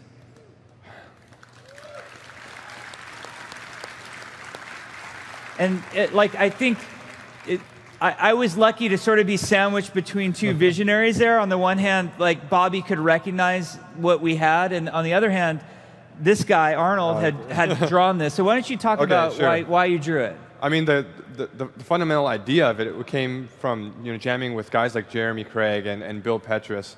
And we wanted an image. We didn't have a lot of time to put this pitch together, and we wanted to make a new image. We had a lot of images from Titan. But we want to create a new image that just sold the idea of the game. And we could have easily come up with some really crazy action scenes with like Tracer and Reaper doing crazy abilities. But we felt like we really wanted to show what was unique about this universe. And there was something inspiring about Jeremy and Bill's idea of just lining up these characters, kind of like comic books or superheroes, those kind of genres where you just let the characters speak for themselves.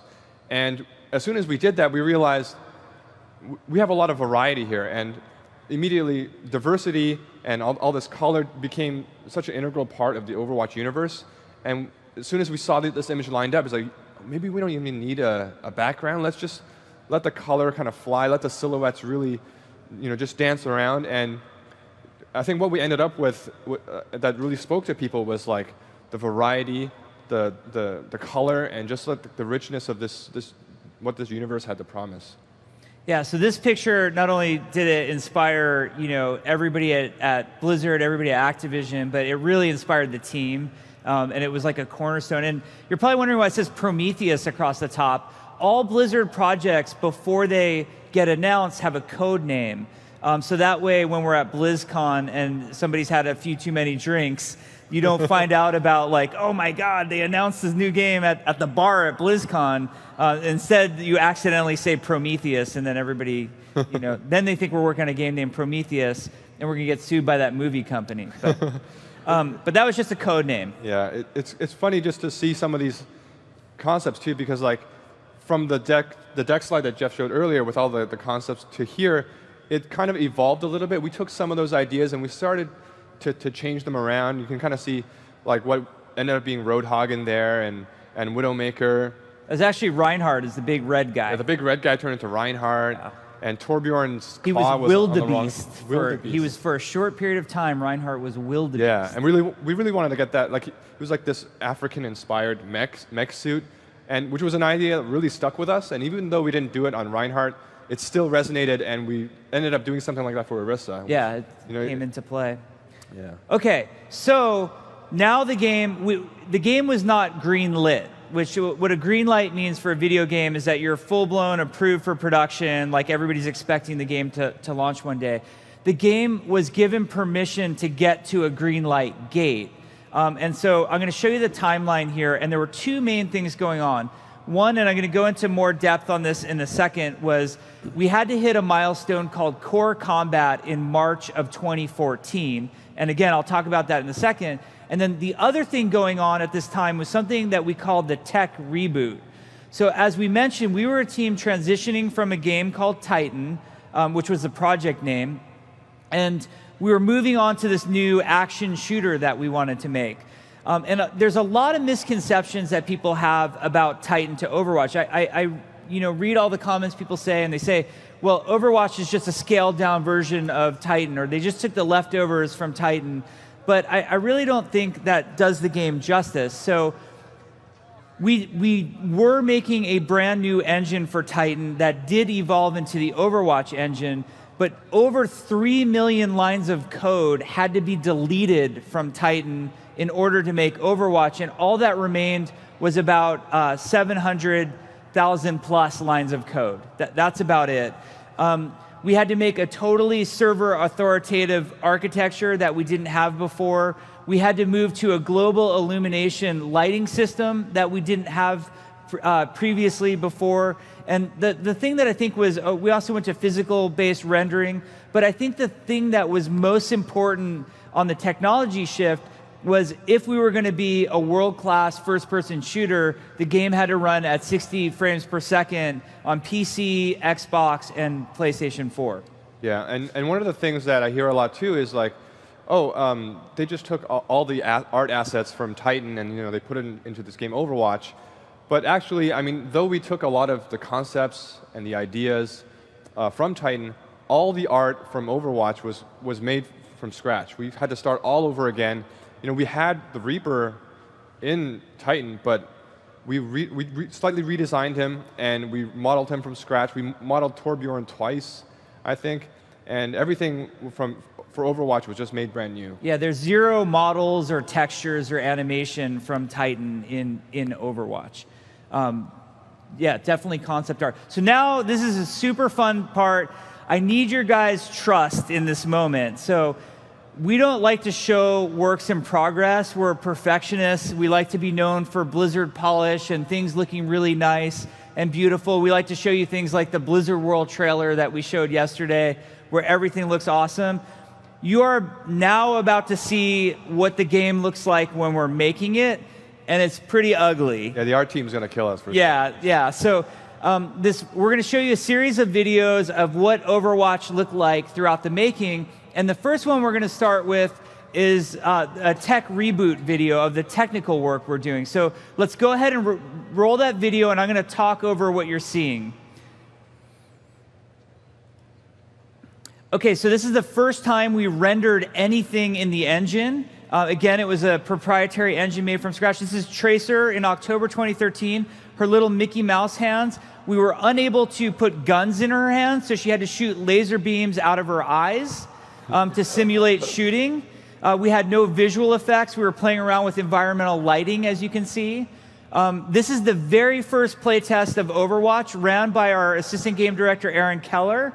The point of this playtest was to make sure that the scale, FOV, camera height was correct. All we had was Tracer. You can see that Widowmaker-looking Tracer over there, which is just Tracer with a Widowmaker skin. This is our physics programmer, Aaron Cotto, was getting the Blizzard physics engine working within the Overwatch engine for the first time. So you can have things like the crates and vases on Temple of Anubis breaking and moving. You saw Recall for the first time. Tracer doesn't have any visual effects on her guns. And then there's little nuanced things that you don't think about having to work on, but like when you walk up and down stairs, how much does the camera bump or smooth through?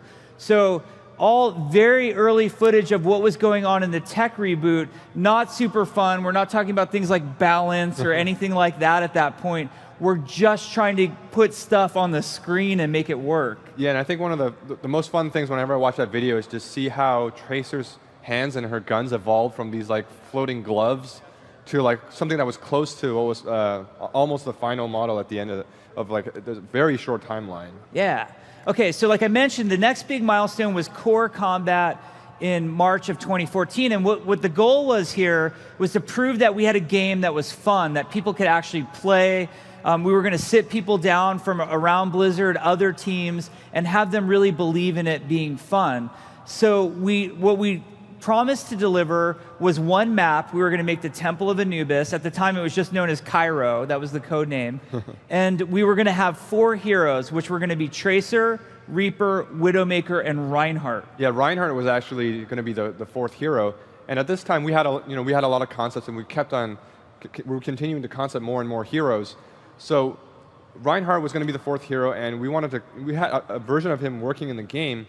But there was, because he was our first melee-only hero, it came with a lot of difficulties of getting that feeling good for core combat. So what we did was, Jeff Goodman had a prototype of Rocket Dude. Rocket Dude. In the game. His name was just Rocket Dude, and he had a jetpack and a rocket launcher, but already he was super fun to play and was a character that we could implement into the game and feel good, fighting with Tracer, Reaper, and Widowmaker. So we took that idea from the game design, and we spun up like many, many different rounds of iteration on Pharah, and eventually she became Pharah. Yep. So now we're going to talk over core combat video where you see the game evolving even more at this point. So go ahead and roll that video, please. All right, so you can see early Temple of Anubis. Tracer doesn't have all our textures, but we're getting things like recall in there. Yeah, the Reaper's T-pose all over. We use the Reaper for scale sometimes. Early on, we're still figuring out how to scale our buildings properly. Sometimes we forget to delete the Reaper. Yeah, so you just have Reapers all over. This is literally the first play test ever with Pharah in it. The first day she was in, you can see how slow her rockets are shooting. You barely see it without the trail view. There's no visual effects there. Here's an early animation prototype for Tracer. We're still getting the hang of getting the third person. Her head is just bobbing wildly, which made headshots really hard. So we took a lot of iterations to get just the right amount of movement. All right, so we're moving along, and this is interesting because we came back in January of 2014, and now the game was starting to be fun. I mean, granted, it was only Tracer versus Tracer, so all you No Limits fans would have loved it back then, and Tracer mains. But the game was actually fun, and you can kind of see Temple of Anubis is really taking shape now in terms of level design. We play the levels just blocked out in gray blocks like that. And then we were really proud. This is just 24 days later. You can see the progress that was made. And the whole time here, the UI is evolving.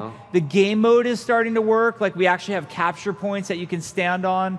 And more and more is coming together. Early health pack, as silly as that looked.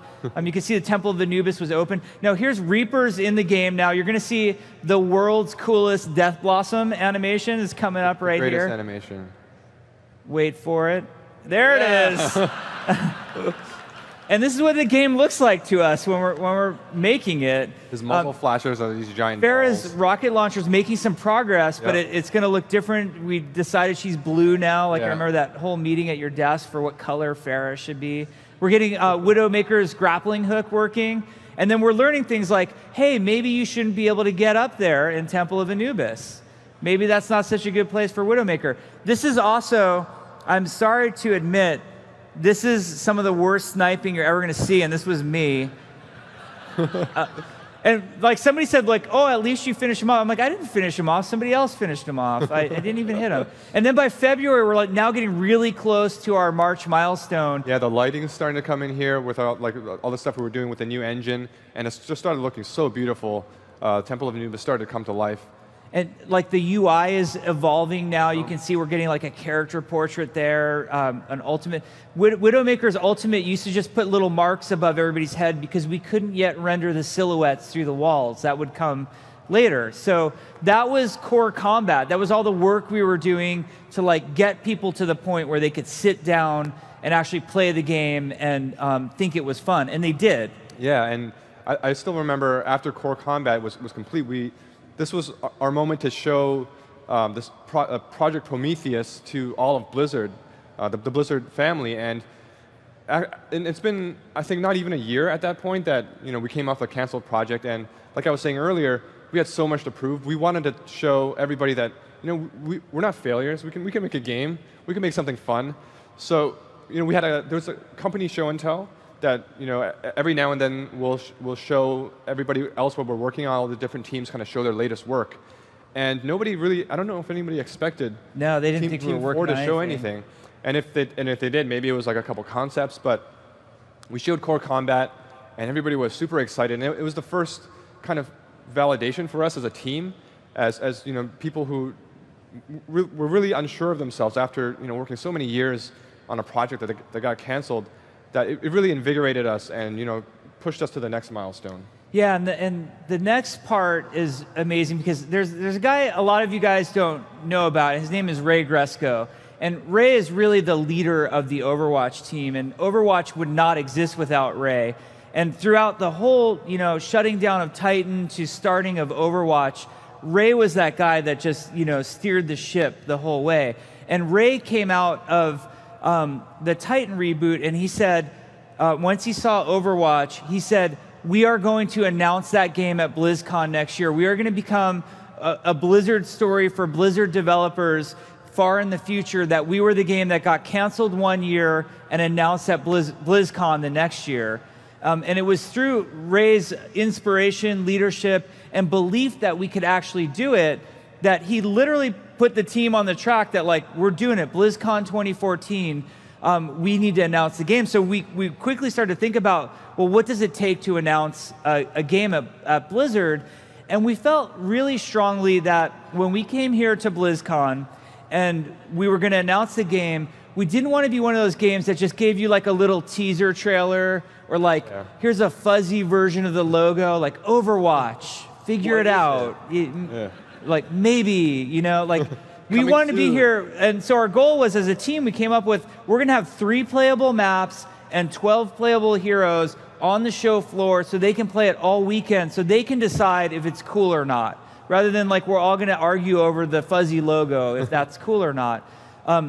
So we moved into our BlizzCon milestone, and we're going to show a movie right now of getting all of those 12 heroes together.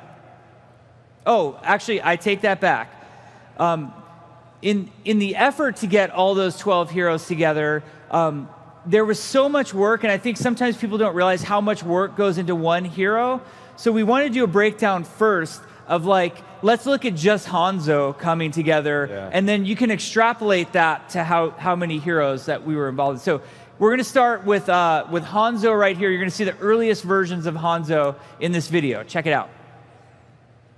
So a designer by the name of Mike Heiberg was the guy who implemented Hanzo. And the first thing we just worried about was getting the bow to feel good. Then we worked on things like Sonic Arrow. So he's hiding Widowmaker right there, and we're throwing the Sonic Arrow. And again, we can't render the silhouettes through the walls just yet. And then everybody's favorite ability, Scatter Arrow, being worked on right here. And back then it was just called Ricochet Shot, but getting the physics to work. And then we were working on this ability called Dragon Strike that was going to be a moving area of effect that does damage. And so for us to do that, we rendered these spheres. Mike Heiberg rendered these spheres, and it quickly became known as the Caterpillar. And you can see it, there it is. The googly eyes. And he put googly eyes on it on the other side. So that was Dragon Strike. And then it wasn't even animated for a while. You'll see now we have a dragon. Yeah, so this version is just moving in space. And here's an early animation test by our animator, Jesse Daves. And at this point, we were like, this is really cool, but it's so different from the big caterpillar. It doesn't fill that same hitbox. You couldn't tell if you were in it or not. Yeah, like, could you dodge it if if it just moves the right way? So in some meeting, we kind of drew this on the whiteboard. Like, what if there was 2 dragons, spiraling? And so this is an early concept kind of based on that idea of how these dragons would kind of birth from this portal and kind of spiral around, and just that idea that would help fill that hitbox that Mike Heiberg was thinking of. So this is the final version that we showed at BlizzCon. Yeah, so you can see just like the evolution that even a single ability takes in a game. There's a long iterative process, but it's a lot of fun. We have a lot of fun doing it. Yeah, another thing that we did a lot during this time was we knew the heroes that we wanted to make for BlizzCon, but at the same time, we were developing all these different ideas for new heroes, trying to find their boundaries for this new universe. So at this time, we had Winston, and we knew that in the Overwatch universe, there is a talking, intelligent gorilla from the moon. That exists. So how much further could we go? We really wanted to see how far we could stretch this universe, so we tried things like, see on the left side, there's like this little thin alien dude. There's a dude in like full bomb suit armor that you can't even see his head, and you don't know if it's a robot or an alien.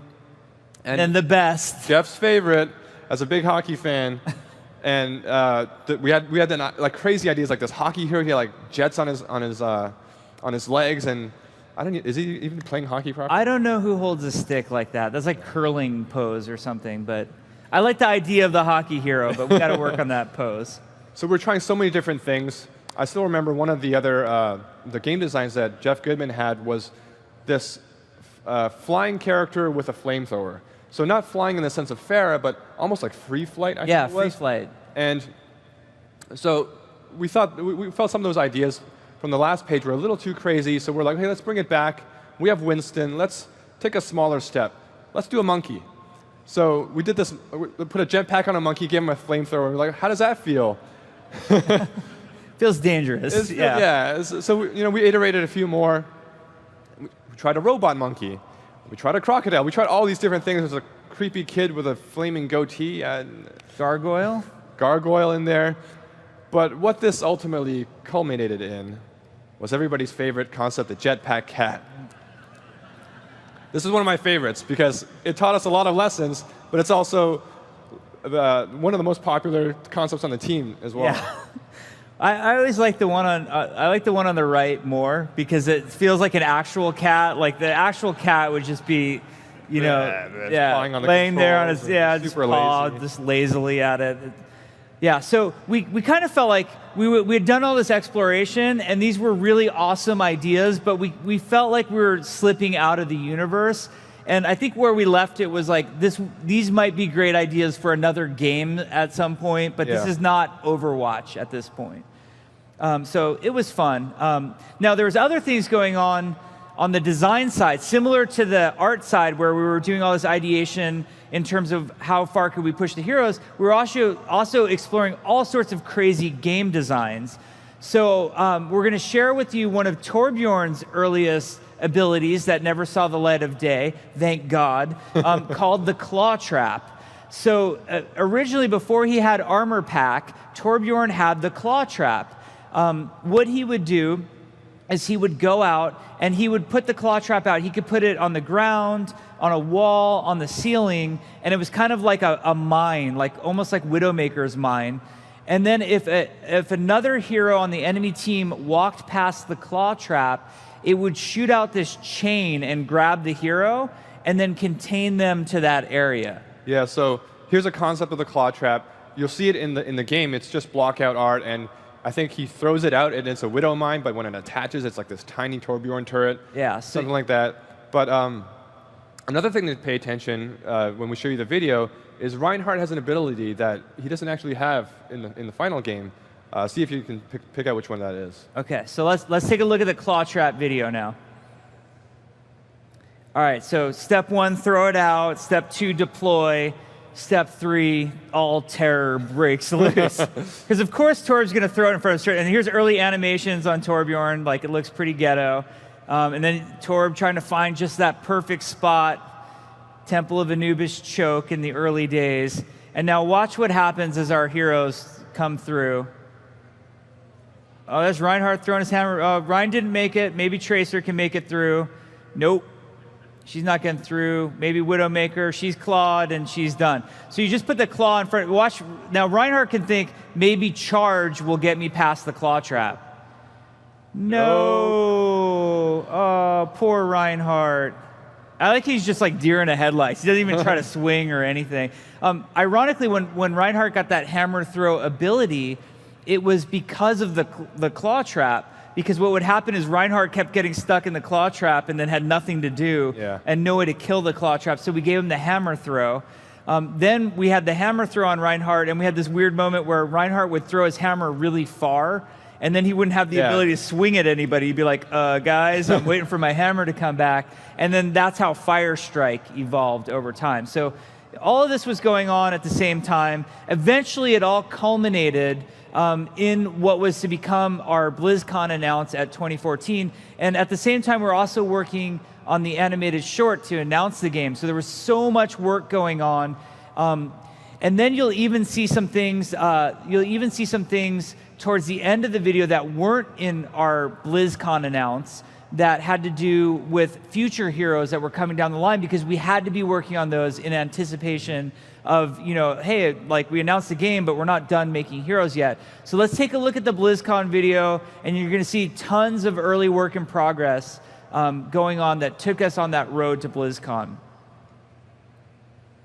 So this was, I think, literally the first Mercy gameplay that you're ever going to see. Early Reinhardt with his shield. Mercy got rezzed. you'll notice early on, Mercy's healing was green instead of yellow, and we're kind of mixing the colors, and we really needed to decide what healing color would be. Would it be yellow or green? And I think we saved green for poison eventually. Yep. And then King's Row looked like, all block out. This is early Robot City in King's Row, the final point. You can see how open it used to be. We had a couple problems there. One was sightlines, and then the other was people like me falling in the pit like idiots. Ragdoll physics. So that happened a lot. Early Reinhardt charge. Poor Torbjorn. You used to have no startup time. You'd press the button and you'd instantly. Yeah, you'll see him run too. I think right here. Yeah. There it is. It looks awesome. Showed at BlizzCon. And then we didn't have a payload, so we had this truck. And then we didn't have art for the icon, so we used the Doge. He's there. You just maybe if we switch back to that icon, people would actually what's that? Be attracted to it in some way. So you can see, and then we're doing all this stuff of making the Reinhardt hammer feel good. Yeah. Here's some early technology we're trying to get for Mercy's ribbon to work, and interestingly, one of her ults back then was to actually heal multiple people. Yeah, heal multiple people. It kind of comes full circle. Yeah. The payload's evolving. You can see all the iterations of Reinhardt's shield in these early ones. This is before we had the nice shader for Reinhardt's shield. This is actually Winston. You might think you're looking at a ferret. This is the first Winston playtest. So his leap ability used to be like Doomfist's alternate leap ability, and then he didn't have animation, so he just ran around like a dude. You can see him, Winston just running around. Yeah. If you notice the targeting thing, right in the middle, there's like a banana. Yeah. See the banana right there. So that was Winston's, and he would just run around. He got killed by Tim right there. Awesome death pose. One of my favorite clips is coming up right here. So this is actually Volskaya Industries. We've talked about this before, where we prototype different map types. So Aaron Keller, our assistant game director, had this idea of what if we had a giant capture point that you could play on that was also a payload moving through the map. So we were doing all sorts of iteration on new game modes at this time too. Ultimately, this idea failed because of the space required to move something as big as a capture point through it, required sight lines that were untenable. This is the earliest version of Hanamura that you're seeing in very early block out. Tracer's facing like where the arcade would be right now. And then I love the hero select. You can see what hero select looked like back in the day. Early load screen for Temple of Anubis. Oh man, this is like the cool guy Hanzo. Those are actually Reaper's animations Reaper's on Hanzo. Old Widowmaker face. This pose. My favorite's Mercy. Mercy's coming up. She's angry. She's like, "You're gonna nerf me in 2017." I'm angry. I'm not too soon. Too soon. We're moving on. That bus in King's Row went through so many iterations just to get the right shape. Oh, Bastion, his first day in the game. Perfect. He's got a tracer trail on him for some reason. It turns out transforming robot was hard. So early Hanamura, this is kind of exciting because this shows point B of Hanamura. And on point B, it used to be a totally different design. It was this circular design. And the waypoint said temple because we were just using tech from Temple of Anubis at the time. Later, Aaron Keller would go back and completely redesign that whole point. But you can really see point A is starting to look exactly like it looks today. It's very similar in Hanamura. You've got Torbjorn. He used to have a mechanic where he had to place the stub of a turret first and then build it up eventually to get the turret to be able to shoot. Nowadays, when he places the turret, it can shoot right away without him even hammering on it. Yeah, you can see the Reinhardt, the shield effects coming in there. Here comes the hot tub, we used to call it. The hot tub. The victory pose in the hot tub. So that's actually the origin point of the map, and we didn't have the victory point, or the victory pose point placed. This was Symmetra's early playtest. Super ghetto temp art for Symmetra's. Yeah, they're little Torbjorn turrets that she's placing on the walls. And then we had her teleporter working. I love this clip right here because, okay, Winston is going to kill the teleporter, and then watch Hanzo. Like, not my problem. Don't worry, sorry, Symmetra. That was Bastion's, one of his early ults was a volley of bouncing grenades. Oh, there's Reinhardt's shield starting the shader starting to get there. The worst Reinhardt charge ever, besides the one in the cinematic. Yeah, there's an early animation prototype for Bastion, back when he still had that shield in front of Yeah, him. he had the shield, and then he gets a little broken in some ways. And then Winston's early Leap prototype, where he used to pound the ground with his fists. They used to do damage and stun you if you were in that radius. Yeah, it was a long stun, too. It was a lot of damage and a long stun, so that had to go away. And then, like I said, characters that weren't going to be at BlizzCon, like McCree, we were having these moments where we were just getting McCree and Roadhog in the game. So you'll see these are the first moments that we got the blockout art for Roadhog and McCree in. And then a fan favorite is Genji. This is early Genji prototype on Gibraltar when he only had the Dragon Blade and he could perch, like you're seeing him do here, and then run around and murder everybody. So when people thought it was a nerf going from 8 seconds to 6 seconds on the ult, imagine it forever. Forever Dragon Blade is what Genji started out as. So this is the final hero select that we ended up having at BlizzCon. Yeah, and we were super happy and super proud at this moment that, you know, we had completed all these characters. And that moment when Chris Metzen walked out on the stage was, I think, one of the most emotional moments for most of us on the Overwatch team in our lives. Yeah, that was definitely like the highlight of my career personally. And just being out there, like where you guys are sitting right now is where the Overwatch team was. We were just waiting for Chris to come out and announce the game, and everybody was just so nervous. It's kind of like this thing you've been working on for so many years. You don't know how everyone's going to receive it. And Chris comes out, he shows the cinematic. I look to my left and my right, and everybody's just like, the faces are all wet. And I'm like, It was just such an emotional moment for all of us. And I think you were backstage, right? I was backstage. I was watching Chris walk out and watching his nervous energy, and then it was, my heart has never pounded so fast. And we're just wondering the whole time, like, are they going to like it? Yeah. Like, I hope they like it.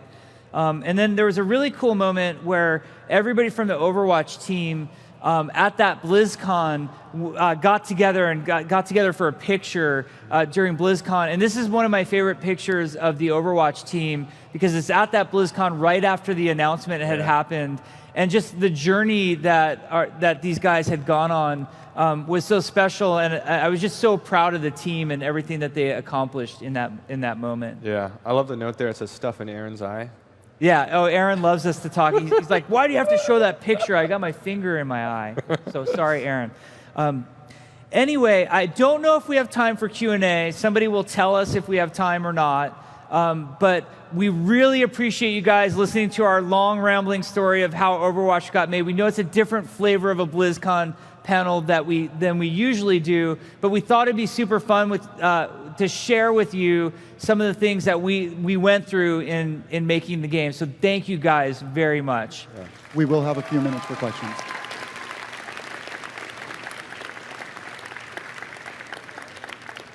Oh, okay, awesome. It looks like we can take some questions.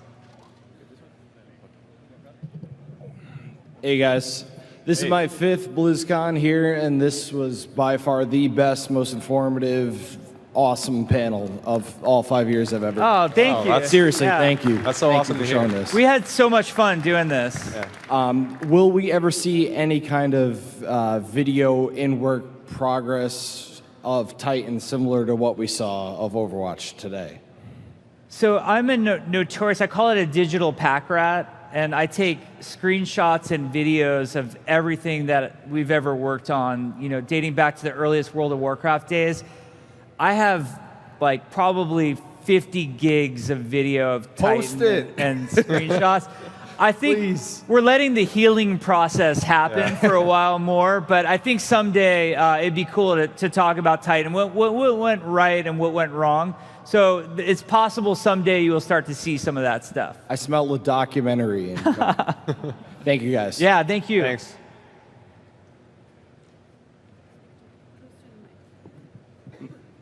Hi. So I know I really like the Officer Diva skin, and I think she really needs a partner. Have you ever considered doing Officer May, since she already has the perfect voice line for it? That's a great idea. I think, yeah, that's Officer May. Hell yeah. You're asking the skin guru, so like you're Make it happen. heavily influential right Yeah, now. we're very inspired by all the ideas the skin ideas that like the fan art and the stuff you guys come up with in the community. So Officer May, it's awesome. Sounds cool. No pun intended.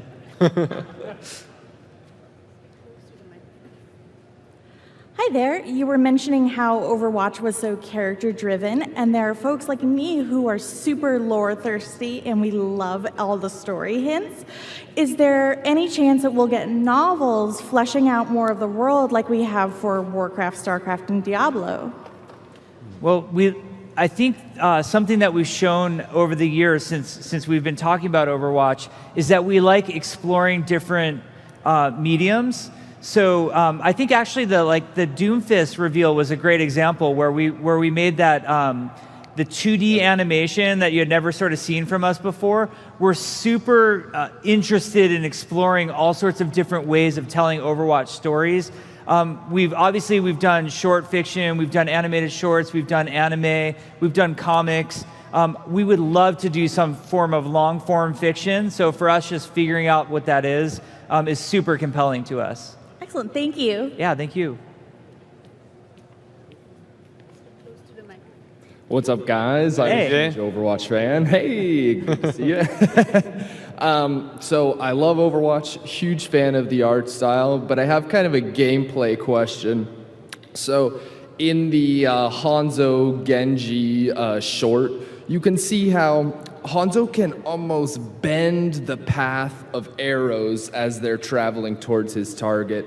And I was wondering if that was ever a gameplay consideration. And I mean, you did show some of his early iterations, but I was just wondering if bending arrows like that the player could control was something ever on the board for him. I think that's a super awesome idea. I think deflect on Genji is as close as we've gotten to that. I know a lot of players would be able to skillfully do something like that, like actually like bend the direction of a projectile. And our tech can certainly do that, which is cool. So I think it's an awesome idea. It's something for us to explore. You know, whether we explore something like that on Genji or a future character, it's just a rad idea. Yeah, I think the great thing about the cinematics is they always show, they can show the characters do things that they don't do in the game. Like, you know, Hanzo, you know, curving his arrow. I think we saw him do that also in the Hanzo and Alexstrasza Heroes of the Storm piece, which was super cool just to see him do different things there too. So yeah, we're constantly inspired by the things that the Blizzard animation team does. So a lot of ability ideas kind of cross-pollinate that way. Cool, thanks guys. Thanks. Thanks. Oh, I'm short. Hello. Hello. That's an awesome cosplay. Yeah. Thank you. Where do you go from here? Like, do you guys have a limit of like, we've made an amazing game, we have this amazing story. Do you have a cap, or are you just going as far as you can with what you have? Well, we know we're only as good as our last patch, and we have to earn it every single patch, every single day. And the team is so inspired to work on this universe, largely driven by you guys. The amount of community feedback and community inspiration we get is amazing, and there's no shortage of ideas. We could sit and do a full BlizzCon, like 48 hours on here are ideas we would like to do with Overwatch that spans everything from lore to esports to new heroes to new maps. It's just a matter of prioritizing what we think is the most awesome for you guys at any one time. We like to talk, we talk a lot about Blizzard universes, and we're very inspired by Warcraft, StarCraft, and Diablo. And we like to look at Warcraft in particular because it's been around for so many years in so many ways, novels, RTSs, MMOs, card games. And we like to hope that Overwatch is just Overwatch 1, the equivalent of what Warcraft 1 was to the Warcraft universe, that this is just Overwatch 1, and boy, I can't wait to see what comes in the future. That's awesome, thank you. That was the last question.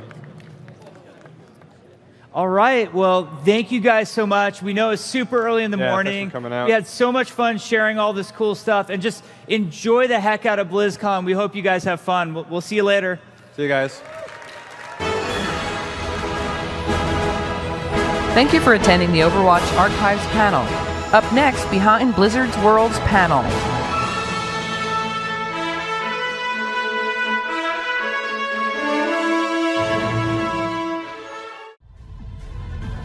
Welcome to the Voices of Blizzard, United Nations of Overwatch panel. Hi, everybody. How you doing? Hi. You having a good Blizzcon? A great day. Everything's amazing. Oh my God. Who was here for the Overwatch panel last year?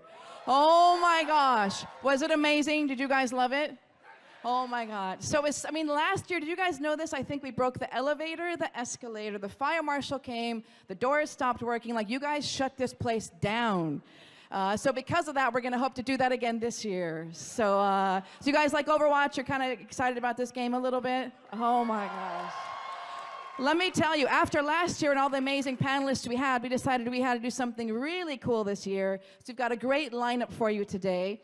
We were going to put name cards out so you could see who was going to be here, but I took them back because I want to surprise you with each and every person coming out. So it's going to be amazing. We tried to up the game for you this year. I love you guys.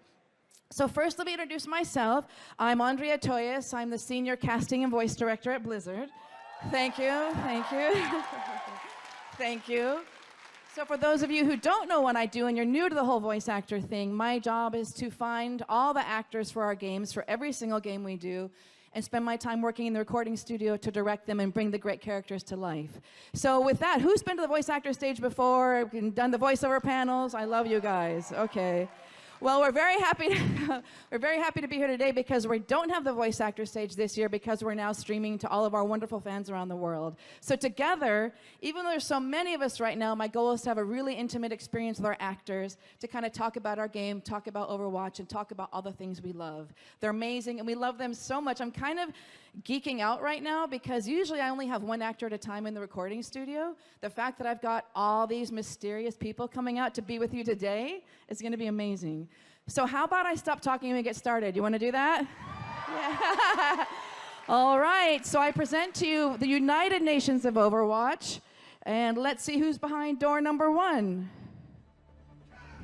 Yeah. 100% German power. Darren DePaul.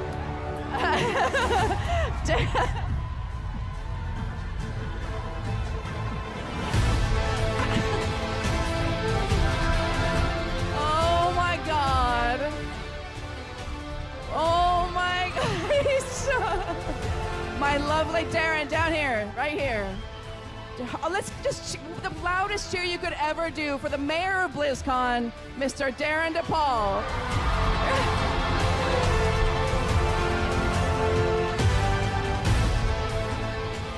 Give me some sugar. Darren. Oh my God. Now this guy, right? Hi. This guy. Am Hi, I I'm right? Darren. This guy. I mean, it's amazing, which we're going to talk about, but what makes our characters look great are the people behind these characters, and this guy is Reinhardt. And look, he's wearing a bow tie. He's got the bow tie on today. Let's clap for the bow tie, because it's amazing. I love, look at, oh my gosh. If I had my way, I'd spend an hour just with Darren talking about Reinhardt. That's what I would do. Next year, we'll have an hour per character. Okay. We could do it. We could do it. But so many good people. Next is a character that I think brings so much life, love, and music to our game. The one and only Johnny Crew. This is my jam. Come on out, Johnny.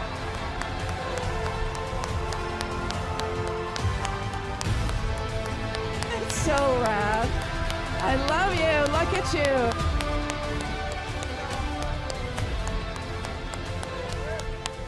All these great, we could just, yes, we could stop right here and have the best day ever, couldn't we? Oh my gosh. But oh, we got more. We got more. So next we decided, every year it's hard because we love all of our heroes and there's so many great ones to bring in, but this year we thought it'd be interesting. Well, I'm not going to say much more because I'm going to screw up the surprise for you. How about that? So straight from New York, we flew in Farah. Come on out, Jen Cohen. All systems checked out. Ready for combat maneuvers. Jen Cohen, ladies and gentlemen. Look at those pants. Come on now. Girl, you look good. Oh my gosh. Seriously.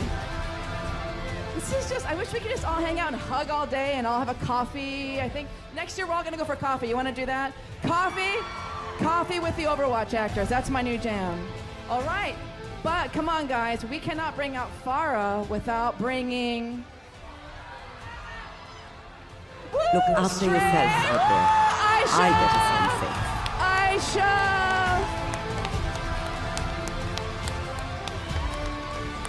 From Cairo, stand up if you love Anna. Come on now.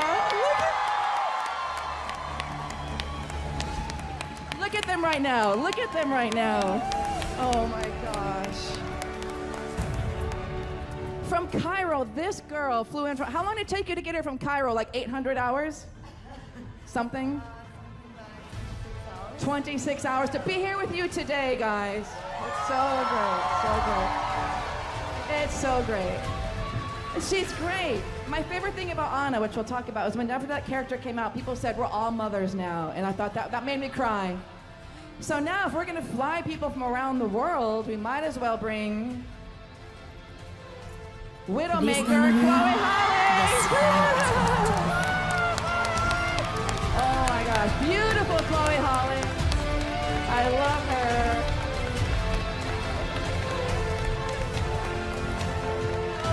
Chloe Hollings. Oh my God, I can't breathe. Can you breathe? Is anybody else hyperventilating right now? Everybody? Yes. Jesus. That's what's so fun about this. I feel like a fan now. I'm not a Blizzard employee. I'm just a total freaking nerd who's kind of getting excited. So anyway, all right. So, okay, who do you think's next? I don't know. Okay. Well, if we're gonna keep this real, we gotta balance the metrics on the powers that be. I think it might be. If we fight again, I can't promise you'll walk away this time.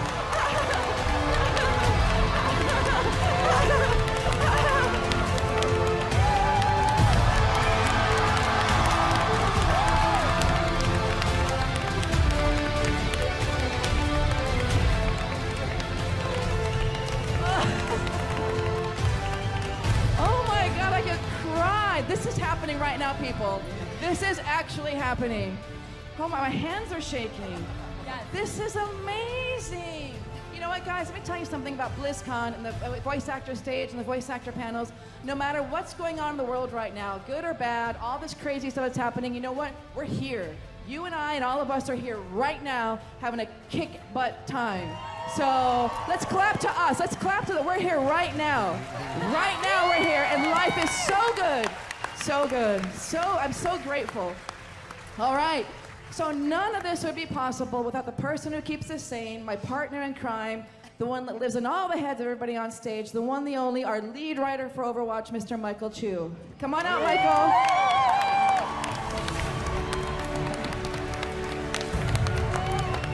Yay, Michael. Michael Chu, everybody. Woo.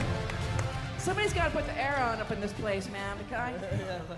Jesus. Don't worry, I am your fan. I think we should just all sit here and stare at them. Let's take a picture up. Let's just stare at them. Look at, just clap. They're all here. This is the band. Let's clap because everybody's here, and we're gonna have an amazing time. Oh. I tell you what, right now, those of us here and on the stream, we're the luckiest people in the world to be here right now. So for those of you who don't know how our voice actor panels work, what I'm going to do is kind of talk a little bit with each character, actor, human, and then we'll talk about the game a little bit and kind of bigger picture stuff. And then hopefully, if we don't get caught up talking, because there's so much the reality is, what do you think? I think this should be a 4-hour panel next year. Do you want to do 4 hours? Thank you. We're going to make that happen. So my point is, we're going to go through, talk to everybody, talk, about big picture stuff, hopefully have a Q&A, and we're going to have a really great time. All right, you guys ready? We'll dive in. I don't even know. Did you guys see the Reinhardt cinematic? What was that? Oh my God, Darren. Tell us everything about how you feel about that piece. It's good. It was wonderful. We should talk about the session. Yes, let's do it. We did it in 3 sessions. The first one was 7 hours. 7 hours of and, recording. and then she ordered German food for all of us afterwards. And it was very rare for a game session. Normally you do them alone. But for that, Blizzard and Andrea thought that the relationship between Baldric and Reinhardt is very important. So Piotr Michael, who played Baldric, we worked together. We did a table read of the script. We did improvs in character. We did improvs out of character. We worked and worked and worked and worked to build that relationship. And then we just broke the script down, and it was absolute joy. The moment that we did Live with Honor, Die with Glory at the end. Yeah, you make me cry. We did that over and over, just looking at each other. We were on opposite mics, and we were reaching out to each other. Oh my and we God. said it a million ways. And there was one where I did go. I was like, "Ugh," and you're like, keep rolling, keep rolling. If you cry, it's okay. And that's the magic of Blizzard, that they let this happen, that they want those cinematics and the animated shorts to be so special, that they allow us as actors to explore and commit fully. Thank you. It is an honor to do this. We love our Darren DePaul. Oh my God. It's joy. It's absolute joy. Yeah, he might be my favorite human on the planet. Clap if you think he's the best human on the planet.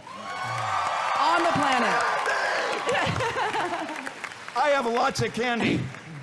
There was a candy budget this year. Again, 3 people came to our house, so please come next year, because my wife and I bought lots of candy for you guys. I love it. You're at Target getting all that candy for BlizzCon. Yeah, I dressed up. Yeah, what did you dress up as? A dum-dum. But you know, let's really talk about, well, first of all, the main thing I want to talk about, and those of you who've been to the voice actor stage before, and if you were at our World of Warcraft panel before, I really want to take this moment to honor these humans. Because, you know, when I do the voice actor panels, it's wonderful to talk lore, it's wonderful to talk about the story, but what I love talking about more are the humans behind the characters. Because the reason you love these characters is because these actual humans are good people. And they're bringing their, as you know with Darren, and everybody on this table is bringing their heart and soul into the character. So what you love about Reinhardt is what you love about Darren. Does that make sense? They're not just playing a character, they're giving themselves to you in the form of this character. So that's what I really like to talk about, is how each person here is giving you a piece of their soul so that you can enjoy the game. And so for the Reinhardt piece, I mean, the improv was amazing. Yeah.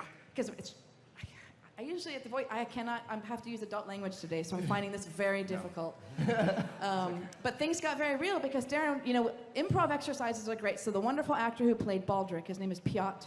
Michael, yeah. Piotr Michael. And we did improv exercises, and what that means is we let these 2 actors, we give them, it's like whose line is it anyway? We give them a kind of a theme, and they just run and make up situations. And when you and Piotr did this, you know, Baldric said to Reinhardt, you might remember, you're so sad, you have this armor on, because we all think of Reinhardt as very joyous, right? And Baldric said to you, you're hiding behind the armor, what heartbreak do you have? We realized that the depth of Reinhardt is heartbreak. Yeah. Well, we said early on that he's kind of Quixote in a lot of ways. He's this, you know, knight, this champion, might be a little off. He's got the armor in the back of a van. He's looking for rights to wrong, but there's a deep sadness. We saw some of that in the animated short, and that's what makes his joy so special, because it's about living for the moment. It's about protecting the team. It's about being alive, because he could have died that day, but he's alive, and he shares it, and he becomes the shield. And there was a line that we did, because, well, old Reinhardt's here, young Reinhardt's here. You pitch it up in the top of the voice. Yeah, old Reinhardt down there. And when we were doing acting, the magic of acting, there was that one thing, and he was like, if you were my child, if you were my child, I would scold you. I'm like, you have no children! And that was in the improv, and it was like, whoa, things just got real in the studio. And we were going back and forth at each other, and then the love came, and we broke down, and it was a really, really, really special day. I hope you guys felt that. I saw there were a lot of responses. Did you get the feels? Did you get the feels? feels? That a lot of people cried, and it was really special. I hope there was some, you know, joy to it, and then sadness, because that's life. But, you know, it's about finding your joy every day. It's about following your passion. Yeah, I gush, but how many days do you get to do this? Yes. And share our art, our passion, our love for what we do with all of you guys? Because you've heard us in your heads, and now we get to share it in this room. So, I mean, thank you. Best human. But I think that's it. But you know, because all of us, and I think you get to the point that all of us have, we have our good days and we have our bad days, and everybody has a vulnerability, even if they're impenetrable behind that armor. Reinhardt's sad, and we realize that we love him, but it's not just this guy all the time. There's heartbreak and tragedy in Reinhardt, and it was really wonderful to get to that. That's what makes a person. They're not just one-dimensional characters. These are fully formed people with layers. Yes. And that's what makes it thrilling to act and to play. We get to peel back all the layers. So Michael, what's your take on Reinhardt? Like, how do you because you have to live in all their heads. So when we talk about his tragedy and heartbreak, what does it all kind of mean to you? Yeah, I think the fun thing about Reinhardt, and what we really wanted to get out of that animated short is that we're all very familiar with the Reinhardt that's in the game, the big, larger-than-life, joyous, bring me another guy, but there's a truth behind where he started, and one of the fun things I think was to show that younger Reinhardt, the one who indeed had the amazing hair, the one who's he did. he's arrogant, a little bit of that, and what I really love is that you could see the evolution. Reinhardt didn't stop being a larger-than-life person when this happened. It's an evolution for him. And I think one thing that's just really interesting when you place that piece in the overall shape of where the story's going, it was never supposed to be Reinhardt who joined Overwatch, right? It was supposed to be Baldrick. That's the whole thing, right? And that's the thing that Reinhardt has had to live with and had to live every day with. We talked about the tragedy. Imagine from your own arrogance, your best friend, your mentor, your almost father figure getting killed and carrying that your whole life. When Reinhardt's out there being joyous, we don't think about that. But think of all of us. If we caused the death of somebody we love, how we would carry that and what that would make us feel like. So. And as you know, the voice is kind of based on my father's voice. It's That's an right. elevated Tell them version. about that story for those of us who didn't catch it last. If you hear the Junkenstein narration, that's Reinhardt as well. But that's kind of like my dad, the quieter version. So when you're doing this, my father would be saying, I'm disappointed you should have been a lawyer. That would be my father. And so you take that and you elevate, and you elevate, and you elevate, and you elevate, and there you have Reinhardt. So a little bit of my father is in him that you hear. And he lives on in all of you. I know. I love Darren. And I remember when Darren got the role, how we had that talk and you were crying because when you're playing Reinhardt, you're playing Darren's father, and it's such a lovely homage to his father. What's his name? Pavel. Say it again? Pavel, P-A-V-E-L. Let's all cheer for Pavio right now. Thank you, Pavio, for bringing us Darren DePaul. I love you. I love you. All right, and then there's this guy, Lucio. Oh, can't stop, won't stop. The dreads, the cool skates, all of it. So my big question is, how is playing Lucio, changed your life? It's like a thing now. It's like a big deal. So what's your journey been like so far? It's been nutty. It's crazy. I've been a on-camera actor for many years. Did a lot of terrible titles that you might want to Tell us what out. they are so we can watch them tonight, right? Who wants to watch it? No. I got an image to maintain. But to have done a voice in a video game, of all things, I never would have thought would have brought me to this place of notoriety and of appreciation from people of my work. That's been the biggest surprise, is you guys connecting with this character and appreciating the work that we did in the studio. And as an actor, that's what you would hope to inspire and make other people feel that those good vibrations. And honestly, it just keeps expanding. And I'm like, this is amazing. Amazing. Yeah. Well played, sir. Yeah. So what about Lucio? What I like to ask actors is what part of the character they connect with personally. So when you think about Lucio, and granted, they're Michael's great lines, and we're in the game, but what part of Johnny is in Lucio? Where do you see yourself in Lucio? I think his ideal, his altruism, his encouragement, his belief that things can be better, and I'm like that with my friends. If my friends ever oh man, I wish I could do what you do, and I just look at them as seriously as I can. I'm like, you can't. You could do it. Not as good as me, but you could do it. But and his mischief, his playfulness is another part of me that I feel in when I'm in the booth. What can I bring in that loose, playful, joyful, no care in the world except the moment kind of vibe, you know? So, yeah. I love it, and I think that really, I mean, what I love about all of you, which is why Michael and the actors and the game team work so hard, is, and Michael, you can speak more of this as well, is to me, Overwatch is about our better future. You know, especially in these dark days. I mean, every day you put the news on and something really awful is happening. But in Overwatch, everything's going to be okay. And I think that Lucio, to me, really embodies the love and spirit and joy of Overwatch. So I love it. Michael, what's your take? Yeah, let's clap for love and joy, because we're here.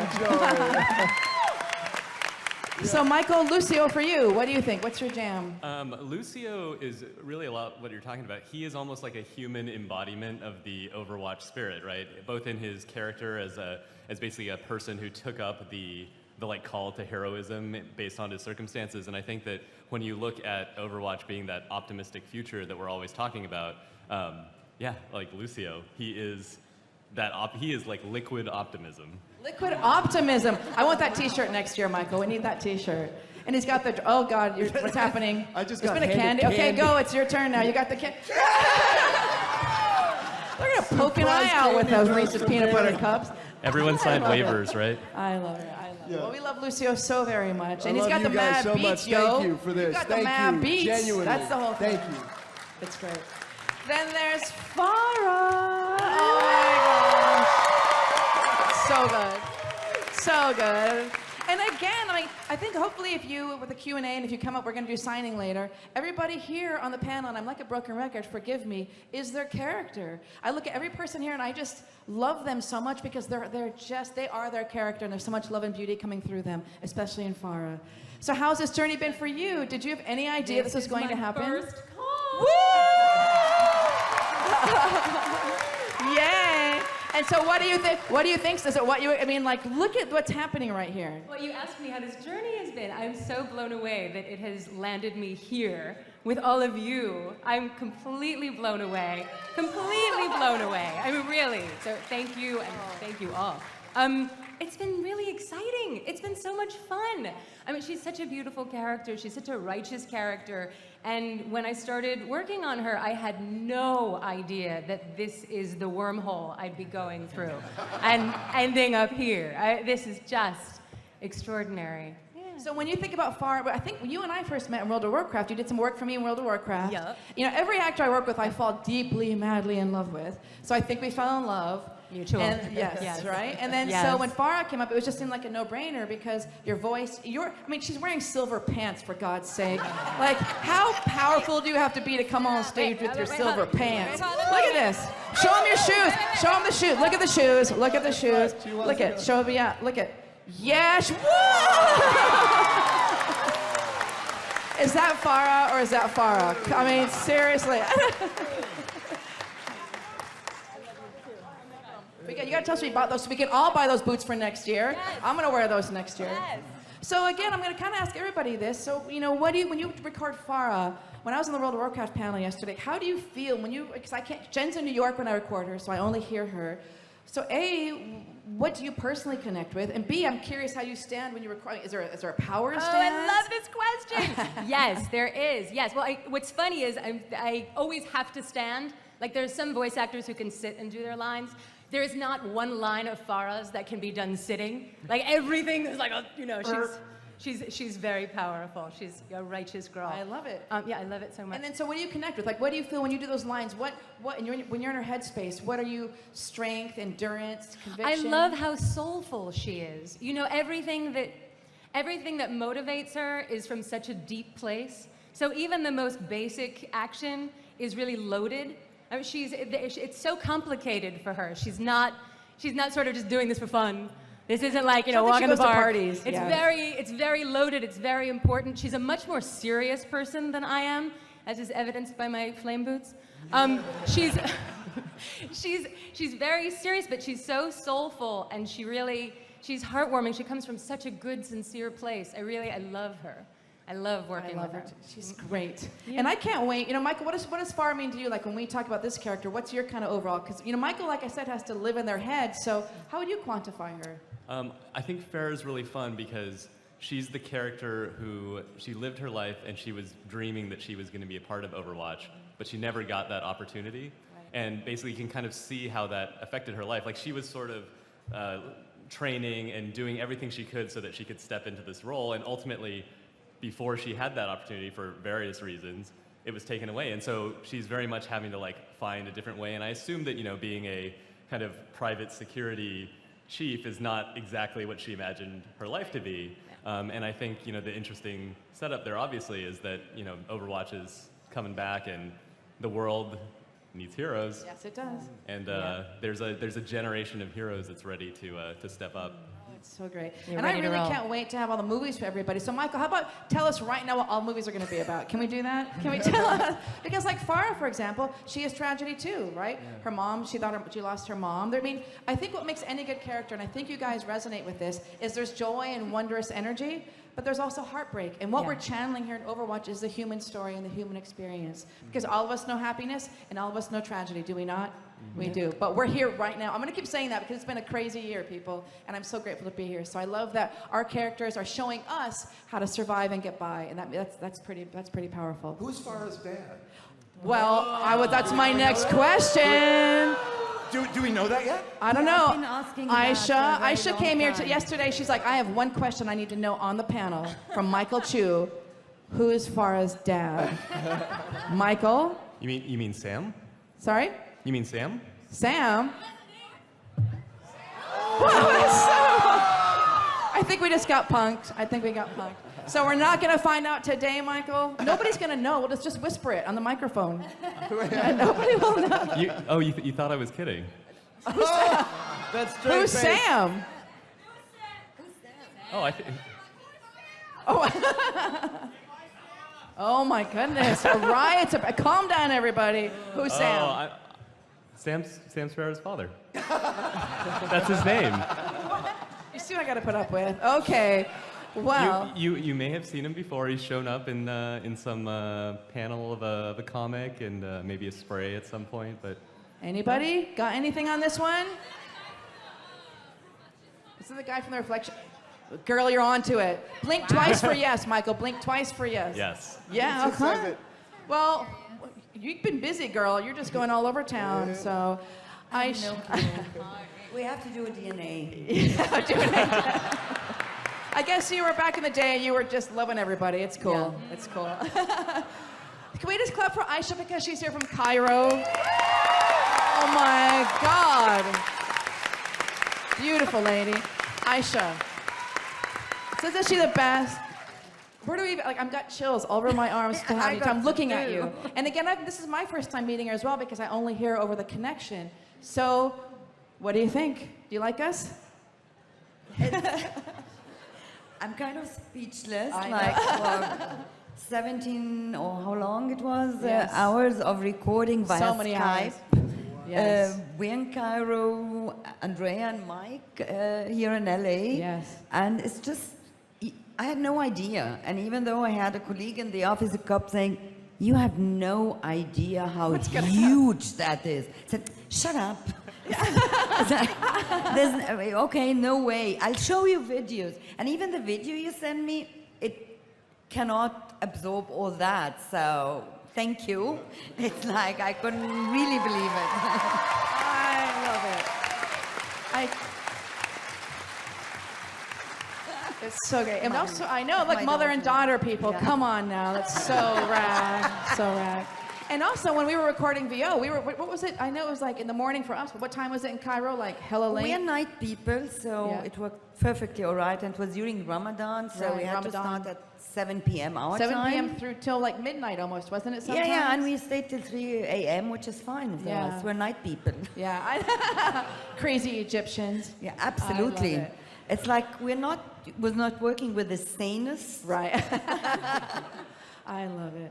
Well, you know, it's really great because what I love about Overwatch, me as Andrea, not even working at Blizzard, is the extreme diversity and celebration of different backgrounds, colors, ages, skins, everything. And I think, and that's what I love about Overwatch, is that everybody's cool, everybody's equal, it ain't no problem. And so when Ana came out, you know, it's a, because usually females in video games are like 12. actually maybe 20, but to have a character that has more life experience and story, I think kudos to Michael and the team for giving us a character that wasn't like in a bikini armor set. Right, really, that, I love Blizzard for that. I love it. Except for the Sam bit. Except for what? The Sam bit. The Sam bit? Sam. Oh, yeah, Sam bit, exactly. So what does Anna mean to you? Like when you think, because you really, I mean, I got everybody here is their character, but Aisha as Anna has really, you, like, I just see Anna, I hear Anna, your energy is Anna, your love is Anna. How do you quantify her? What does she mean to you? My name in Arabic means life. Does it? See, that makes so much sense. So, and it's when I read the brief, it's just that, oh, she's so much like me. I have these two sides. Yes. So, but first I said, okay, let others try, and then, okay, let's do it. Yeah, it's great. So when you're in her headspace, I think, when you're in those sessions, do you feel, because you know when the actors, someday I'm going to bring everybody here to a recording session. You want to do that? Everybody's just going to pile. Michael, we can do that, right? We can fit them in there. Yeah, I think There's so. Twinkies for everyone in the recording studio. Better you than me. Right? I don't want to margaritas and Twinkies for everybody. But I'm always thinking about, even when we're not at BlizzCon, I'm thinking about ways to bring you into the recording studio. So I'd love for people to see what goes on, because we're in the recording studio, it's real.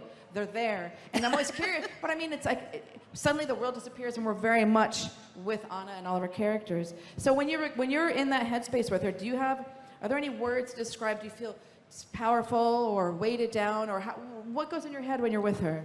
When it was like, and I used to ask, why am I saying that? And when it's just the comeback mood, I would just like focus on something and pretend I have guns. I did a couple of...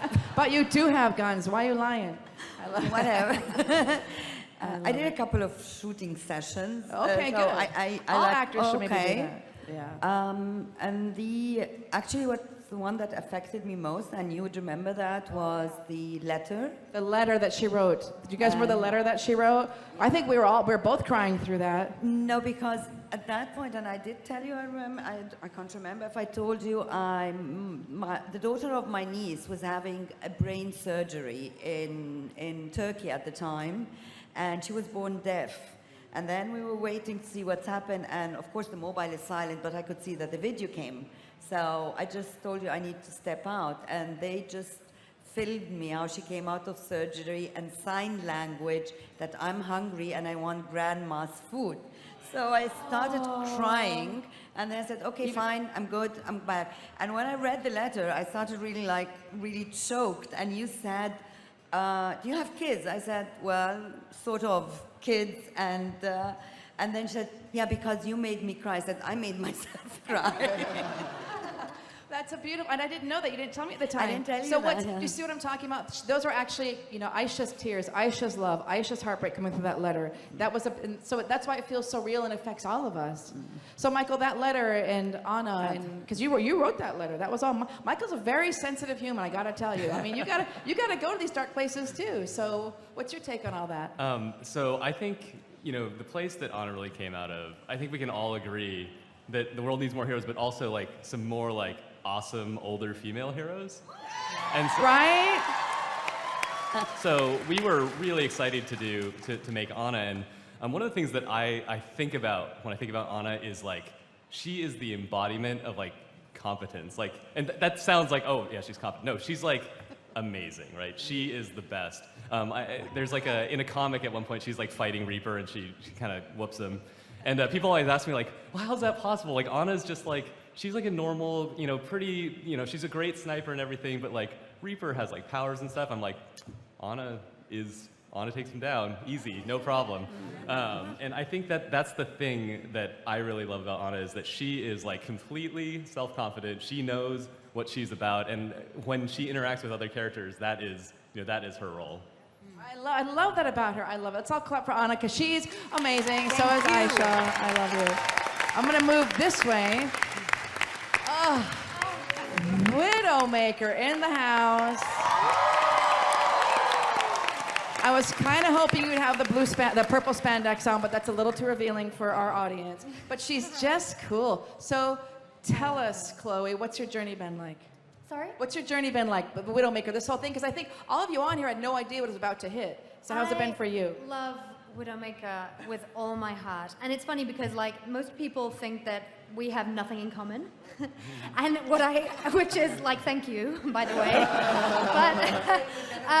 But what I do love about acting in general, and this is actually why I decided to become an actor, and I'm so glad that I can do it on this game, is that there is actually so much that we can relate to with Widowmaker, because she is all about loss and about finding a way to shield herself from this terrible trauma that she's been through.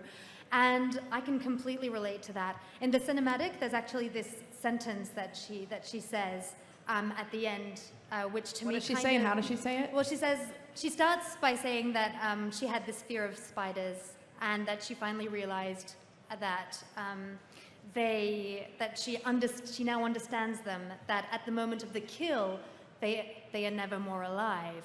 And so basically now she's become this super killer, cold-blooded assassin. And to me it was like, well, this is what she's looking for, to feel alive. And that's what we're all looking for. Like, why do we become what we become? Why do we choose to act or do whatever we do? This is just what we're all looking for. And Widowmaker, she doesn't seem like that.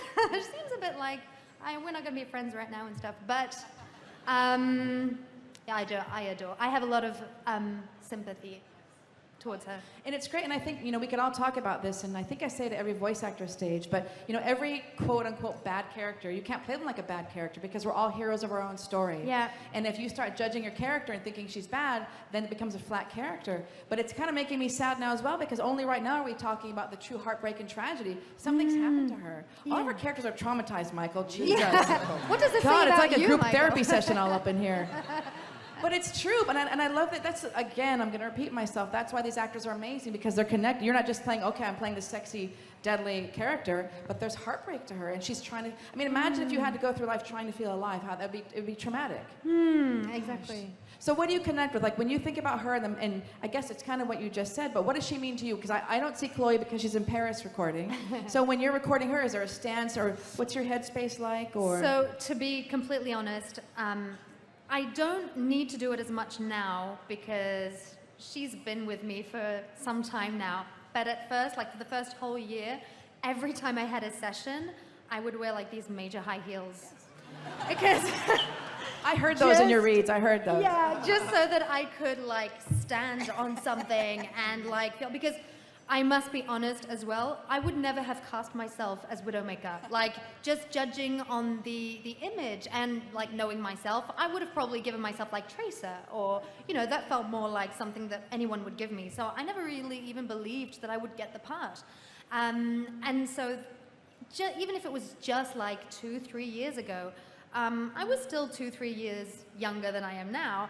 And so to play this like powerful, really like self-assured woman just felt like a real challenge to me every time. So yeah, I needed those high heels, and I was always standing and like kind of always like with my legs wide apart from each other and holding the bar like that, and then bring it on. I love it. I love it. Well, she is so powerful, and I think that what you're talking about. A lot of people who want to get into voice acting, I always ask about the stance, because so many times the stance is part of it. When you walk into that booth, you kind of have to own that space. Yes. You can, and kind of be that character and inhabit. Even though it's voice acting, I always want to just call it acting, because it's just acting, because you're physically inhabiting the character. There is so much physicality going on. We're like all alone facing this microphone, and no one's there to watch, and there are no cameras, but we're like moving like crazy. Well, I mean, I'm saying we, I guess others are too, but it's like so much is happening. If like, we should be filmed. People would go nuts. I will. I'll do that right now. Yeah. I will start. Okay, we'll start filming everything and posting it. How about that? Yeah. Right, Michael? We can do that. And then we're gonna have all of you with like 65 buses pull up to the recording studio. I'm gonna do that. You just wait. I want to maybe do like a lottery or some way. Okay, that's just I'm working on it. Okay. Yeah. Cheer if you want me to do that, because if it's loud, I might just do it. I love you guys. Thanks for being here. When I look out into all these faces, to know that you care so much, I love you so much, and I'm so grateful you're here. So, Michael, your take on Widowmaker. I mean, this whole kind of tragedy and thing. How does that feel to you? Widowmaker is an intensely tragic character. Yes. There is a lot about her story that we have yet to delve into. And I would love to talk about all of it right now. Nobody's listening, Michael. But Nobody's listening. I think you have to trust me. Just trust me, you know, when we get to it, there's a lot more going on with Widowmaker than you might think. And you know, one thing that I love about Widowmaker is that she literally has her own castle now. So, I mean that seems like goals for her. So she's probably pretty excited about that. She has this like voice line, I think, where she's just like, "You've overstayed your welcome, get out." Yeah, like, well, why wouldn't she as well? Have her in castle. We love her so. Thank you. Let's clap because she flew from Paris to get here. And she's amazing. Okay, I'm going to try to keep it together, Saul. I'm going to try to keep it together. And I can't use adult language, but Doomfist is here. Come on, I mean, seriously? I can't even tell you how happy I am. So I'm going to embarrass Saul again and talk about how we found each other. Because so obviously, you know, Michael and I work together to do casting. Michael writes the specs, and it's my job to kind of go out across the globe and look for our Doomfist, or all of our characters. Especially for Overwatch, we really do cast around the globe, as you can see. And I was casting in LA, London, and New York, and I got amazing reads in. They were all great. They were all amazing actors. But sometimes when we're doing casting, I'm just listening for something. I can't even quantify it. I'm listening for connection. I'm listening for something different. And I was at my house going through all the auditions. I think I had over 400. And I thought, quick note, I'm a huge fan of an amazing artist and political activist named Fela Kuti. He's like, anybody know Fela? One person? Yeah. Yes? Thank you. Fela Kuti, for those of you who don't know, is kind of, I'm going to shortcut it, Saul, but it's hard to quantify Fela. But he's like the Bob Marley of Nigeria. He was politically active and this charismatic character. And there was a play on Broadway 7 years ago. I was in New York recording World of Warcraft, and I saw Fela on Broadway with this person as the lead role of Fela. And he was so charismatic and powerful and amazing and owned that stage and took my breath away that 7 years later, in my house on a Tuesday at 3 o'clock looking for Doomfist, I thought, what about Sao Ngauja? I should know it by now. I'm so excited I can't talk. So I reached out to him, found his manager, and I'm like, I'm just going to throw this message in the bottle. I'm probably not going to hear back. I don't know what's going to happen. I reach out to the manager. He writes back. Saw goes to the booth in New York. We flew him in from New York to record. And Michael, how was it when we first heard Saw on the microphone as Doomfist? well, it was, oh, that's Doomfist. That's Doomfist. I think I was probably also a little like concerned for my own safety. It was. Saw owned that role. And Saw, you had never even, you never did video game work before? No. Close. No, yeah. no. Yeah. And Annette, have you done a little bit of voice work, I guess? Some? Yeah, little bits and pieces. Yeah. But But so years. Yeah. this wonderful human shows up. I'm like, you don't even know what's going to happen, Saw, but you're going to be Doomfist. Can we just clap for how rad Doomfist, louder, Doomfist. Oh my gosh. So amazing. So Saw, so many times in session, I'm like, brother, you have no idea what's about to hit you when you come to Blizzcon. So what do you think? Is it kind of maybe logging in now? You're absolutely right. I had no idea. I could not have imagined. And I'm, wow. It's such a great honor to participate in such a fascinating world, to be colleagues with such fascinating, talented, wonderful people, and to participate in your life. You know, it's amazing. Thanks for bringing me on. I love him. And you know, it was really great working with Saw because he played Fela. Because actually, I want to talk about, before we get back to that, we talked a lot about Doomfist because it would have been really easy, and Saw, we talked about this as well, to play big, growly, angry guy. But we didn't want that. We wanted some nuances. And I think what Michael and I talked about early days was he needed to have charm, charisma, personality. Because if somebody's going to lead people, he can't just be growly and threatening. He's got to have a heart and soul and a way to connect with people. So Michael, you want to talk about how you approached Doomfist? Yeah, I think it was a number of things with Doomfist because we knew that he needed to embody so many different kind of, not personalities, but so many different roles. And one of them that I always said is, okay, so he's you know, one of the heads of Talon, this big, you know, infamous kind of scary group. And it's like, he has to be able to convince people to follow him. You know, like, people are joining Talon for some reason. He's got to recruit them. So he needed to have that charismatic side where he could talk to you and convince you that following him was the right thing. Doomfist is also a visionary, right? He has this big plan for the world, and so you had to hear that idea that he's always thinking, he's planning ahead. And then I think it's just that intimidation. Like, he doesn't have to use it, and people know they don't want to disappoint him because it doesn't go well for them. I think, remember Saw did this when we were doing some improv in the callback. Do you remember this, Michael? Saw was improvising, and I can't even do it justice. But he said, sit down, no, sit down. And we're like, when he said sit down, Michael and I, oh my God, I think we peed on ourselves. Please, take a seat. Sit down.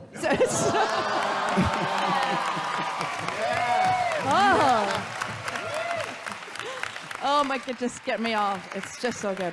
So I want to ask you, Saw, because Saw and I were hanging out in Brooklyn in August, and we were talking about what you based Doomfist on in Nigeria, some of the generals, your experience with Fela, the whole thing. So where does Doomfist come from for you? What are you basing him on? Yeah, it's funny because Doomfist, it's interesting, you know, because, I mean, well, in some ways, he's like this typical kind of privileged African guy from a very wealthy family, very highly educated. I know a lot of people like that. I've encountered many people like that. But then also his aspirations, they don't put him far off from people who are running companies all over the world or people who are running governments all over the world. It just so happens that my father's from Sierra Leone, West Africa. My mom is Native American, African American. But many years ago now, I mean, this was 2001 to 2009, we had a civil war in Sierra Leone. But it was less a civil war and more Akande Ogundimu, Doomfist's real name. It was more like an Akande type of chap who decided that he wanted to take what was in his next door neighbor's house. And that next door neighbor was Sierra Leone. We had diamonds. And the guy who was running Liberia, he decided he wanted those diamonds. So he found somebody within the country to help him do it. And then they moved those diamonds all over the world. And they made a lot of money doing it, and they ruined many lives. But when I was thinking about this guy, he reminded me of the type of arrogance and the type of vision and the type of charisma that it took for that guy who was Charles Taylor and many others who do those sorts of things. I mean, today we can look all over the world and we can see people like that who feel as though they have ideas that are worth spreading at the expense of other people's lives. So in that way, it was like, okay, I think I know where this is sitting, you know, and now how are we going to make it work? But I will also say this. One of the things that I appreciate about Doomfist and the way that he feels about what he is doing is that it kind of reminds me of the way ancient mythological characters, particularly like the elementals or the gods, who, you know, if we grew up in an ancient society and we had a pantheon where it's like, oh, you know, it's raining so much, it must be, you know, the rain god, you know, oh, the crops aren't growing, it must be the earth god, you know what I mean, or whatever. And that's kind of explaining, you know, as opposed to like, you know, hurricane, whatever, is, you know, just blown in, you know, that's what it is. But you know, either way, the energy and the idea around something elemental that is with more power than you can really hold back with your two arms, coming to blow your little house away, and then how do you prepare yourself to deal with that, and how do you make sense of it to the other people around you or the young ones in your community? And so Doomfist, to me, he reminds me of that elemental kind of idea. He is the volcano, and he sees himself like that. I'm going to blow and flow and destroy all of those houses because they need to get stronger. And it gives me a way to appreciate him. But I will finally say this. It also makes me appreciate the games that Blizzard is making, the thought process behind creating this game and the way that you are participating inside of it. Because now what we have new mythology that is growing in our lifetime, and it's helping all of us make sense of our day-to-day lives and the things that don't make sense about what's going on, those things that we can't control or that we feel like we can't control. Participating inside of the mythology, I think it does something to our psyche that it strengthens our humanity. And in that way, it's kind of, what he's trying to do, it kind of works, and but in real time, what you guys are doing, I think it's working, I think it's working. Yeah. Now do you see why he's Doomfist? Give it up for Doomfist. Seriously. I can't even hear you. When you're talking, I can't even focus straight because I just hear, it's just Doomfist and the passion and the charisma. I mean, I think as soon as he said hello to us on the microphone, we're like, and that's Doomfist. Oh my God, I love you guys. Okay, so here, that's why we need 4 hours for this next year. We have 10 minutes left. I'm gonna ask you, we can do a Q&A. We could try to do a Q&A, but they also have lines from the game to voice for you. Which one? Maybe we can get through the lines quickly and then we could get a question or two. How about, let's try to do both. Do you wanna do that? All right. So if you guys don't mind, I love you so much. Let's start. We'll read all the lines on the card. Let's just go. Let's just plow through this and just bring it, brother. Let's see what you got. Don't worry, my friends. I am your shield. Hammer down! I'm not as young as I used to be. I remember being posted here. It was good for my tan. My friends, what's all this standing around for? There's glory to be won. Catch free! Oh my gosh. Oh. All right. It's so he's so great. All right. I love you, Darren. Lucio, what you got? So I went out partying last night, so let's see how this goes. Lucio, coming at you. Oh, feel that healing beat. Oh, let's break it down. Oh, time to accelerate. Oh, good, Lucio. I want a GPS. I think we should make a GPS with Lucio. I would love that. All right, Farah, beautiful, what you got? Justice reigns from above. All systems checked out, ready for combat maneuvers. Remember your training and we'll get through this just fine. Aerial superiority achieved. Rocket jump, that sounds dangerous. So good, Farah. Anna, my beautiful lady. Get in there. I'll keep you patched up. Nap time. You're powered up. Get in there. There's nothing I haven't seen before. Stick together. We will complete our mission. Never stop fighting for what you believe in. وريهم قوتك. Oh, I love it. Oh, I got goosebumps. You guys, who's got goosebumps? Who's got goosebumps? All of us? Yes. All right, Widowmaker. No one can hide from my sight. This time of year, the spiders come out to play. Step into my parlor, said the spider to the fly. Personne n'échappe à mon regard. Ah, the sight of one of my finest kills. That day, I felt alive. I think it's getting hot here. It's getting hot here. Oh. This is the best. I think it's the best day of all of our lives. Let's clap if it's the best day of your life right now. It's the best day of our life. I love it. All right, Doomfist. Only through conflict do we evolve. One punch is all I need. Don't get back up. Talk to the fist. The world changed after the crisis. It is overdue for a new test. Rocket Punch! Oh my God, I want to do this all day. You guys are amazing. All right. All right, we got 5.5 minutes for questions. Do we have some people out there? All right, let's just start there. We'll see. We'll get through as many as we can, and then we got the signing, and then we'll celebrate how great you guys are. All right, tell us your name and where you're from. Hi, my name is Grace. I'm from LA. I'm sorry, my heart is just kind of No, we love you. Don't worry about it. You're good. Okay, my question is, since Blizz World got revealed, what do you, this is for everyone, what do you think your characters would do at this new, at the theme park there? We just released a Blizz World kind of an entertainment park, so what would, yes. It looks amazing. Yeah, so they went to Disneyland. What would they do? Be DJ. DJ. I would walk around in a big robot costume and say hello to all the children.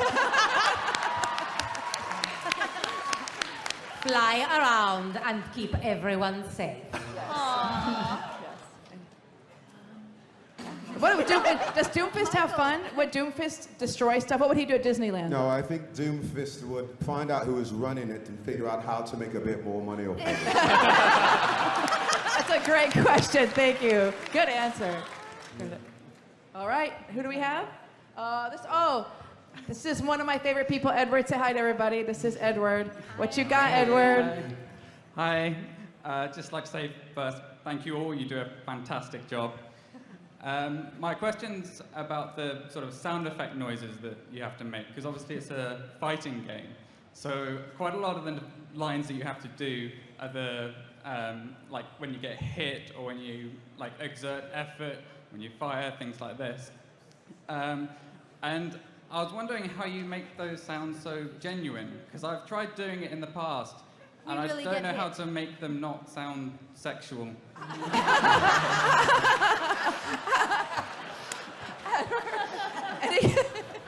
Any hints at not being sexy in the booth? I physically will contort to whatever it is that's happening, so they'll tell you how hard a punch it is that you're taking or what is being done to you, and I physically just make myself do that, and that often gets the sound right. We're gonna say no, that's the same thing. That's not sexy at all. And there was a sound director. Our wonderful audio director, Scott Lawler, guides us through, but I think it's like crushed by a rock, you're on fire, you're freezing to death, you're electrocuted. Drowning. I had to drown once. It was drowning. Yeah. Electrocuted, frozen. Electrocuted. Oh, exploded. That one hurts. Yeah. For like 30 seconds. Oh my gosh, it's so good. Beautiful question, Edward. Thank you. Okay, we'll go back on this side. Hi, my name is Ivan. I'm from SF. I'm a Lucio main. Oh yeah, boy. Big fan of Johnny Cruz. So my question is for Johnny and for everyone else, if we have time. I see you guys as a big time, top celebrities. Your autograph session has been capped for hours. Oh, wow.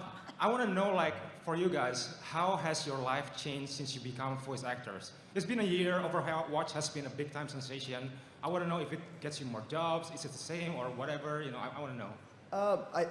Well, for me personally, it's changed it dramatically as far as being an actor, and I'm overwhelmed. I think by the love and appreciation that you guys are throwing my way. I'm every day so grateful for it, and I think, I don't know. It's been freaking amazing.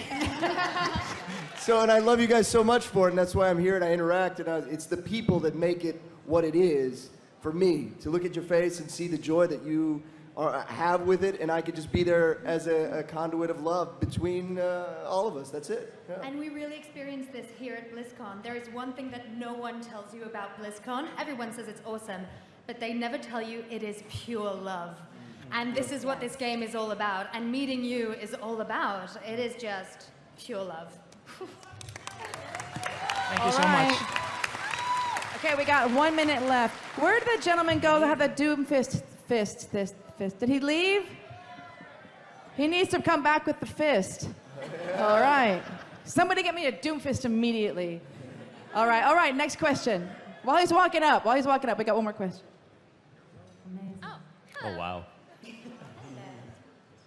Yes. That's amazing, by the way. Thank you. Yeah, incredible. You're incredible. Yeah. Happy Halloween.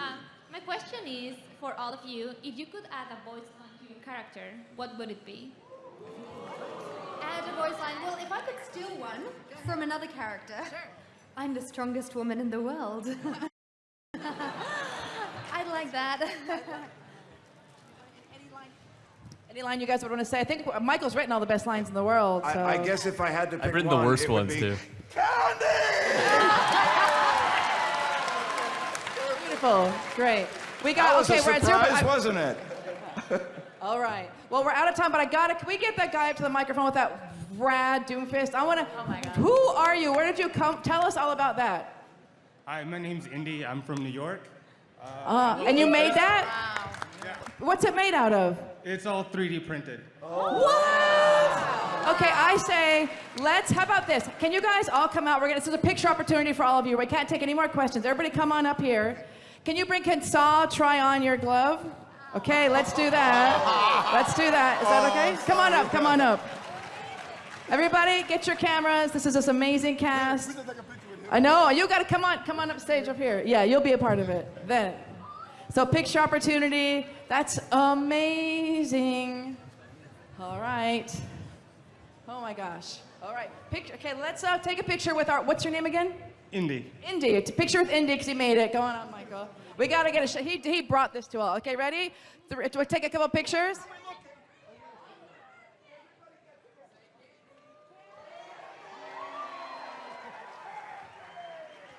All right, can Saw try this on? All right, Saw, it's all you, baby. Okay, this is amazing. Okay, all right, we'll move out of the way. Let's all, look at that. I love it. All right, now it's great. Got it? All right. So good. All right, let's give it up for our Voices of Overwatch, United Nations of Overwatch. We love you guys. Thank you so much. Thank you. All right, we love you guys. We'll see you next year. We love you.